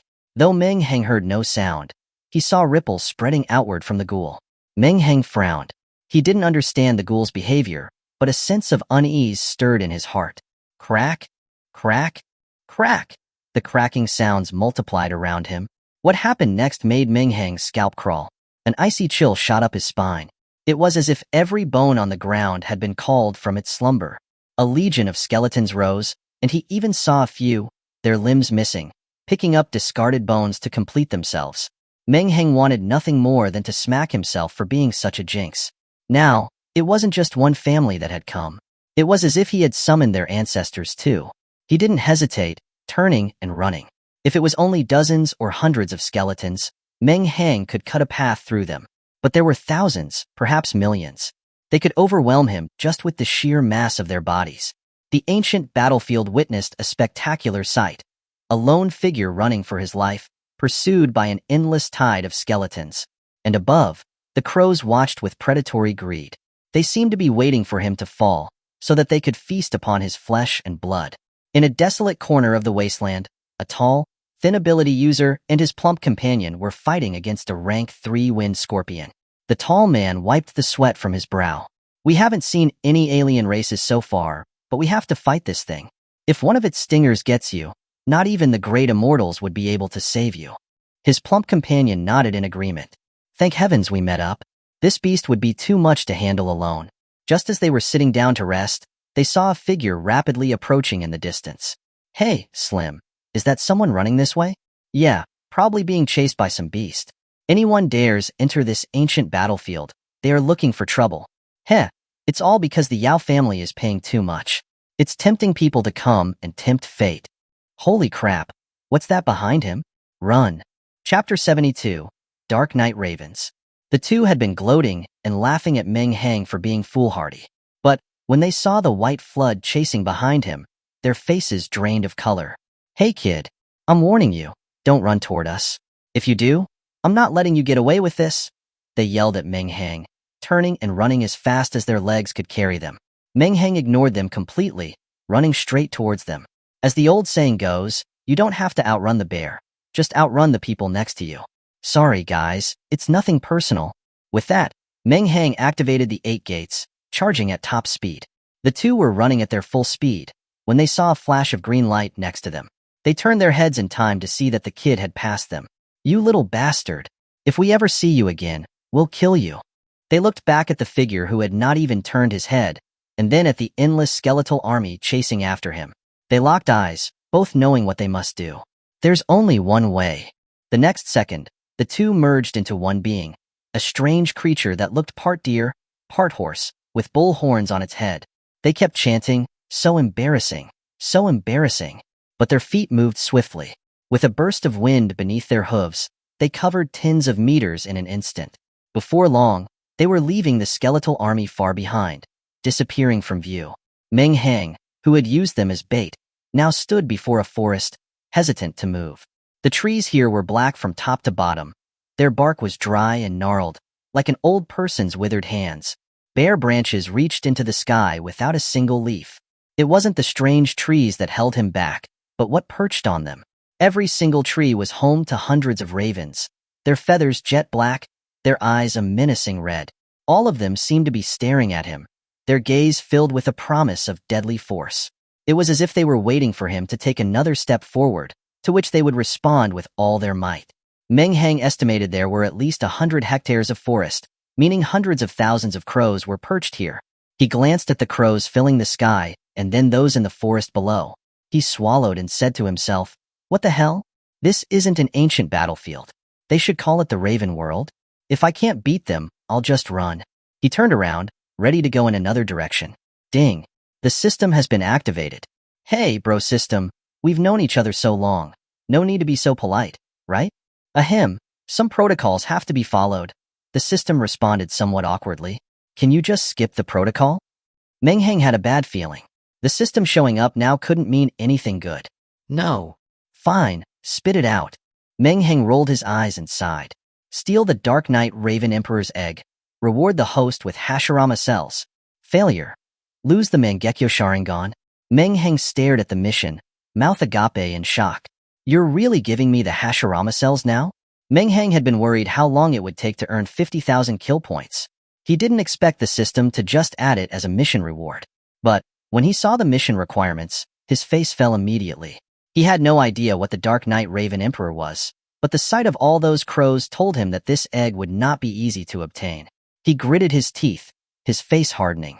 He was ruthless to others, and even more so to himself. For the Hashirama cells, he would risk everything.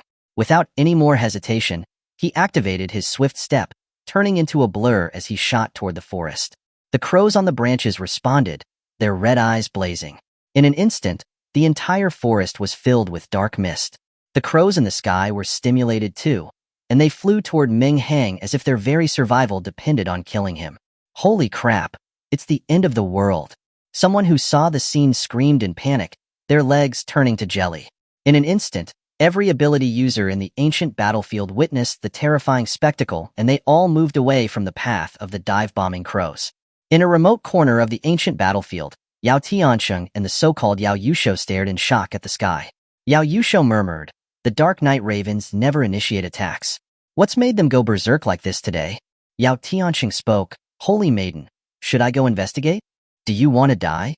Yao Yusho said coldly, "A single Dark Knight Raven is nothing, but tens of thousands attacking at once will be disastrous. And don't forget, these beasts possess a dark attribute skill, Dark Devour.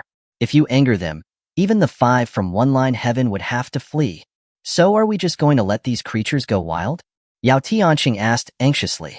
"As long as they don't hinder the Holy Sun's arrival, they can destroy the whole realm for all I care." The hordes of crows dove relentlessly toward Meng Hang, each of them emitting a thick darkness that enveloped everything it touched, creating a black cloud. Everything touched by the darkness was devoured and disappeared. Meng Hang's face paled at the sight of this. He knew he had truly stirred up a hornet's nest. Kamui. He didn't care about the side effects. He activated the Mangekyo Sharingan. He used his sight to mark the furthest spot he could see, then took a step, disappearing into the other dimension. As he vanished, countless crows swarmed the spot where he had stood. When they passed, the trees where he had been standing disappeared as if they had been erased by a rubber, leaving no trace. When Meng Hang reappeared, he was standing at the place his Sharingan had marked. Seeing the crows turn back, he stepped into the other dimension again. "Damn it, system, are you sure about this? Is this egg even here?" Meng Hang wiped away the blood from his eyes, then downed 3 bottles of recovery potion before he asked the system. "Trust your system, bro. You will live forever. Just relax." "Fine. If I die, we both go down together. I'll trust you this once." With that, he returned to the real world again. Chapter 73, Hashirama Cells Acquired. This time, when Meng Hang emerged from the other dimension, his eyes suddenly lit up, focusing on the treetop of a massive tree in the distance. This withered tree was as thick as the embrace of a dozen people, towering into the clouds. At its crown, a huge bird's nest was perched, and within it, an ominous raven, its eyes blood-red and far larger than the other crows, was coldly staring at Meng Hang, the uninvited guest. Thousands upon thousands of dark night ravens swirled around it, like loyal guards protecting their master against any intruders. Although the Raven Emperor's gaze was icy, it didn't make any move to attack Meng Hang. It remained still in its nest. Meng Hang narrowed his eyes, noticing a massive black egg beneath the raven. This must be the Dark Knight Raven Emperor's egg mentioned in the system's mission, and the extreme reaction of the crows to his entry into the forest was obviously to protect this egg. The Raven Emperor's cold gaze towards Meng Hang was filled with murderous intent. The egg it had laid had somehow mutated, making even the Raven Emperor feel a tremble of fear before its birth. Therefore, to ensure its child's safety, it would kill any intruders who dared to enter its territory, no matter what their reason was. Then, a hint of disdain surfaced in its eyes. Surrounded by hundreds of thousands of its loyal subjects, what could this human do even if he truly wanted to steal its egg? He was simply courting death. At this point, the crows pursuing him were closing in, but Meng Hang no longer seemed anxious. Instead, a smirk appeared on his lips. Kamui. This time, however, he didn't target the Raven Emperor, but focused on the massive egg beneath it. The next instant, space warped beneath the Dark Knight Raven Emperor. The Emperor felt a void beneath it and looked down to find that the egg it was incubating had vanished without a trace. Gone? Just like that? It was momentarily stunned, unable to comprehend how the egg could have disappeared so quickly. GAA. With a roar that shook the heavens, it knew that this human was responsible. The Dark Knight Raven Emperor flapped its massive wings and slowly rose into the air, its body emanating endless darkness, engulfing Meng Hang like a great dark sky. The ravens in this ancient battlefield went into a frenzy, recklessly charging towards Meng Hang. Seeing that he had absorbed the egg, Meng Hang ignored his eyes, which were failing him from the overuse of the Mangekyo Sharingan, and activated Kamui again. Just as the endless darkness surrounded him, and the crows were about to make contact, his figure suddenly vanished. As soon as Meng Hang reached the other dimension, he finally collapsed, kneeling on the ground with a thud. Blood tears flowed ceaselessly from his eyes. He could perceive a faint light, but he could see nothing. Meng Hang smiled wryly, realizing that his eyes would soon be lost because of the overuse of the Mangekyo Sharingan. Despite this, Meng Hang chuckled, not panicking. System bro, I've got the Dark Knight Raven Emperor's egg. Can you give me my reward now? You got it, buddy. Ding. Mission completed. Reward. Hashirama cells. A wave of tingling sensation swept through Meng Hang's body, and his vision, which had been near blindness, cleared up again. Wow. Is it that magical? He blinked his eyes in disbelief, looking around. Meng Hang rubbed his hands together excitedly. These were the legendary Hashirama cells. With them, he was practically invincible. With a clap of his hands, he announced, "Would style. Would human technique." Instantly, a gigantic Buddha figure, tens of meters tall, materialized out of thin air. Meng Hang stood on top of the giant, his face glowing with barely concealed excitement. Then, as if recalling something, he activated his Mangekyo Sharingan. Instantly, the giant Buddha was enveloped in pale blue energy, forming a layer of blue armor.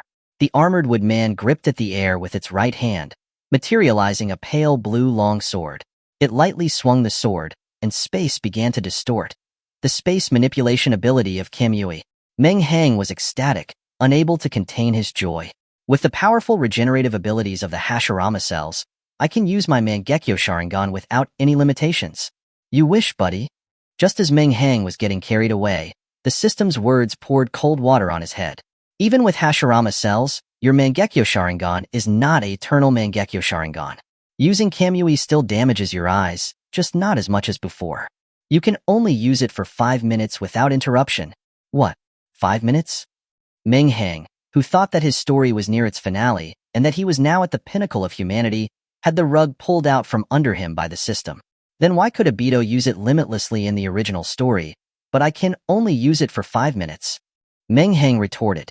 Then why don't you say that Obito could only use Kamui's spatial ability for 5 minutes? Meng Hang bit his lip, unable to rebut that argument. A brief explanation. I am aware that Obito could only use the ability for 5 minutes because he only had one Sharingan. But this is fanfiction. Even Kishimoto only dared to have Kakashi use a prototype double Kamui, so I didn't dare to make it too overpowered. The system's cold water dampened his excitement, and he stopped experimenting with his new abilities. He deactivated his Sharingan and the Woodman technique. Meng Hang then walked toward the jet-black egg. Upon closer inspection, he realized that although the eggshell was as black as ink, there was a thin, vertical, golden line on its surface. Meng Hang's excitement surged again, and he excitedly asked the system, "System bro, is this a pet for me?" Ravens were seen as an omen of bad luck, but Meng Hang, influenced by Itachi, not only disliked ravens, but was even quite pleased with this pet. "Bro, can we focus on achieving something? I made you go to great lengths to get this. Do you really think it is just for you to have a pet?" The system responded with a sigh. "Then what did you want me to steal it for?" Sigh. The system sighed heavily, then explained in earnest. "Although you have many methods now, they are all dependent on my help. Think carefully. Did you awaken any abilities at the awakening ceremony?" Meng Hang opened his mouth to say something, but in the end, he remained silent. "I did not expect the appearance of a rare species of raven, the ominous raven, in this space, and that one of them would produce a mutated egg. If you absorb the essence of this egg, you can awaken your own ability instead of relying on me. If one day I'm not around anymore, at least you'll have a means to protect yourself." Hearing this, Meng Hang frowned. "What do you mean? Has something happened? Are you going to?" "What's with your nonsense? I'm fine. I'm just saying it might happen. Might, do you understand?" Chapter 74, Village Slaughter. Hearing the system's denial, Meng Hang finally calmed his racing heart. Although the system had tricked him a lot, he had made it this far because of its help. He had started to think of the system as a real friend rather than a cold, emotionless cheat device. He turned his attention back to the egg, curiously asking, "How do I absorb it? Is it like what they say, putting my hands on the shell, then activating my inner energy?" "Enough. Where do you hear all that unreliable nonsense?" The system interrupted him impatiently. "There's no such thing. Just eat it." "Eat it?" Meng Hang's eyes widened. "How? Fried? Or boiled?" "You little brat, just eat it raw." The system was completely speechless at Meng Hang's antics. Meng Hang blushed, scratched his head, and decided to waste no more time, punching at the eggshell. Boom! With a loud thud, Meng Hang stared at his fist, then at the unscathed egg, in disbelief. Although he didn't use all his strength, a punch like that could break most rank 2 beasts. Yet, the egg was completely fine. I refused to believe it. He put all his strength into another punch. Crack, crack. This time, the eggshell finally succumbed to Meng Hang's massive force, cracking, and the transparent egg white seeped out. Meng Hang couldn't bear to waste it. He moved forward and began to suck it up voraciously, a sweet, metallic taste filling his mouth. Burp. After an unknown amount of time, Meng Hang, patting his distended stomach, stood up and let out a satisfying burp. "System bro, not to brag, but only I can finish such a big egg in one go. If you gave it to someone else, they'd choke after a couple of bites, wasting all of that essence. Where would they get energy to absorb?" Hearing Meng Hang brag, the system chuckled disdainfully. "Who said you needed to eat it all? There is a wisp of black essence within it. That's the most important part of the egg, and it's the key to awakening your ability. You just needed to eat the black essence." Upon hearing this, Meng Hang was instantly enraged. "Why the hell didn't you say so earlier? You didn't ask. You were just trying to trick him." Before he could finish cursing, his face changed drastically. His body curled up involuntarily, before he finally collapsed onto the ground, spasming uncontrollably. Meng Hang felt an indescribable pain engulf his entire body, as if someone was using a blade to slice off his flesh piece by piece, and then scrape the remaining meat off the bones. He was fully conscious throughout the whole ordeal.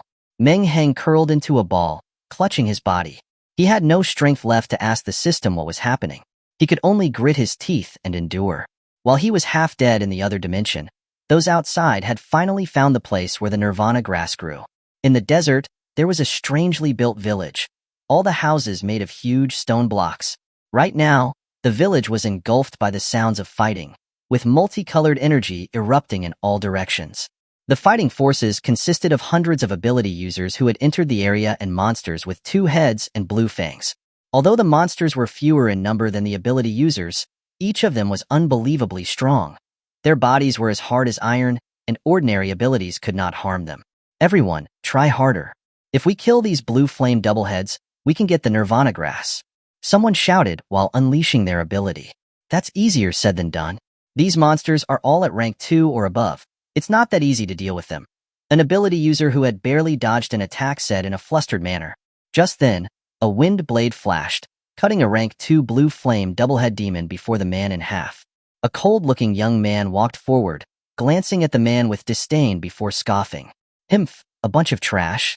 You can't even defeat a group of rank 2 aliens, and you dare to come here for Nirvana grass. You'll probably die without even knowing why. He ignored the man and unleashed another wind blade at another alien. The man who had been mocked by the cold-looking youth's face turned purple and then red. He wanted to argue, but dared not.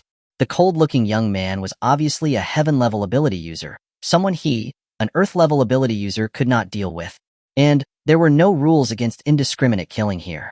If the youth accidentally let his wind blade slip and chopped him in half, he would have no one to complain to. The battle raged on, but no one noticed the faint black mist that emerged from the bodies of those who died on either side and drifted in a certain direction. The fighting became more and more intense. The humans, taking advantage of their numbers, were rapidly slaughtering the blue flame doublehead demon race. Behind a small hill, a monk with a shaved head and a chubby little boy were peeking out and secretly observing the battle. I told you, Master Shan, if we don't go now, there won't even be soup left for us. An Ihao said anxiously. He hadn't come here to sightsee. He wanted the Nirvana grass so that he could win the heart of his beauty. Monk Lashan smacked his lips and shook his head. It's not right, not right. For some reason, this poor monk feels uneasy. It feels like something bad is about to happen, so let's just wait and see. Hearing this, an Ihao had no choice but to hunker down and wait. At this point, there were less than 10 blue flame doublehead demons left. The humans surrounded them, showing no mercy in their eyes. Those who are not of our race must have evil intentions. When it came to alien races and demons, the only option was to eliminate them completely. The 10 double-headed demons, knowing that they could not escape, murmured angrily in a language that no one around them could understand. Then they all howled towards the sky. What are these beasts saying? Someone asked curiously. Who cares? Just take care of them quickly so we can go look for the Nirvana grass. The others stopped their chatter and unleashed their best skills at the remaining aliens, raising a cloud of dust. After a while, when the smoke cleared, only a pile of minced meat remained on the ground. After dealing with the remaining aliens, no one was eager to enter the village to search for Nirvana grass. They stood where they were, looking at each other with vigilance. The Yao family only needed one Nirvana grass, but there were so many people here. Only one of them would get it. The atmosphere became tense, and no one dared to make the first move for fear of being ambushed. Thump, thump, thump. Just as everyone was harboring their own schemes, a huge, thudding sound came from afar, and the ground began to tremble. The faces of the hostile crowd changed instantly. They looked in the direction of the sound. Chapter 75. The Four-Armed Blue Flame Demon. A monster nearly 30 meters tall, with 2 heads and 4 arms. Its appearance identical to the blue flame double-headed demon, but with 2 extra arms, emerged. The sight of the monster sent shivers of terror through the crowd. A rank 5 four-armed blue flame demon. Someone recognized the monster, shouting in panic. Forgetting about the Nirvana grass, they turned and ran. The four-armed blue flame demon looked at its slaughtered kin, its eyes blazing with savagery. You killed my people. You all deserve to die. The monster spoke in a human tongue.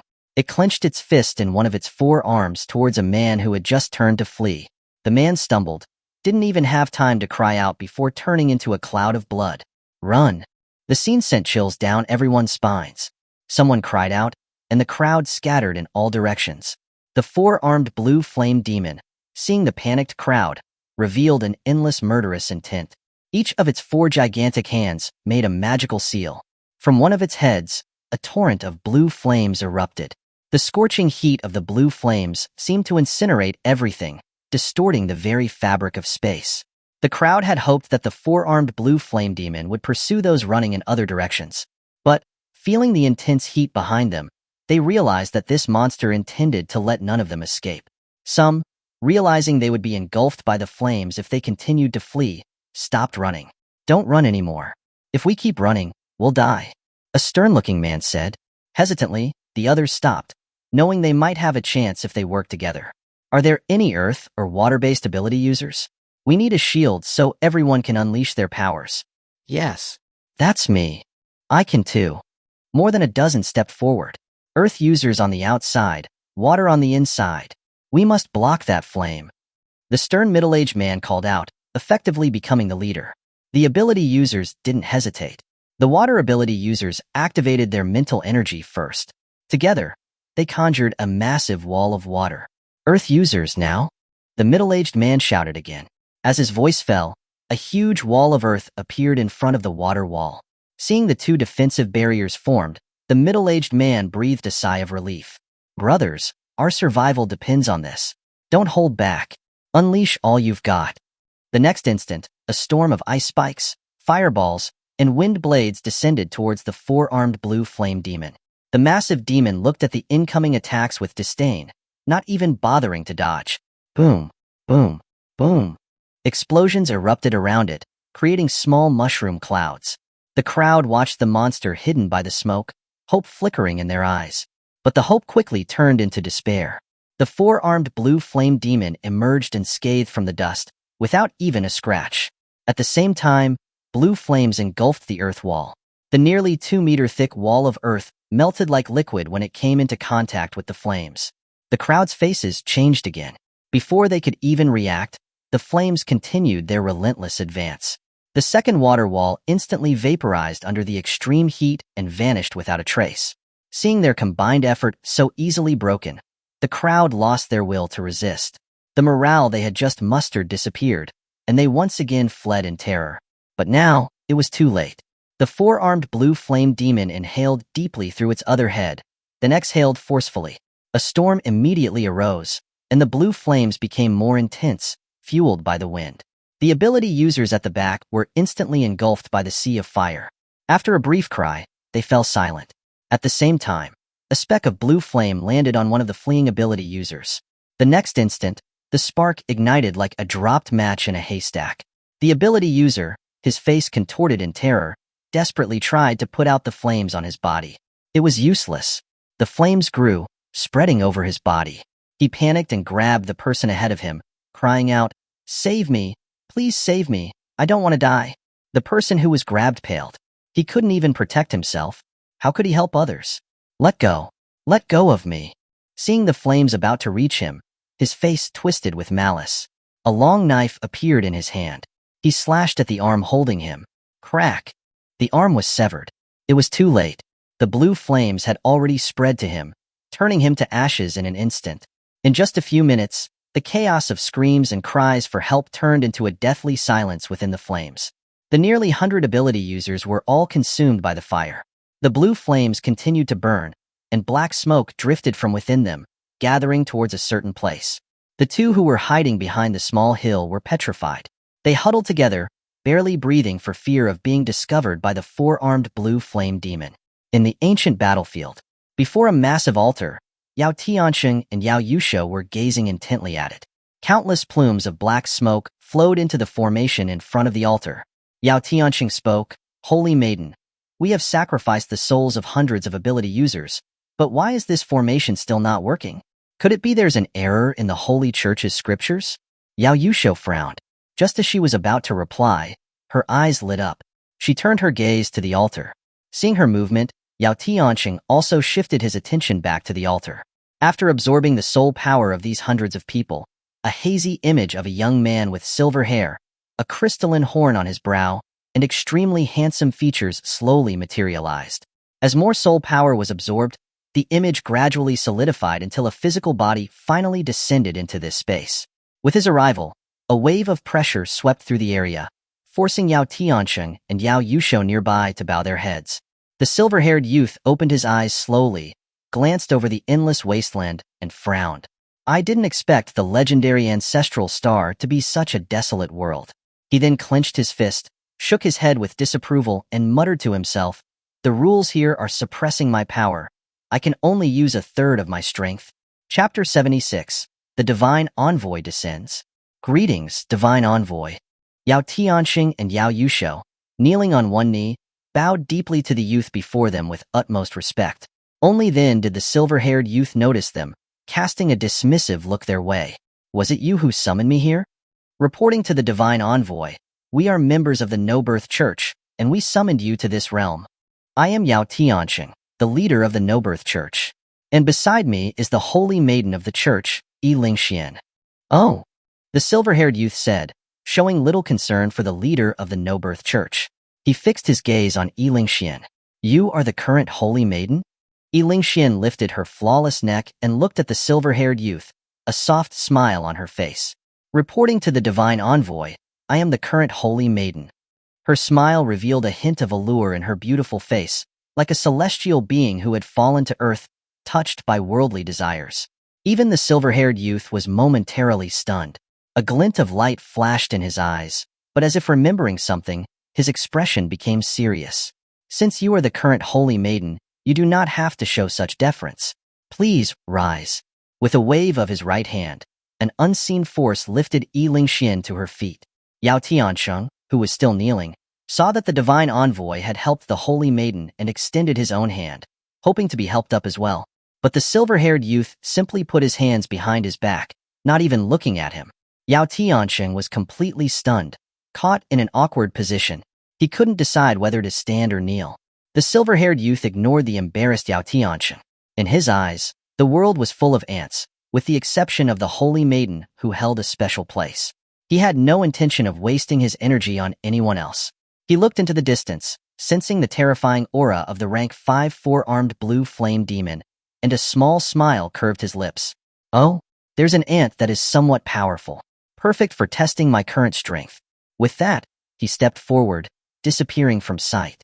Seeing that the divine envoy had left, Yao Tianxing finally rose, saying somewhat irritably, Holy Maiden, this divine envoy doesn't seem to take our church seriously. Can he really help us strengthen it? Yi Lingxian beckoned him closer. Actually, Yao Tianxing felt a warm breath in his ear, the holy maiden's sweet breath making him slightly distracted. Although the two had always presented themselves as father and daughter, in reality, they were simply superior and subordinate. What man could resist such a pure yet alluring enchantress?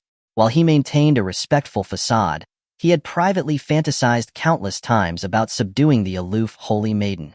One day, I will claim you, Yao Tianxing thought. Actually, you can die now. Huh. Yao Tianxing blinked, then his expression changed drastically. Poochie.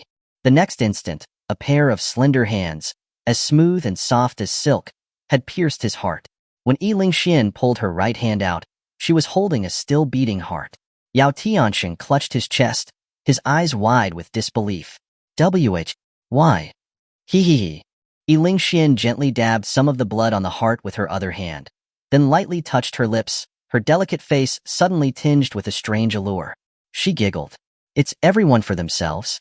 You never know what it's like to be a pawn for others, so I'll do anything to become stronger. And everyone who stands in my way must die. As she spoke, a trace of helplessness flashed in her seductive eyes. You bitch. I will. With a thud, Yao Tianxing fell dead. Yi Lingxian tossed aside the heart, now still, licked the blood from her lips, and looked in the direction where the silver-haired youth had vanished, a knowing smile on her face. Don't disappoint me. She stepped forward, her figure also vanishing from sight. At the same time, the space distorted and the silver-haired youth reappeared, standing in front of the four-armed blue flame demon. Seeing that it was a monster with 2 heads and 4 arms, the silver-haired youth raised an eyebrow. Oh? I didn't expect to see remnants of the blue flame demon tribe, ranked 98th in the 108 divine pillars, on this ancestral star. The 4-armed blue flame demon also noticed the silver-haired youth. A hint of caution flickered in its savage eyes. For some reason, it sensed a pressure from his aura that made its soul tremble.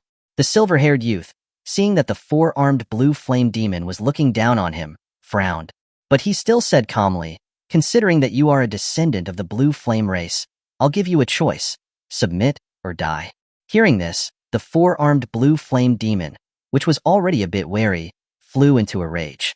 Apart from the ravens who were an omen of misfortune, it was the master of this space. Yet, the ant before it dared to threaten him. Ant, you overestimate yourself? The 4-armed blue flame demon said in a deep, rumbling voice, attacking with all 4 of its arms simultaneously. Humph, courting death. The silver-haired youth sneered, his calm eyes flashing with anger. As a member of the royal family of the 108 divine pillars, he was demeaning himself to try to subdue a low-ranking four-armed blue flame demon. Yet it did not appreciate his offer, and even dared to attack him. Watching the four massive arms engulfed in blue flame hurtling towards him, the silver-haired youth stepped forward, levitating directly in front of the four-armed blue flame demon, and tapped his finger on its forehead. Compared to the four-armed blue flame demon, the silver-haired youth was smaller than one of its fingers. But when the small figure tapped his finger on the monster's forehead, the four-armed blue flame demon froze, its arms stopping mid-swing. The silver-haired youth withdrew his right hand, landing slowly on the ground. As he landed, the four-armed blue flame demon's massive body shattered like a broken mirror, exploding into pieces the next second. Flesh and blood scattered everywhere, turning into a bloody rain. But the silver-haired youth remained standing there, not a single drop of blood on him. "I gave you a chance, but you didn't use it," the silver-haired youth said coldly. Just as he turned to leave, he suddenly stopped and looked in a certain direction. Behind a small hill, the monk Lashan and Inai were covering their mouths, not daring to make a sound. "Oh, so there are two more ants hiding there." Chapter 77. Meng Hang Awakens. The silver-haired youth flashed, appearing directly in front of the two, looking at them with great interest. "Haha, little fatty, look at the moon tonight. It inspires me to recite a poem. Before my bed, the bright moon shines. I suspect it is frost on the ground. So moving, so moving. This poor monk is missing home. Why don't we go home now?" Lushan acted as if he didn't see the silver-haired youth, recited 2 lines of poetry, then said to the chubby boy. The chubby boy looked up at the sky, pretending to be contemplative. "Master is right. The moon is always brighter in one's hometown. This moon may be beautiful, but nothing compares to home. Let's get out of here and go home to enjoy the moon." With that, the two turned to leave. "Now that you've come, don't leave.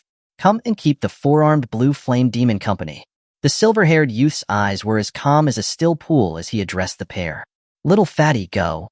Realizing that he couldn't bluff his way out of this, Lushan shouted to Inai, while he himself ran to the side.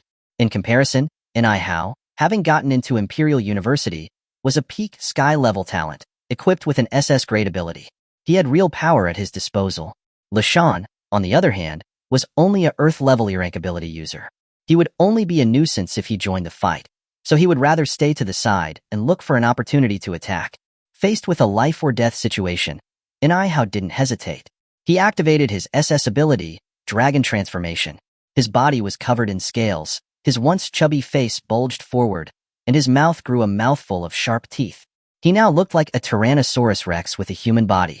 After transforming, Inai's strength and speed increased several folds. He propelled himself forward with incredible force, charging at the silver-haired youth like a cannonball. The silver-haired youth raised an eyebrow, clearly surprised by Inai's transformation. He muttered to himself, "Oh, he has ancient demon beast bloodline within him, which allows him to transform? Unfortunately, the bloodline is too diluted. This is all he can do." He extended his right hand again, pointing at Inai as lightly as a feather. Although his attack appeared weak and effortless, Inai felt a chill run down his spine. His beastly instincts told him that if that finger connected, he would die on the spot. He didn't hesitate, abruptly changing direction and quickly retreating to avoid the attack. But, to his horror, no matter how he retreated, the finger was like a bone-burrowing maggot, rapidly closing in on his forehead until it was about to touch him. "I'm done for." Cold sweat broke out on Inai's forehead. He knew today was his last day. Meanwhile, Meng Hang woke up groggily. After a moment of confusion, he remembered what had happened and started to curse the system. "You traitor! You're trying to kill me. You bastard, come out here and face me. I will never let you go." "Hey, buddy, don't look at things with your ass and blame the system for no reason. I went to great lengths to help you awaken your ability. Is this how you repay me? Don't give me that crap. Why didn't you tell me that awakening this ability was so dangerous? I almost died back there." Meng Hang said irritably. Relax. As the great and omnipotent system, how could I possibly put my host in harm's way?" The system explained unhurriedly. "Do you think I rewarded you with Hashirama cells this time, just because I felt like it? It's all because of its insane regenerative abilities. If it weren't for the Hashirama cells with style powers, I wouldn't have dared to let you devour the Dark Knight Raven Emperor's egg. The dark energy within it would devour all your cells. But the Hashirama cells are different. While the dark attribute is destroying your cells, the wood style will be repairing them at the same time. So I had a 50%, no, 80% confidence that you'd be fine. Hearing 50%, a vein throbbed on Meng Hang's forehead. He knew that the system had tricked him again, but he said nothing. He felt a sense of gratitude towards the system. There's no free lunch in the world. Faced with enormous benefits, a 50% chance was enough to make people risk it all. He stretched his arms, feeling no trace of the unforgettable pain he had experienced earlier. Meng Hang relaxed, but, seeing that he was wearing a black robe, he was surprised. He remembered that he was wearing sportswear. How had he changed into a black robe? Meng Hang originally wanted to take a mirror from his spatial ring, but then an idea struck him. He made a hand seal. Shadow clone technique. A clone that looked exactly like Meng Hang appeared. The two looked at each other, inspecting each other from head to toe. His clone was wearing a black robe. His fine hair had become black and glossy. His features remained unchanged, chiseled, with a high-nose bridge. But, for some reason, he had an ominous, villainous aura when wearing this black robe. Well, a villain it is then. The bad guys live longer. It's not so bad to be a villain. He comforted himself.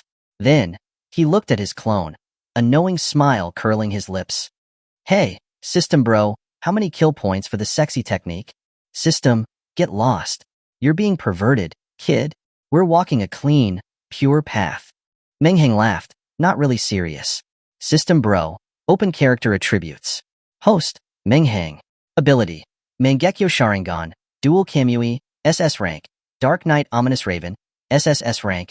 Bloodline limit, would release, SSS rank.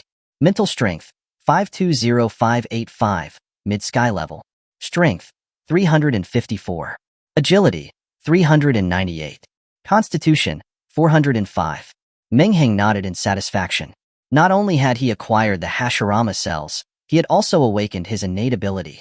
This trip to the ancient battlefield was a huge success. It's time to leave. I wonder how Master Lu Shan and the little fatty are doing. He muttered to himself. His Mangekyo Sharingan appeared in his eyes as he stepped into the other dimension. The Dark Knight Raven Emperor, who had lost its egg, was leading the flock in a frenzied search of Meng Hang's tracks. They had searched every corner, but had found nothing.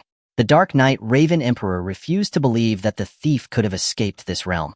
Just as it was about to lead its followers to expand the search area to cover the entire ancient battlefield, space warped in a corner of the forest, and Meng Hang, clad in black robes, emerged. Chapter 78. Transformation into Ravens. The Dark Knight Raven Emperor, who had been circling in the sky with its flock, saw Meng Hang and its blood-red eyes instantly constricted. GAA. With an angry roar, it commanded hundreds of thousands of ravens to dive towards Meng Hang. Hearing the roar, Meng Hang shivered. He looked up to see an overwhelming number of Dark Knight ravens swooping down at him. But this time, Meng Hang didn't panic. His crimson Sharingan eyes were focused, a golden vertical pupil appearing. At the same time, darkness emanated from behind him, spreading outwards. Where the darkness passed, everything was swallowed and disappeared without a trace. The full-speed diving flock faltered. For some reason, they sensed a bloodline suppression from the human before them, and they dared not to approach any further. The Dark Knight Raven Emperor, circling in the sky, also sensed this bloodline suppression. Panic appeared in its eyes, followed by endless rage. It immediately understood that this human had absorbed its offspring, obtaining that sliver of ancestral power. GAA. The Dark Knight Raven Emperor, both furious and anxious, urged the flock to attack, but no matter how it urged them, they hesitated in midair, afraid to move forward. Looking at the crows in the sky, Meng Hang, as if blessed with divine inspiration, roared, "Come!" An irresistible force of bloodline enveloped the flock, forcing them to fly towards Meng Hang. Meng Hang stood still, allowing the hundreds of thousands of Dark Knight ravens to surge towards him. The Dark Knight Raven Emperor sneered, thinking he was courting death. But the next instant, it froze on the spot. When the flock came into contact with Meng Hang, it was as if water droplets were falling into a lake, or streams were flowing into the sea. The ravens smoothly merged into his body. Meng Hang's body had become like a black hole, receiving and absorbing the overwhelming flow of ravens without any resistance. The Dark Knight Raven Emperor watched as its followers were willingly absorbed into the human's body and completely panicked. It cried out to the flock, wanting to call them back. But it was useless. It was as if Meng Hang was the supreme being to the flock, his orders leading them to their deaths. The Dark Knight Raven Emperor wanted to stop him, but whenever it attempted to get closer, a bloodline force compelled it to merge into Meng Hang's body. It dared not approach, and could only anxiously hover in the sky. The black waves surged relentlessly towards Meng Hang. After 5 full minutes, there were no ravens left in the sky, apart from the Dark Knight Raven Emperor. Meng Hang, now clad in a black robe, was surrounded by a swirling darkness. His aura had become even colder. He looked at the Raven Emperor, still circling in the sky, and said calmly, "A family must be together, so you should come in too." Then, his eyes glowed intensely red. He activated his Mangekyo Sharingan, marking the space in front of the Raven Emperor. His body flashed, and he teleported into the sky. On his back, a pair of black, demonic wings extended. He flapped his wings slowly, floating in the air. The Dark Knight Raven Emperor was shocked that the human was next to him. As a rank 5 beast, it had not even thought to attack. It turned to flee. Meng Hang snorted. "Himph, you think you can run?" Darkness rapidly spread out behind him, like a massive black net, engulfing the Dark Knight Raven Emperor. In just a blink of an eye, the Dark Knight Raven Emperor, who had only flapped its wings twice, was covered in darkness and dragged into Meng Hang's body. Meng Hang's body was now like a glutton, accepting everything without rejection. The massive Dark Knight Raven Emperor grew smaller the closer it got to his body, until it was completely absorbed. The world became clear again, and the all-consuming darkness vanished. Meng Hang floated in midair, murmuring to himself, "It's time to check on Master Lu Shan and the little fatty." Then, his body suddenly exploded, turning into a swarm of ravens, and flew off into the distance. Unlike before, the Dark Knight ravens that Meng Hang had transformed into now had a small seal in their pupils alongside their red eyes. It was the Mangekyo Sharingan. The silver-haired youth pointed, his finger about to touch the chubby boy's brow. Just then, the sky suddenly darkened, as if a dark cloud had blocked out the sun. "Gaa! Gaa!" At the same time, countless crows cried out. The silver-haired youth frowned, annoyed by the noise. His outstretched finger paused. He looked up at the sky. The sky was filled with dense flocks of crows, obscuring it completely. The silver-haired youth's expression changed drastically. He said irritably, "How are these things that should have been extinct still here?" But then he calmed himself. If they were not provoked, these creatures would not attack. Seeing that the silver-haired youth was distracted by the crows, an eye brightened. He turned and started to flee. "Aunt, where do you think you're going?" The silver-haired youth's cold voice rang out in his ear, followed by the sound of rushing air. "Little fatty, be careful," Lu Shan shouted anxiously from afar. But his warning came too late. The silver-haired youth was too fast. He caught up with an Ihao in a blink of an eye. Just as the finger was about to pierce through the back of an Ihao's head, Lu Shan, knowing it was too late, still charged towards them regardless of the danger. Then, the Mangekyo Sharingan in the eyes of the crows flickered. The chubby boy, who had been filled with despair, vanished. "Huh." The silver-haired youth, whose attack missed its target, paused in confusion and looked around. But, apart from seeing the dumbfounded Lu Shan, he couldn't find an Ihao. He then looked at Lu Shan, saying with interest, "I did not think I was wrong about you. You have quite a few tricks up your sleeve." With that, he reached out to grab Lu Shan. Lu Shan was also dumbstruck, unsure what had just happened. Hearing the silver-haired youth, he hurriedly waved his hands. But, before he could explain, a huge suction force pulled him toward the youth. At that moment, the Dark Knight ravens in the sky cried out again. They turned into a black flood and swooped down between the silver-haired youth and Lu Shan. As the flock landed, they coalesced into a black-robed young man, the spitting image of Meng Hang. But this time it was different from the illusions created by the Sharingan. This time his body was made of crows. The bizarre scene terrified Lu Shan, who immediately fell on his backside. The indifferent gaze of the silver-haired youth was now tinged with a hint of surprise. The black-robed Meng Hang stood not far from the silver-haired youth. A cold aura emanated from him as he stared at the silver-haired youth with the same indifferent gaze. Chapter 79. What species are you? Lu Shan, still sitting on the ground, stared at the black-robed youth with a strange expression. He had Meng Hang's face, but his demeanor was completely different. For some reason, the black-robed youth sent chills down his spine. Hesitantly, he asked with uncertainty, Meng Hang, is that you? Your grandpa's here. Lu Shan's face darkened. The sentence made the aloof and cold Meng Hang immediately drop his act and revert to being his usual, carefree self. He wanted to retort, but then he remembered their current situation. His expression grew grim. Meng Hang, why are you here? This is no time for jokes. And Ihao is still missing. We can't possibly handle the guy in front of us. I saw him kill a rank 5 four-armed blue flame demon with a single blow. Oh, right. We need to let the chubby boy out. Meng Hang nodded, as if realizing something.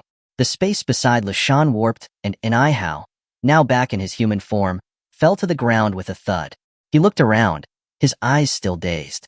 Just as he had been in a critical situation, his vision had blurred, and he had found himself in a strange space. He had thought he was in the underworld, but before he could wrap his head around it, he was back in the real world. What is going on? Ihao asked Lashan, whose eyes were still wide and fixated on him. Lushan was so startled by the sudden disappearance and reappearance of the chubby boy that he was stuttering, pointing first at himself, then at him, then finally at Meng Hang. The final sentence never came. Meng Hang didn't look at Ihao. Instead, his eyes sparked with interest as he looked at the silver-haired youth. He might not know what a four-armed blue flame demon was, but if it was a being who could kill a rank 5 opponent with one blow, its power must be substantial. Looking at the jade horn on the silver-haired youth's brow, Meng Hang tilted his head, asking curiously, Well, what species are you? You even have a horn growing out of your head? Are you some kind of human and cow hybrid? Hearing this, the silver-haired youth's veins bulged, his face no longer calm, but contorted in rage. Lowly human, I am a member of the royal family of the 108 divine pillars, the Jade Horn tribe. How dare you, a mere mortal, mock me? Jade Horn tribe? What the hell is that? Meng Hang had heard of the demon race, but never anything about a Jade Horn tribe. Seeing his confusion, the silver-haired youth sneered. Of course you, a lowly human, wouldn't have heard of the 108 divine pillars. Soon, when the 108 divine pillars descend upon the ancestral star, you will all kneel in our glory. He paused, then continued, But it's a pity, you won't get to see that happen. Meng Hang ignored the killing intent in the silver-haired youth's words. He turned to the two behind him. Have you ever heard of the Jade Horn tribe or the 108 divine pillars? The two shook their heads in confusion. Seeing that Meng Hang, his opponent, was not paying him any attention and was instead showing such a massive opening, a cold light flashed in the silver-haired youth's eyes. Whether the black-robed youth was skilled or stupid, he would pay the price for ignoring him.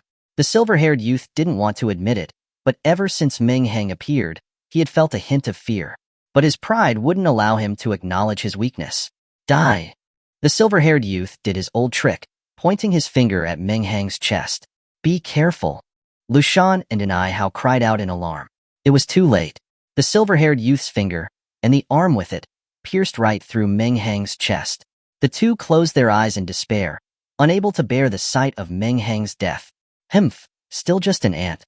The silver-haired youth sneered, the slight fear he had felt disappearing completely.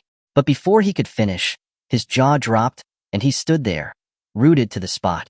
He noticed that his hand had gone through Meng Hang without any blood, as if it had passed through thin air. Lushan and Ihao also realized that something was wrong. They stared at Meng Hang in shock. Meng Hang slowly turned his head, the corner of his mouth lifting, revealing his white teeth. An ant? Are you talking about me? The silver-haired youth's expression was no longer calm, but rather filled with fear. Still, he continued with his harsh words, showing off with tricks. He quickly withdrew his arm, his fingers like claws, emitting a faint glow. He aimed at Meng Hang's heart again. Meng Hang stood still, his expression unchanged, as he watched the arm plunge towards his heart. The next instant, the glowing arm pierced through his body, leaving no injury. The silver-haired youth panicked and retreated rapidly, ending up tens of meters away from Meng Hang, staring at him in disbelief. Kid, what is that ability of yours? Meng Hang's smile widened. Though he was smiling, the silver-haired youth felt a sense of dread. Go down and ask the king of hell. Meng Hang always followed the principle that villains die because they talk too much. Even though his appearance was now that of a villain, he didn't want to end up like one. Kamui. His Mangekyo Sharingan activated, locking on the silver-haired youth's head. As space warped slightly, the silver-haired youth's pupils constricted, and a sense of impending death enveloped him, making his hair stand on end. Just at that crucial moment, the jade horn on his brow suddenly glowed brightly. The silver-haired youth was struck by a moment of clarity. He quickly tilted his head back. At the same time, the effect of Kamui activated. Space warped in front of the silver-haired youth, and he just barely dodged the attack. Seeing the silver-haired youth dodge his Kamui attack, Meng Hang's eyes sharpened. Though his expression remained the same, his heart was filled with alarm. Since obtaining the Mangekyo Sharingan, Kamui had been an invincible technique.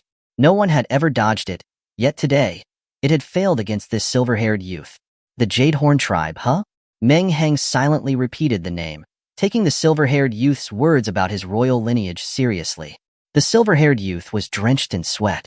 If it hadn't been for his race's innate ability, he would have been defeated. He wiped the sweat from his brow, a cold smile curving his lips, as if he had everything under control. So it's a rare space ability. I guess your ability to turn intangible is because you use this space ability to transfer the part of your body that is attacked into a different dimension. That is why you take no damage. And that little fatty, you used your ability to send him into that other space and save him. Chapter 80. The water is too deep. You can't handle it.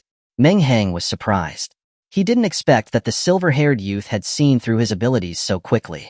Before Meng Hang could respond, the two behind him were stunned. Holy crap, what kind of crazy ability is that? With that, won't he be invincible? The chubby boy exclaimed, looking stunned. Lashan also put his palms together in a theatrical gesture. I didn't think that Benefactor Ming was such a hidden powerhouse. Why do people in this day and age still like to pretend to be pigs to eat the tiger? Listening from the front, a black line appeared on Meng Hang's forehead. When did I ever pretend to be a pig to eat a tiger? I just never had the chance to show off my abilities. He looked at the gloating silver-haired youth, snorted coldly, and activated Kamui again.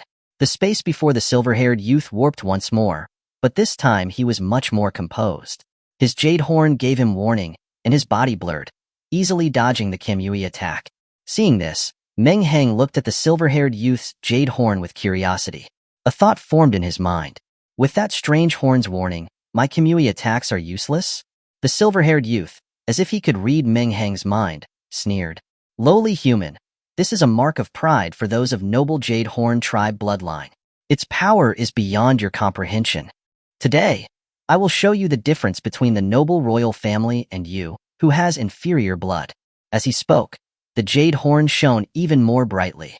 His aura surged, making Lashan and Enihao behind Meng Hang turn red in the face, unable to breathe.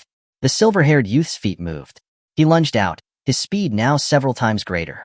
Seeing him rushing at him, Meng Hang instinctively punched out.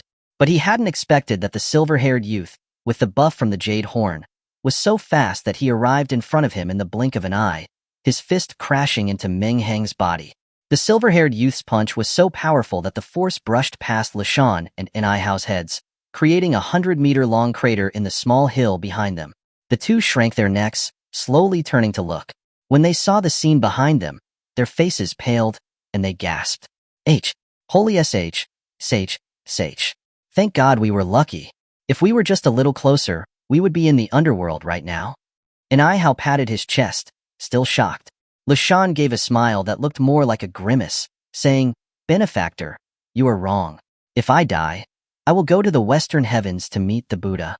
As he spoke, he patted his head, then cried out, Oh no, my hair is gone. This shout startled Enihao. Then, reacting, he yelled in anger. Has your brain been fried? You're a monk. Where'd you get any hair? Oh, right. Learning their lesson, the two didn't dare to stay behind Meng Hang anymore. They ran away as fast as they could, ending up over 100 meters away.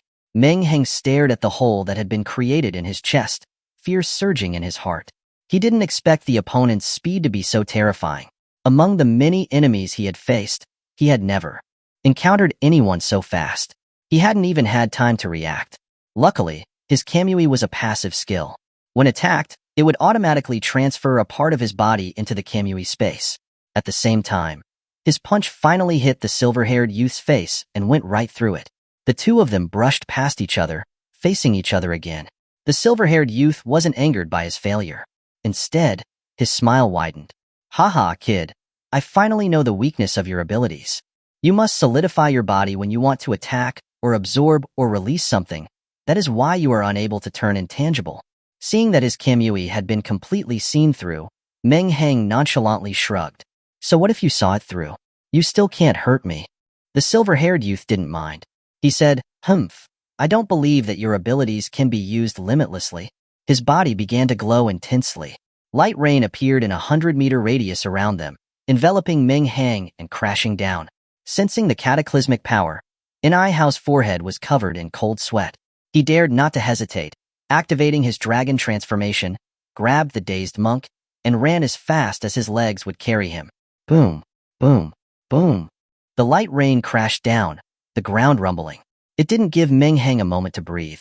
The silver-haired youth stood in the air, looking down at Meng Hang as if he had already won. An ant is just an ant. Even with a heaven-defying ability, you can only be a turtle hiding in your shell. Meng Hang looked up at the silver-haired youth, his body emitting a cold aura. He said in annoyance, the last person who dared to speak to me like that knelt before me to apologize. Who gave you the courage to talk to me like that? Hearing this, the silver-haired youth laughed in anger, mocking, you're about to die, and you are still talking big. When your abilities fail, after I've turned you into a sieve, I will cut off your mouth and see if it is still that hard. Oh, then we'll see who cuts off whose mouth later. Meng Hang said calmly. He clapped his hands together. With style, with human technique, the ground trembled violently, and a massive Buddha figure rose from the ground. And Hao, who had run hundreds of meters away, looked at the giant Buddha figure and could only sum up his thoughts in one sentence. Ho! Holy Sage. Where did Meng Hang come from, you freak? Lushan was just as shocked, if not more so. He fell to his knees with a thud, putting his palms together, and said reverently, Brother Abbot, I didn't expect to see the true Buddha in my lifetime. Then, gritting his teeth, he whispered, forget about gilding the statue of Buddha. Let's take this great Buddha back, so much better. The giant Buddha lightly waved his right hand, sending the rain of light back, blasting at the silver-haired youth. The silver-haired youth's expression changed drastically. He activated his jade horn, creating an energy shield around himself. The rain of light crashed onto it, creating an ear-splitting roar, but it still didn't break the shield. The situation had reversed too quickly. One moment, the silver-haired youth was looking down at Meng Hang. The next moment, it was Meng Hang who was looking down at him. Watching the silver-haired youth reap what he had sown, trapped by his own attack, Meng Hang said calmly, Kid, I told you not to talk to me like that. The water is too deep here for you to handle. Someone has to show off, and that person is me.